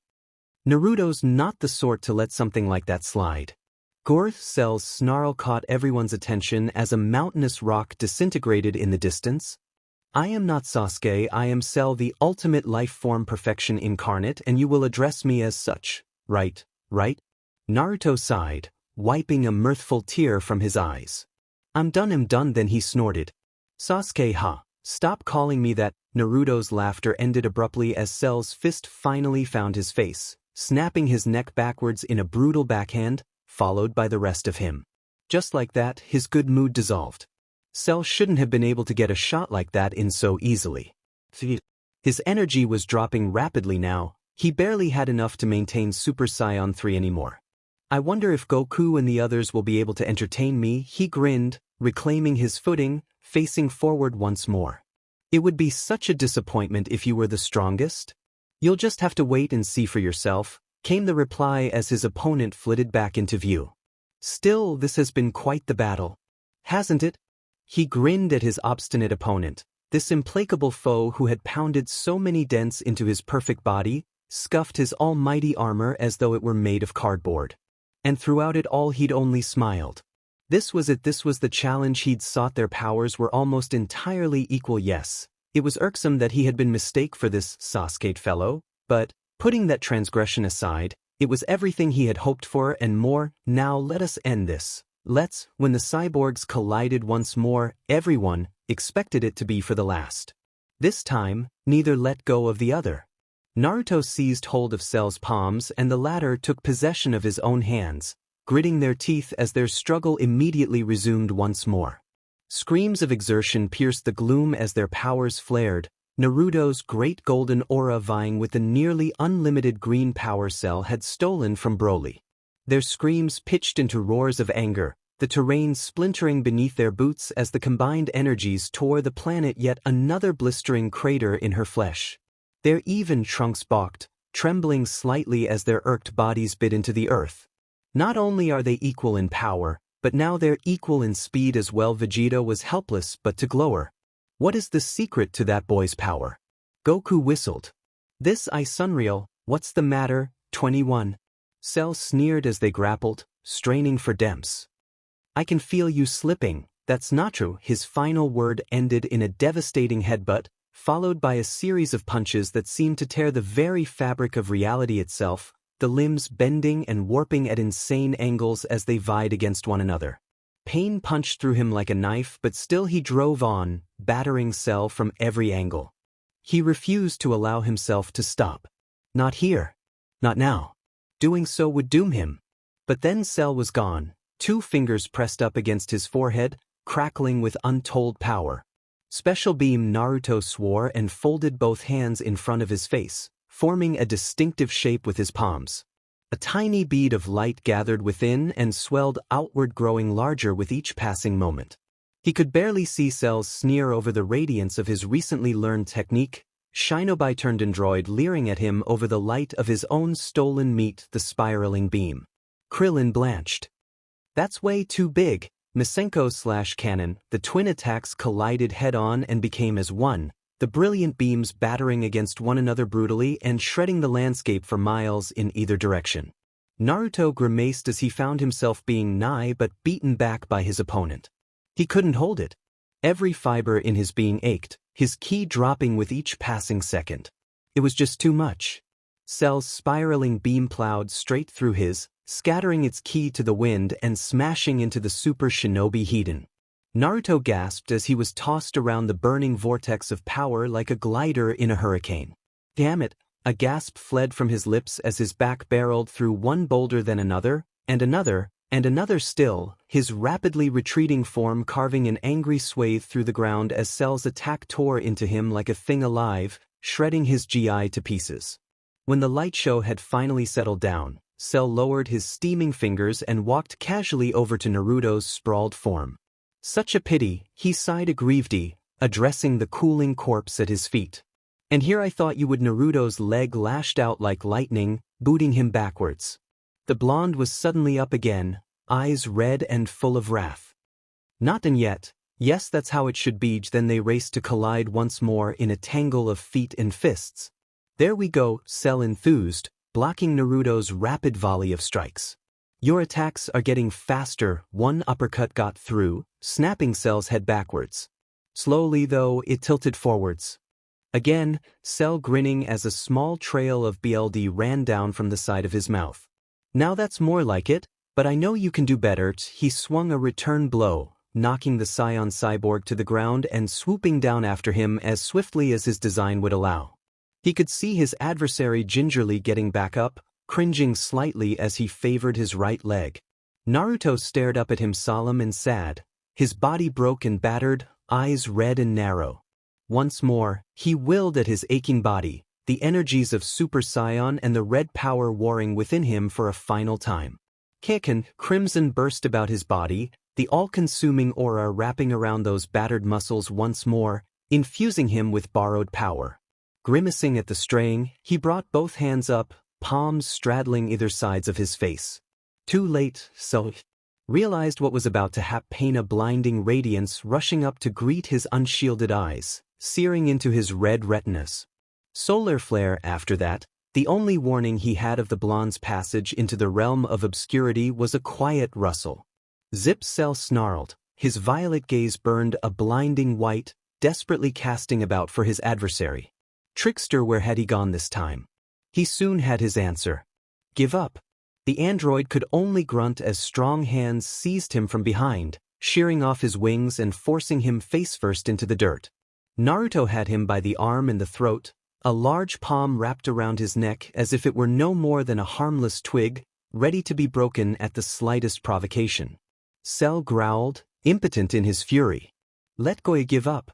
Naruto's rough voice ground out over his head, that large limb forcing him deeper into the dirts.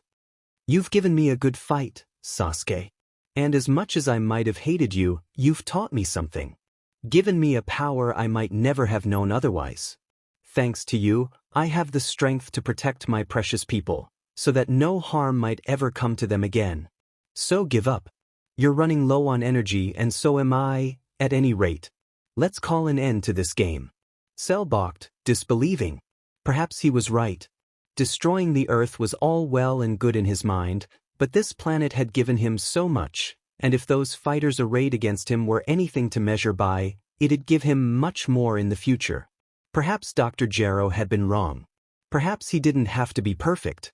Perhaps it wouldn't be so bad having someone who could match him. Perhaps not. The sudden realization that he was even considering himself to be imperfect brought a wave of rage to his mind with the ferocity of a great and dark tempest. Despite his opponent's mercy towards him, Naruto looking in his eyes, pleading for him to stop, the anger won over Cell and he yanked his arm out of the warrior's gentle grip. A pinprick of light leapt gathered at the tip of his outstretched finger, growing larger and larger still with each second it held in this world. And then it happened. As Naruto turned, stumbled, still reeling from the sudden refusal. Cell struck. No, he snarled, defiant to the end. Never. Then the death beam burst from his finger, spearing the blonde into his heart. Welshith it backfired, choking, the whiskered warrior fell, his transformation deserting before he even hit the ground. Everything was growing dark. Cold. So very cold. Why couldn't he feel anything? Somewhere in the distance, he could have sworn that he heard Samui and 18 scream. No words exploded from Gohan's throat in a furious, heart-wrenching scream alongside those of the androids. His throat was torn raw by the sight of the Naruto's death, eyes glistening with unshed tears. In the short time that he had known the blonde, he had seemed like a gentle sort, always acting to preserve life, to protect it. And now his life was gone. Snuffed out like a candle in the winds. Sanity abandoned him, rationality deserting his mind in an instant. Naruto was down. Senzu beans didn't work on him. The Dragon Balls wouldn't be able to bring him back. He was gone. Somewhere behind him 18 was screaming, a wordless keening sound that sent his heartstrings to snapping. Samui simply stood there, still as stone, her wide eyes wider still, tears spilling over the edges of those deceptively delicate lashes. He'd never seen an android cry before. He didn't even think it was possible. But Samui and 18 were weeping, because they'd loved Naruto. And now he was dead. His father and all the others stood there, spellbound by the sudden demise of their comrade. And Cell was laughing. Well, that's one down. Sneering, he turned his gaze towards the cliff. Does anyone else want to be a martyr today? Or do I have to pick one of you at random? Goku sensed the sudden stirring in his son, too late. Don't, see, Gohan never heard his father's cry. He was already screaming forward, having transformed into a Super Saiyan 3 before he'd even left the ground. You animal, the bioandroid whirled at this sudden shout, violet eyes bulging as the youngest member of the Sun family pounced upon him in a streak of golden light. Nothing happened. Gohan growled as he found his frontal assault stalled, a forearm forcibly interposing itself between himself and his enemy. He sneered, the limb trembling slightly as he staved off the younger scion's attack. It seems we have our next victim, Gohan snarled. I'll kill you up. The world came back to Uzumaki Naruto in fits and starts. He could feel himself breathing, tiny gasps fleeing from his lips, blood-bleached teeth clenching in absolute agony. Even the tiniest of movements sent a shiver of numbing coldness through his body, a body that didn't have much time left. He could hear the sounds of battle raging around him, titanic explosion rocking the landscape, reduced to little more than meager rumbles within his deafened ears. Up, Naruto groaned. All that emerged was a weak-sounding hiss. Get up, got him you, a familiar voice demanded somewhere out of his sight. You can't die on me, not like this. Gradually he became aware of hands holding him, struggling to pull him off the ground. A glimmer of strength returned to him. He gasped, blue eyes snapping open. The first thing he saw was Scarlet. Everywhere. Holy Viti. That was a lot of BLD. And who? Samui what? Naruto coughed out a wad of BLD and struggled to his knees, trying to prevent his body from shutting down. Too little, too late. He could feel it. The cybernetics that kept him alive were disintegrating, dying with each passing second. It was only through sheer stubbornness that he was still alive, and even then it wouldn't last but a handful of seconds. Even now everything was growing dim. Damn it. Damn it, damn it, he was going to die again. And this time no miracle of science would be there to bring him back. Samui was there, holding him. And she was glowing. Glowing. Naruto froze. What are you doing? 18 wanted to do it, she whispered, her voice echoing softly. 2 couldn't let her. She really does love you, you know. So much you didn't? Naruto was choking now, praying she hadn't done what he thought she did. What did you do? The only thing I can do, came the reply, her stoic face creasing slightly in a sad smile. Giving you a second chance? Samui, it really was nice, being able to see you again, she continued on, ignoring him, an angelic beacon in the night. Even if it was for a little while, I enjoyed it. It was cool. No, don't, Naruto struggled as she grabbed him from.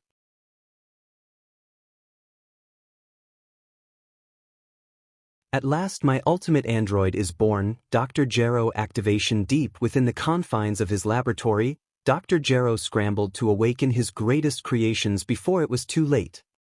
Behind, but she resisted, and in his dying state he didn't have the strength to pry her off. You don't have to do this. Yes, I do, her words remained stern, yet softened at his tears. She reached upward, cupping his cheek with a hand. If it means a life without you, then that's not one worth living.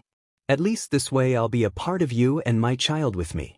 Forever and always, Samui. Samui wrapped her arms around him, her fingers splayed against his ear. Already he could feel her fading, her body and the child within ceasing to be. Despite his best efforts to resist, they still continued to vanish. His body didn't have any safeguards against someone who was willing to be absorbed. He couldn't even bring himself to move, he was so weak. It was all he could do just to look her in the eye, to see those teary orbs squint in a final farewell. A final goodbye. I love you, she whispered. And then she was gone. So were Naruto's wounds. His heart pumped BLD once more, his wound closing as though it had never been. It all happened so swiftly. One moment she had been embracing him from behind, the next she was gone, the very essence that was her being merging with his. Something in him died in that instant.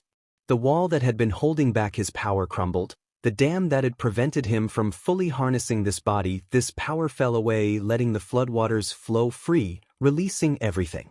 In that very instant his gaze beheld the full moon, drinking deep of its sad visage, as though the lunar orb itself empathized with his pain. Goodbye. A lone tear trickled out of his eye, trailing down his cheek. And still he stared at the moon, his tail twitching spasmodically, a small sob escaping his lips. But why wasn't he strong enough? Why had she left him again? But he'd been so happy to have her back, delighted to know that she was with child. But now she was gone. She, and the tiny life cradled within her stomach were no more. Yes, he still had 18, but the fact remained that Samui was gone. He couldn't even feel her presence in the energy that suffused his body. Would the Dragon Balls even be able to bring her back? He didn't know. Didn't care. All that mattered was that she was gone. Gone. Gone? Gone. What's this? Cell frowned as he cast Gohan's broken body aside, sensing the sudden stirring of power deep within his true adversary. You were still alive after all. Naruto bent double, his body twisting under the strain of the emerging energies. Cell cackled. That's it, show me your true power. Little did he know what was truly happening within the blonde. The barrier that had prevented Naruto's transformation had just fallen away. The floodgates were open.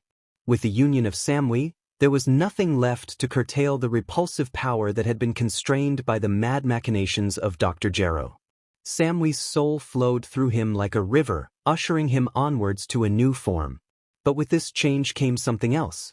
Something unexpected. Because Naruto was still looking at the moon. And the demented doctor, in all his genius, had made a monumental mistake. He'd never considered what might happen when two changes collided, when the sanity of their android itself hung on such a tenuous thread, only to snap under the strain. In short, Naruto broke. Crush. Destroy. Those three words encompassed his very being, an unholy urge for destruction all but flooding his body as the Blood's waves overwhelmed him. With the last of his strength he harnessed that anger, gave it a direction in which to plow. Kill Cell. Crush Cell. Destroy Cell. That was all he could do before his mind vanished completely. Before he gave into grief. Crush. Destroy. His body began to change, his heart hammering as his ribcage began to bulge, bones cracking, bulging, shifting, muscles thickening as the beast within emerged. Power flooded his every pore, his eyes flashing crimson, scarlet fur sprouting across his body. His face elongated, a snout pushing its way out as the hapless Z fighters looked on. None but Vegeta and Piccolo knew the truth of what was happening, and even then they were stunned into silence. Goku frowned. Is that supposed to happen? 18 felt her heart plummet deep into her stomach as she watched her beloved blonde transform in that towering monster. Yet she was as helpless as a newborn. There had to be something she could do, something she could say that would snap him out of this, but bring him back to his senses. Naruto, see? Krillin gulped. Guys. Is he doing what I think he's doing? Piccolo's eyes bulged, those knife-like fingers biting deep into his green palms as he watched Naruto continue to grow, those fangs sprouting where human teeth belonged, muscles bulking to inhumane proportions, fur quickly overtaking human flesh. Not again. The great ape had been terrifying enough back when Gohan had transformed as a boy. For someone as powerful as Naruto to lose himself to that beast was nothing short of disastrous. He'd destroy the earth. Thinking quickly, he fired a thin beam of ki at the hybrid's tail, only for the blonde's engulfing aura to swat the blast aside into the dirt. Before he could think to destroy the moon, the blonde erupted, his body bulging upwards into the towering Oozuru that had so defined the Scion race as a whole. Its black fur burned scarlet, crimson eyes streaming angry tears. Its jaws parted with a quiet clack. For a long moment, there was silence. And then, get down, Naruto screamed. What? Cell recoiled before the sight of the crimson Oozuru. It didn't make any sense what was going on here. He'd expected an increase in power, not a transformation into a giant ape. What madness was this? Even as the bioandroid looked on, the great Goliath towered over him, its massive feet making mush of the ground beneath it, creating seismic quakes as it stomped forward, beating at its The creature was nothing short of a giant, its fangs bared in a defiant roar as it howled at the moon. So he turned into an ape. How disappointing! A massive hand swung down at him with surprising speed, snatching him up off the earth and bringing him face to face with the beast. It screamed at him, slathering him in noise and angry wet spittle. Cell merely took one glance at the raging gorilla his adversary had transformed into and scowled. A thin like of ki erupted from his eyes, searing into the crimson ape's snout. Nothing. It barely even burned. Flabbergasted, the almighty android began to realize he'd only angered the great ape even further. Oh dear. Naruto growled. Cell gasped as the great beast tightened its hold on him and slammed him into the face of the earth, the desert tumbling around him as Naruto's hammer blow pummeled through its foundations. Cell felt blood rising in his mouth, his vision blurring as the monster tromped towards him, the earth shaking like so much glass. Such power. If he didn't get serious, what are you doing, idiot? This is seriously not cool. The Oozur froze abruptly, shocking everyone. Its wide eyes grew larger still, searching for the voice. Hurry up and get a hold of yourself. A low, throaty rasp tore out of the ape's throat. Samui giant, fumbling fingers strained toward the moon as the great ape turned, reaching up as though they could grasp it, cradle that sphere in its palms, hold onto it forever and ever and ever. Suddenly it began to shrink, its saurian features collapsing. On itself, flesh sprouting in place of fur. And then it happened. The great ape threw its arms back and gave a final, gut-wrenching scream, its body disappearing in a blinding tower of light. Seconds passed. Entire worlds hung on the balance of what would happen next. Why? A rough, angry voice whispered from the pillar of heavenly gold that had eclipsed the final transformation. Why did you do it, Samui? Cell balked as Naruto strode out of the mighty light, his imperfection left behind in that shining radiance. This form was slim, lacking the bulky armor of Android 16. It was sleek, deadly, lethal. Every step produced was empty of sound, so unlike the trademark click-click-click that accompanied his own locomotion. He moved with a transient grace, his movements brief and short, no steps wasted whatsoever in that gliding gait. He was power personified, anger incarnate, right down to the throaty snarl that had become his voice. Naruto was reborn. I never wanted this. Never. There were angry tears in Naruto's eyes, hot moisture streaming upward with the wind summoned by the arrival of his new form. You should have just let me die. Bright orbs the color of saffron leered out at him, skin kissed by the sun, a healthy tan complexion matching the matte black armor grafted to his body, bearing an eerie resemblance of his own green armor, yet more somehow, as if he had reached a new pinnacle of power that Cell himself had yet to realize. Why didn't you let me die?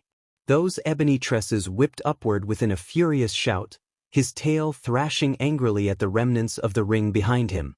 The night itself trembled around them, the planet threatening shake itself apart in the face of this apocalyptic fury. Unbidden, Cell felt himself take a step backwards, retreating before this ungoldy monstrosity. This wasn't a Super Saiyan 3. It was something else. Something more. An almighty being on a higher plane, his boot driving deep furrows into the ground as he glided back to the fray.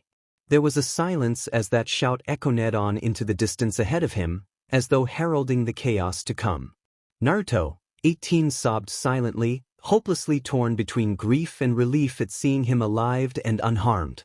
She felt absolutely wrecked knowing that Samui had sacrificed herself for him, when she herself hadn't been able to do the deed out fear of losing herself, her soul, her very being. But now Naruto was here and Samui he did it again. Piccolo choked out, trembling before such ki. He's gone. Even higher Trunks could barely nod. Him Vegeta raged, inwardly seething at the sight of such power. First Kakarot and his boy, now this piece of tin. Gohan groaned from where he lay, broken and battered. Urieliv the Blackette glanced down at him, his whiskered face nearly inscrutable in the dark. Then the world blurred. The young Super Saiyan suddenly found himself on the ledge with the others, their startled faces staring at him in disbelief. Get him a senzu bean. Naruto rumbled, and then he was gone again, a distant light in the darkness. Soy Uvi finally come out of hiding. Cell could barely contain his glee as he gazed upon the dark-haired Strider standing before him. Perhaps now the game will truly be exciting. No games? Horrid, yellow eyes pinioned him, rooting him where he stood. I can never forgive you for what you've done here today. HR, recovering, the resurrected warrior snorted, his green aura flaring bright once more as he called upon Broly's stolen power. Whether you forgive me or not matters little to me, 21 so long as you pain. Clenched knuckles plowed into the side of his Facian, a devastating backhand, stars entire planets detonating before his vision in a kaleidoscope of pure agony, shattering his helmet like so much glass, and throwing out a blast wave that knocked him flat on his back and into the ground. Cell clambered upright again within an instant, but the damage had already been done. Naruto stalked after him, rippling with power, eyes bright and teeming with untold anger. Snarling, the android reciprocated in kind, bringing his hands down to its side, concentrating energy between them. "So be it if you want to end it, then I'll end it. Take this Kame." "No," Goku shouted from the sidelines, "you can't put that much power into the Kamehameha, it's too dangerous." Naruto paused for a moment, frowning at Cell. Then he continued forward, not hastening his pace in the slightest. "Harem," Cell grinned, sneering at his foe. "Thank you for waiting, fool. Now die." He swung his arms up, launching the familiar energy wave. Naruto didn't even wait until it was close enough to obliterate him. He just kept walking, moving unimpeded in the face of the overwhelming wave. He made no move to defend himself. He simply continued forward in spite of the attack, striding relentlessly onwards as he disappeared into the light. Still, Cell poured more and more of his power into the attack, determined to incinerate the encroaching scion before he could hope to try and reach his position. It was only when his immeasurable reserves threatened to abandon him completely that he released his hold on the techniques, letting those brilliant blue streamers fall away. "There," he gasped out, glaring into the cloud of dust and debris obscuring his vision for miles in either direction. "How do you Naruto stood there before him less than a foot away, utterly unfazed, his skin still steaming from where the wave had made contact. He was scowling.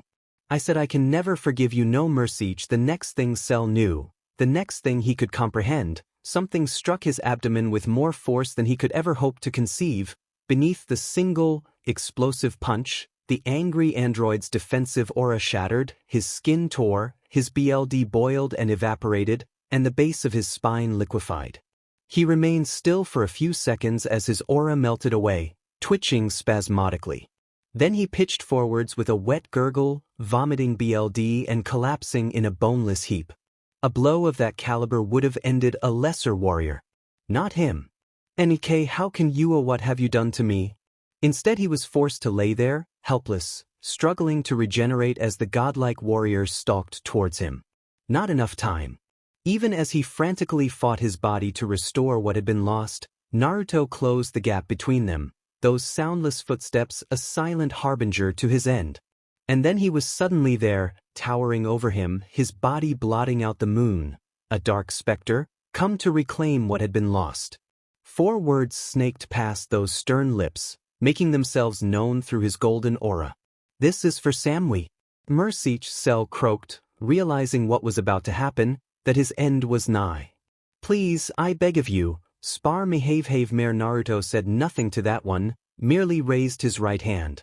There was no energy buildup. With frightening speed, a pured energy bolt emerged, rocketing forwards. Cell didn't even have time to see his end.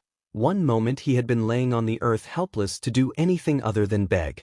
The next, that white-hot impulse of ki detonated against his immobile body, shredding the seemingly indestructible abomination into so many pieces, so many cells, then taking those very cells and obliterating even them. Right down to the last molecule. And all Cell knew was the light. Man will occasionally stumble over the truth, but usually manages to pick himself up, walk over or around it, and carry on. Retribution power. It flooded his very pore, filled his every cell. God, he hated the sound of that abominable verb to the brim with unholy ki. And yet, Uzumaki Naruto wanted to weep. He was strong now. Stronger than he'd ever been in his shinobi days. Perfect. Complete. Every breath made the earth quiver. Each step made the crust of the very planet shift. He shifted ever so slightly, his armor rustling with the motion, casting sinister scarlet sparks in every direction. In this body he had everything he'd ever wanted and more. He was the strongest being in the universe. Cell was dead at his hands. 18 was safe. Nothing could touch her now. By these means he should be happy, ecstatic, and yet Yeath wasn't. Because Samui was gone. Naruto had blasted Cell into 1,000 pieces, and then scattered those ashes to the wind, but she was still gone. The voice he'd heard in his head was nowhere to be found. Try as he might, he couldn't feel his beloved blonde anywhere within him. that frightened him in a way words couldn't describe. Whatever their union had done, it seemed to have obliterated the last of the sentient circuits Dr. Gero had implanted him with. He was organic once more. Not a scion or a shinobi, but something in between, while still retaining all the benefits of both worlds. A lonely, forlorn breeze caressed his face as he continued to stare down at the monster he'd become. He saw the clouds come dark and angry, summoned by his power and Cell's destruction. When the rain finally began to fall, he welcomed it, his strong eyes staring up unflinchingly into the drops, refusing to blink amidst the falling water. Lightning flashed through the heavens, but instead of emasculating his wrath, it only added fuel into the burning flame that was his aura. He saw her face flash before his eyes and something snapped. He felt his heart beating fast, hammering against his pounding in his ears like the drums of a great hunt out for his BLD. Only hours before, he had felt invincible, and yet now the fragility of life was all too evident. Samui was gone. His fault. All his fault. His sorrow and grief swelled up into hate. Hatred. For every step forward he took, one of his loved ones seemed to be hurt, or worse. This time Samui was truly gone for good. No regenerative fluke would be bringing her back.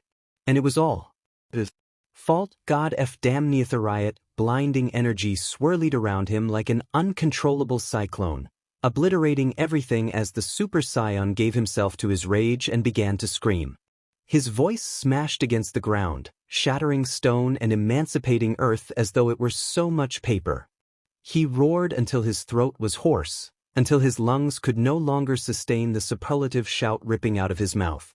An angry peal of thunder took hold of a portion of earth and shook it apart at his feet, sending shards of stone shooting into the stormy heavens above. And then it was done. Naruto cast a glance down at himself once more, the crimson-orange fur wreathing his body, sheathing his knuckles. He caught sight of his reflection in a shard of a nearby puddle, and what he saw there left his throat dry. The face that glared back at him was strong and angular, its whiskered cheeks the only reminder that this was still his body. Saffron eyes shone fierce and angry, spiky ebon tresses framing his visage on either side. A heartbeat later. It was a face straight out of his darkest nightmares, a silent signification of the creature he had become to kill Cell. Naruto, he turned slightly, taking in the strange armor that adorned his lower torso and shoulders. Not green like Cell's, not even a suit to cover him in its entirety. Pauldrons and vambraces mostly. He didn't want them. The armor was a reminder of what he'd lost. Even as he thought of this, the armor dissolved, rippling back into his skin. Perhaps not as organic as he'd first thought. Another though was all it took to summon it again, but this time he let his mind wander, grafting it into a form he so desired. Sure enough, the strange black substance obeyed, adding the cloak he'd once worn during his days as Rokudaime, the breastplate and greaves he'd worn as an umbu before his ascension to his lofty title. He let it linger for but an instant before banishing it, leaving him clad in the battered orange pants of his GI once more. Power. It was all his. But what good was it if he couldn't use it to bring Samui back? For all the strength he took from this battle, he may as well be a powerless child where it mattered most. So now I am become death, he murmured brokenly, raising his gaze to stare wearily at the full moon. The destroyer of worlds, and yet powerless against it? Naruto couldn't fight the tears when they came. Not this time. It was like trying to swim upstream, he was helpless to fight against the current. Swept away. Hot, angry moisture gushed out of those red-rimmed eyes, sadness and sorrow flowing silently as he clenched his jaw against the cries threatening to tear their way out of his throat. But why did she have to give herself up, and her child with her? Why did they have to die? Why wasn't he strong enough? But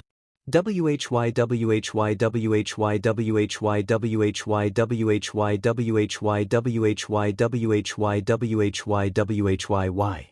Atop the cliff, the Z fighters were blissfully unaware of his tears. Indeed, his scream had frightened them, but it seemed as though the worst had finally come to pass.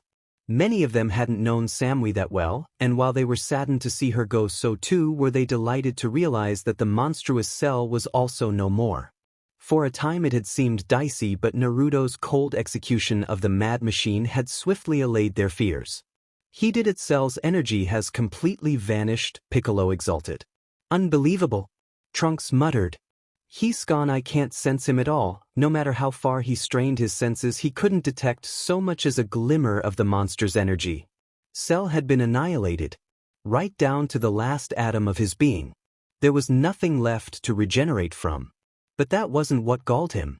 One of Dr. Gero's creations, San Android, had just saved the world.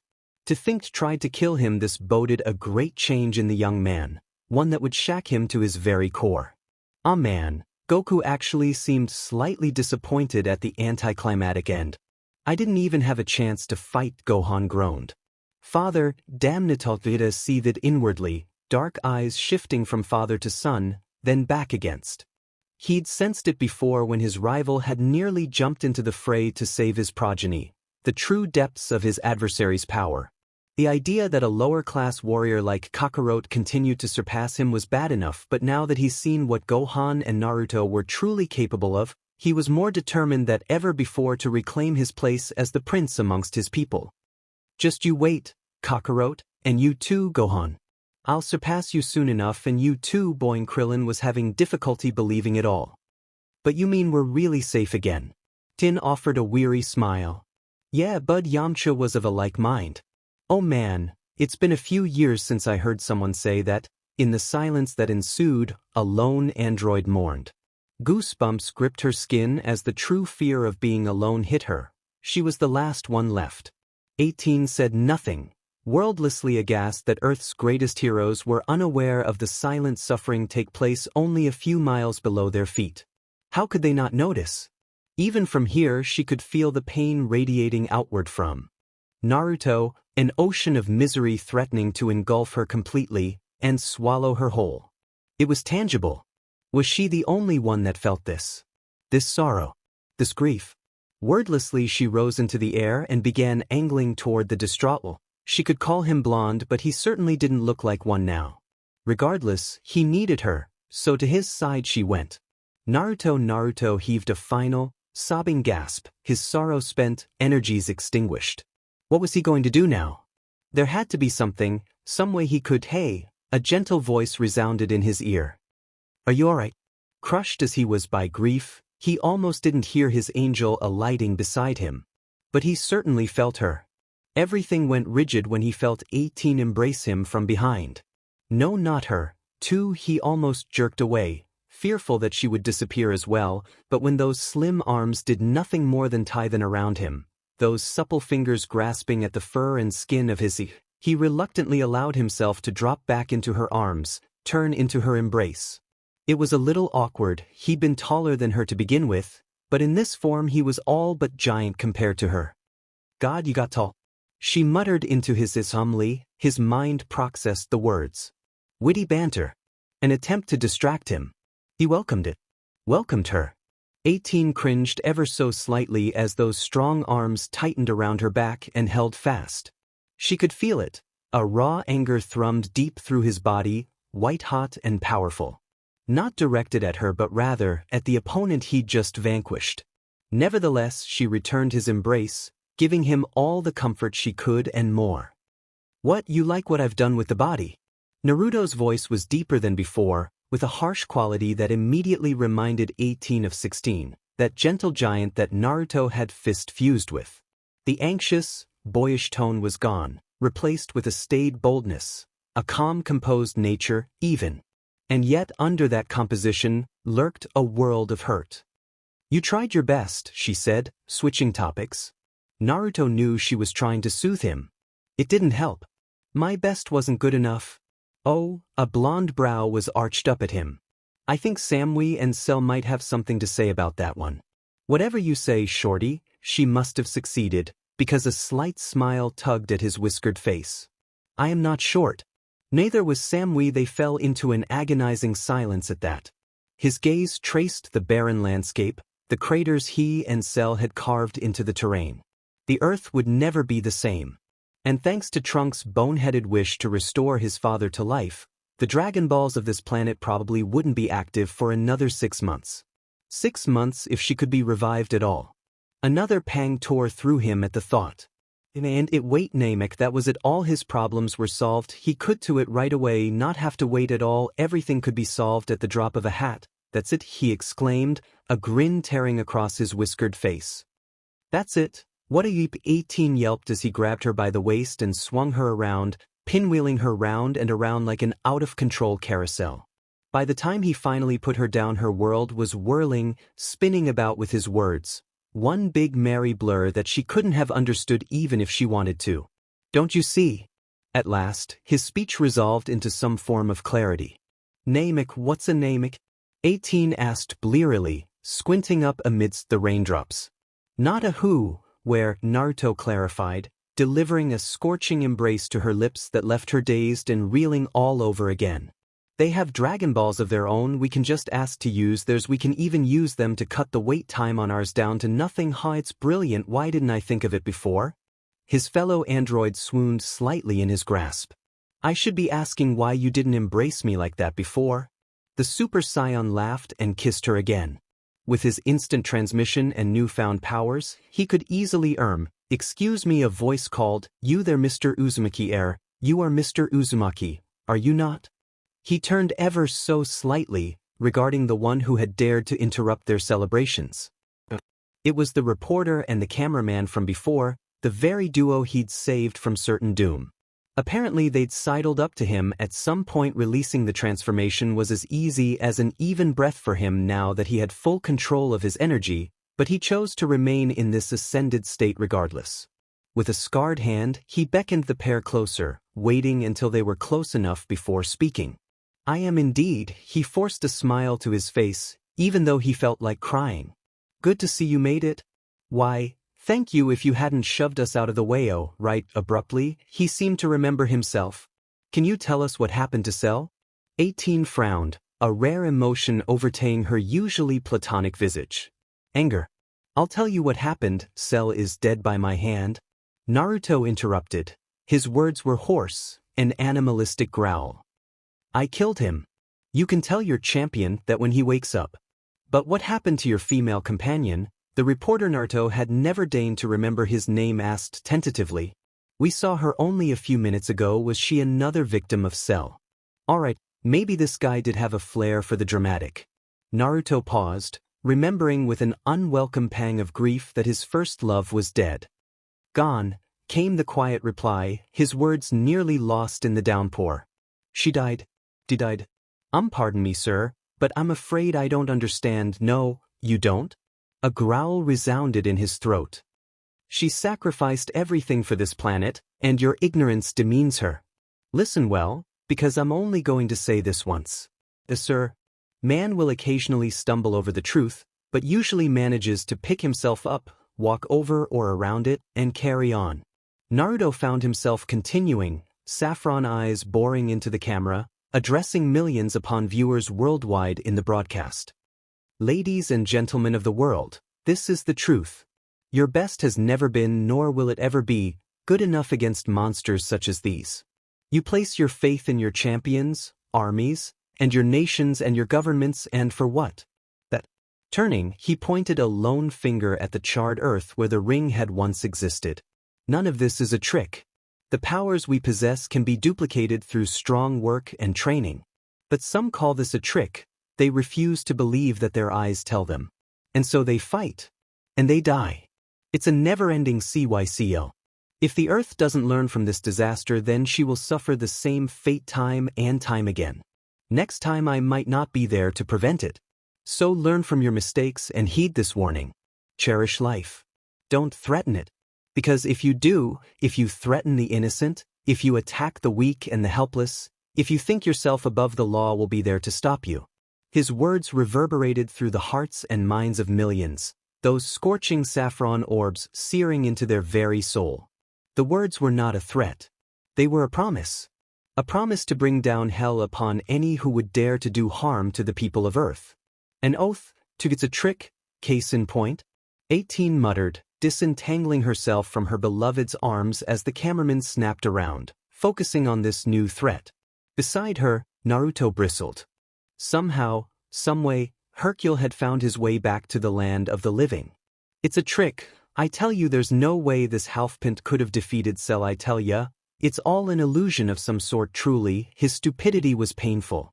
In his base state, Naruto might have been able to ignore him. But as a Super Saiyan 4, with all restraints removed, there was no such change. Saffron orbs slid aside, regarding him balefully from the corner of his eyes.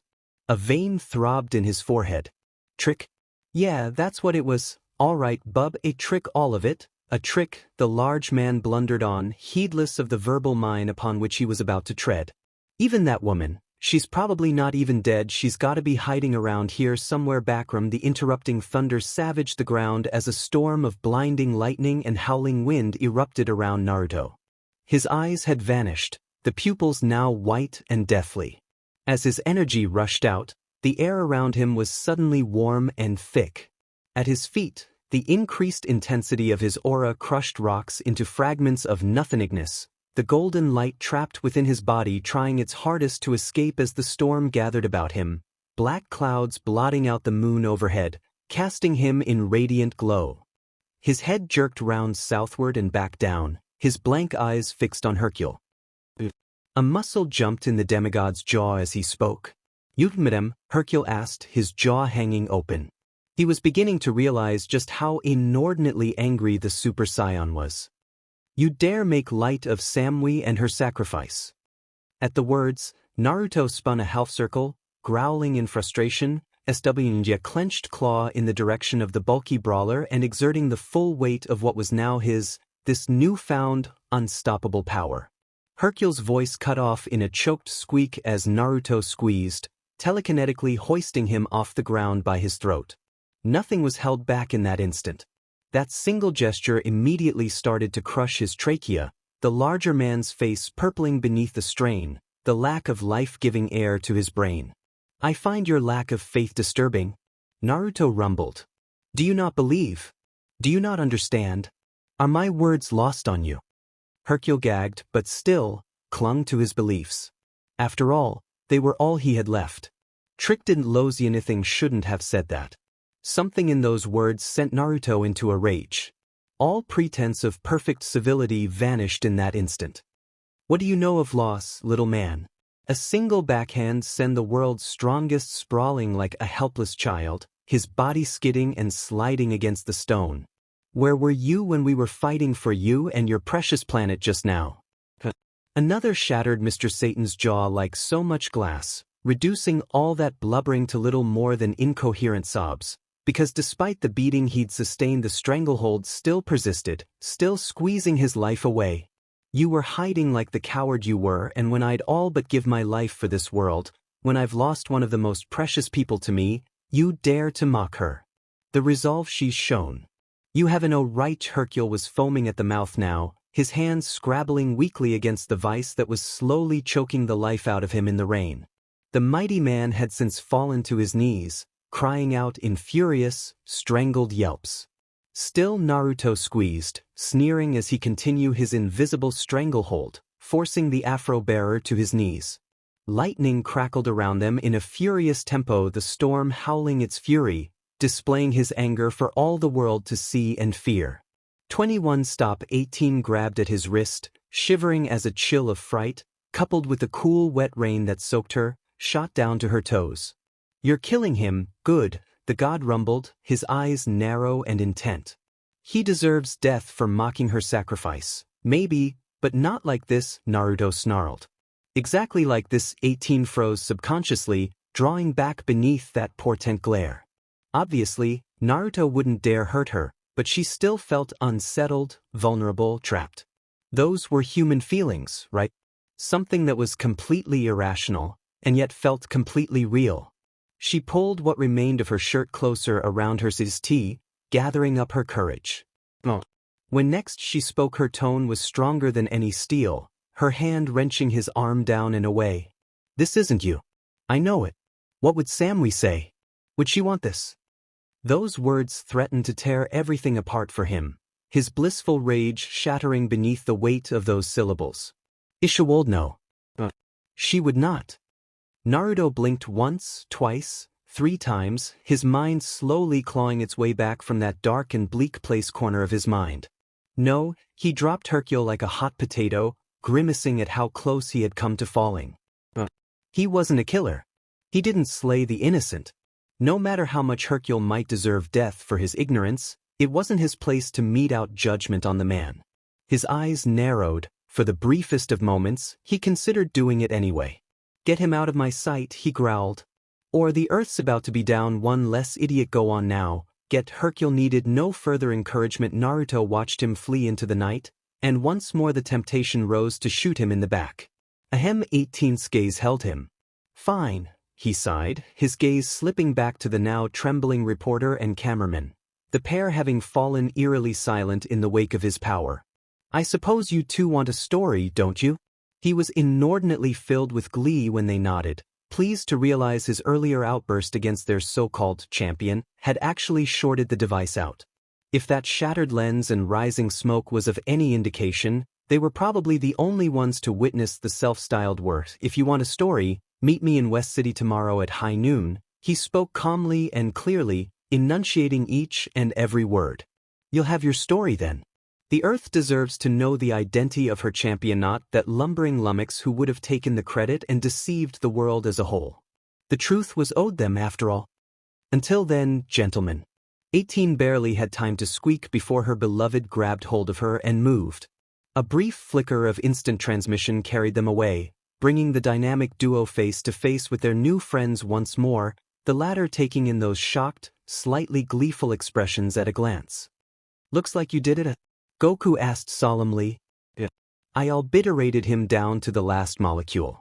He won't be coming back this time. You did it, Gohan was the first to congratulate him, that childlike enthusiasm momentarily supplanting his more aggressive persona. I knew you could. Thanks, kid. Naruto chuckled. You weren't so bad yourself. He dimly recalled the young scion flinging himself into the fight when he'd gone down. If not for him and the precious seconds he'd bought, they might not be standing here at all. Gohan seemed inclined to add to his previous statement. I'm sorry about your friend. Yeah, me too. Suddenly, that sad smile solidified itself into a stern frown. Meet me back on the lookout, he said. I'm going to fix this. Wait, Piccolo interjected. Just how do you plan to do that even with your new power? The Dragon Balls, let me handle that. The shinobi smirked, grabbing hold of 18 once more. Back in a bit, another flicker and they were.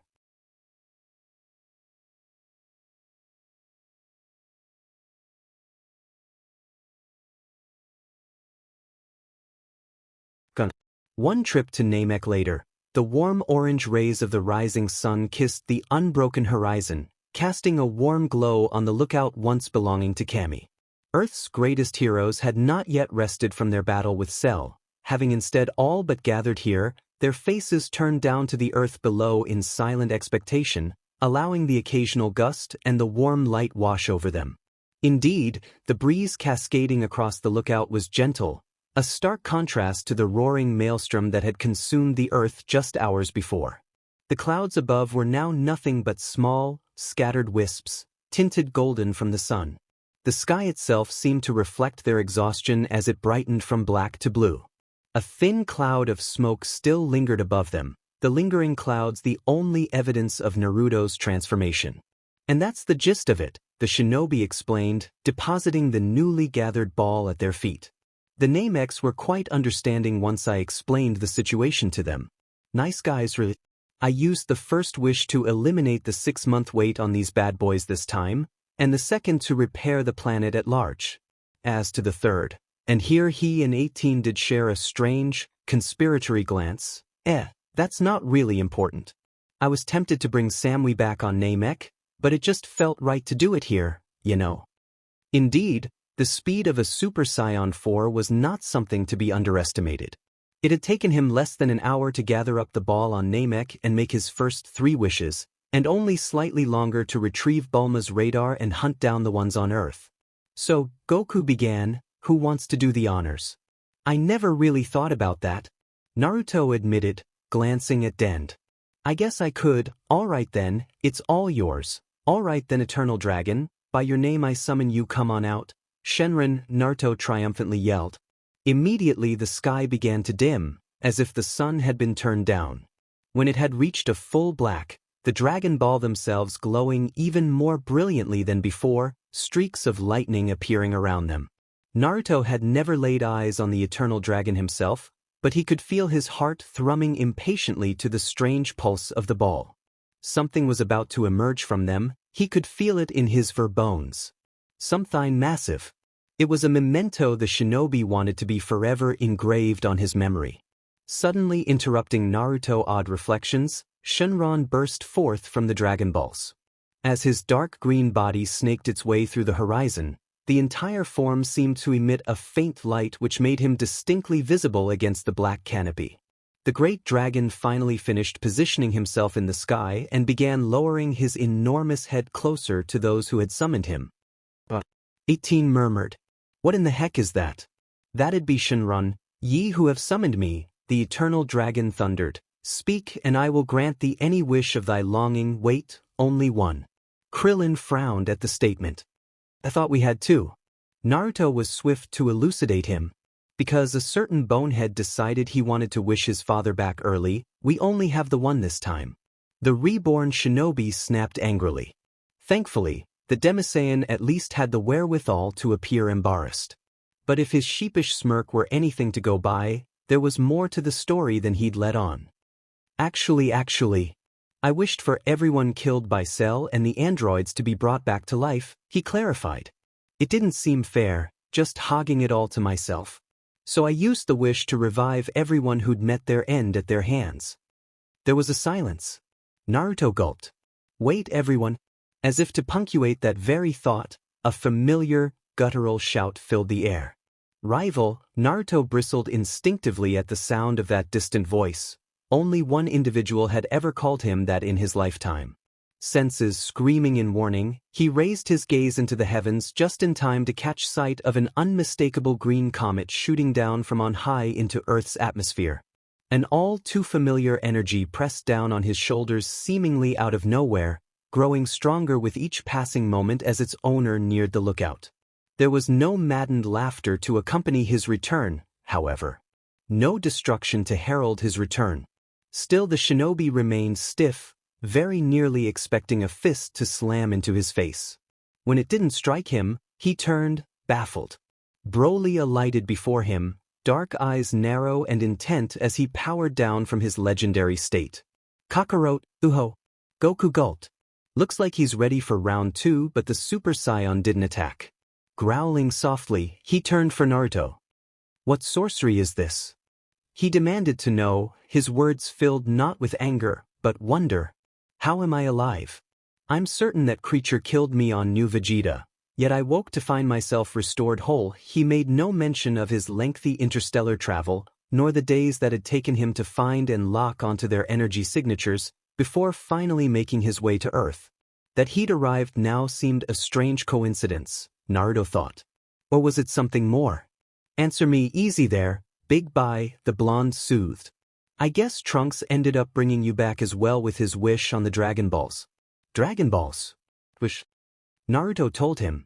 Surprisingly, the larger Saiyan did not lash out at him when he finished.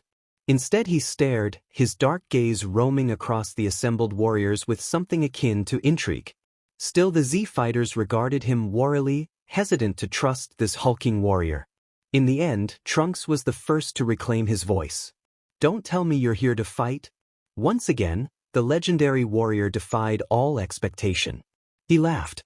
It was a surprisingly normal sound, devoid of the madness and insanity that had plagued his words before. Finally, his gaze sought out Naruto. Come, rival. Let us reason together, he said. As difficult as you might find this to believe, the truth is I really have no longing to kill you at present. Also, his head inclined in a slight nod, flabbergasting the Z-warriors even further than before. I would like to apologize, to you all. His tongue seemed to have difficulty wrapping around the word, for attacking you while I was in my legendary state. Well, surprisingly more lucid than I remember. 18 scoffed. Yes, lucid. That's the word. Broly grimaced, touching a large hand to his head. Death enlightened me. As did he. As I floated in the void, I realized I am not a true Scion warrior if I do not retain my mind in combat against my foes. Your mate has given me something to aspire to. I sensed his new power during my travels. There is no one stronger on this planet than he. That is what he is to me. A goal to surpass present. You may find this strong to believe, but I do not wish to harm him until I know my strength can match his. Wait a minute, Vegeta bristled, irate at having been ignored overlong. Legendary Super Saiyan, who the devil is this? Where did he come from? The legendary Saiyan snorted. Be quiet, little prince. You should be grateful I have no interest in you. What did you just call me? Weakling. Broly's deadpan was barely concealed. As I said before, I have no interest in someone so lacking. Oh yeah, is this what you want? Vegeta taunted, pointing to himself. I don't think so, you're scared, aren't you? Go ahead and run away. There was a silence as the two purebloods, Popper and Prince, stared one another down. May I? Broly grunted at Naruto. Sure, his rival waved him on. By all means. Just don't break anything. Hooray-a-warg. A sustained grunt sent the Scion's hair standing on end, flashing into saffron, then staining into greenish gold. Muscles bulged. Ki flowed, sending his energies skyrocketing, Jaden irises vanishing entirely as the proud prince looked on in hopeless horror. No, not him. Too, a savage grin twisted at the corner of his mouth, threatening to overtake his voyage entirely. Only a supreme effort held the madness at bay, prevented it from subsuming him entirely. You were saying something, little man. Vegeta looked as though he'd just seen a ghost. No. You exhaling softly, Broly released his hold on the transformation, his massive body shrinking down to its base state once more. I wish to stay on this planet, he continued, black orbs gravitating towards Naruto once more. Is this acceptable? Completely. Naruto chuckled quietly. It was time, it seemed. He risked a glance at 18. Ready? She nodded. Dragon, he barked out, commanding everyone's attention. I wish for Samui and her child to be separated from me, restored to life, and brought to this location. He worded the wish carefully, pushing all that into one sentence, but even he didn't know if the great lizard would be able to grant such a was a terrifying silence as those red orbs leered down at him. Was this within the dragon's power? Would it refuse him? He didn't think he'd at last. The great beast spoke. That is not an easy wish, it grunted. It shall be granted pain. Naruto felt a strange tugging sensation deep within him, as though his cells were being tugged apart, fused together, only to be torn apart once against. Something emerged, and yet something remained. He felt faint, dizzy, but when his power dropped only slightly he nearly panicked. His Super Saiyan 4 form remained, but weaker, no longer godlike in its power. Strange. He felt imperfect, but the grasp of his power and the new form he gained still remained. He could feel 18 supporting him, holding him up as he dropped back to his base state. But that thought fell away when a faint sheen of motion caught his eye. Naruto. There she was.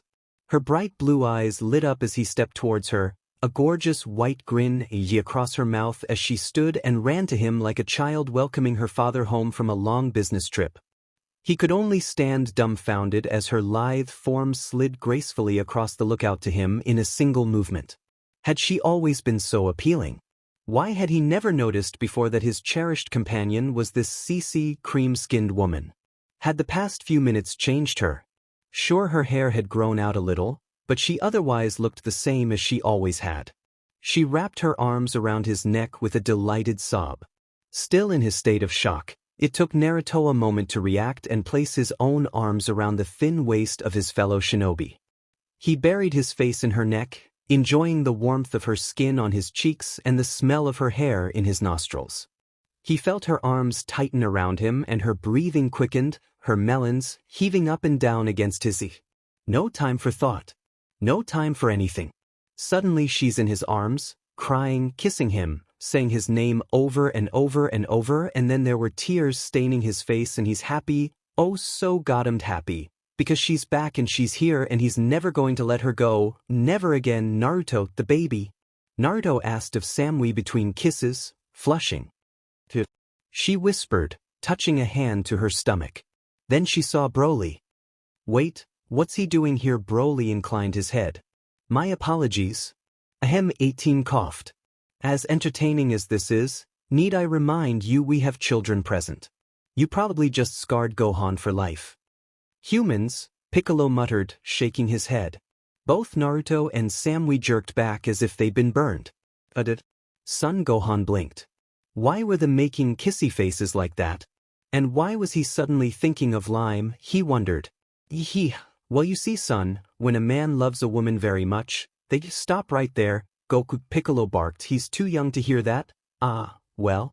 Samui purred. I'm glad you wished me back. That was cool of you. Love you too. Naruto snorted. It's perfect. 18 agreed, taking up residence on his other arm. Naruto laughed. It was a deep, pleasant sound. That's right, he decided. There's no such thing as perfection. Cell never realized that.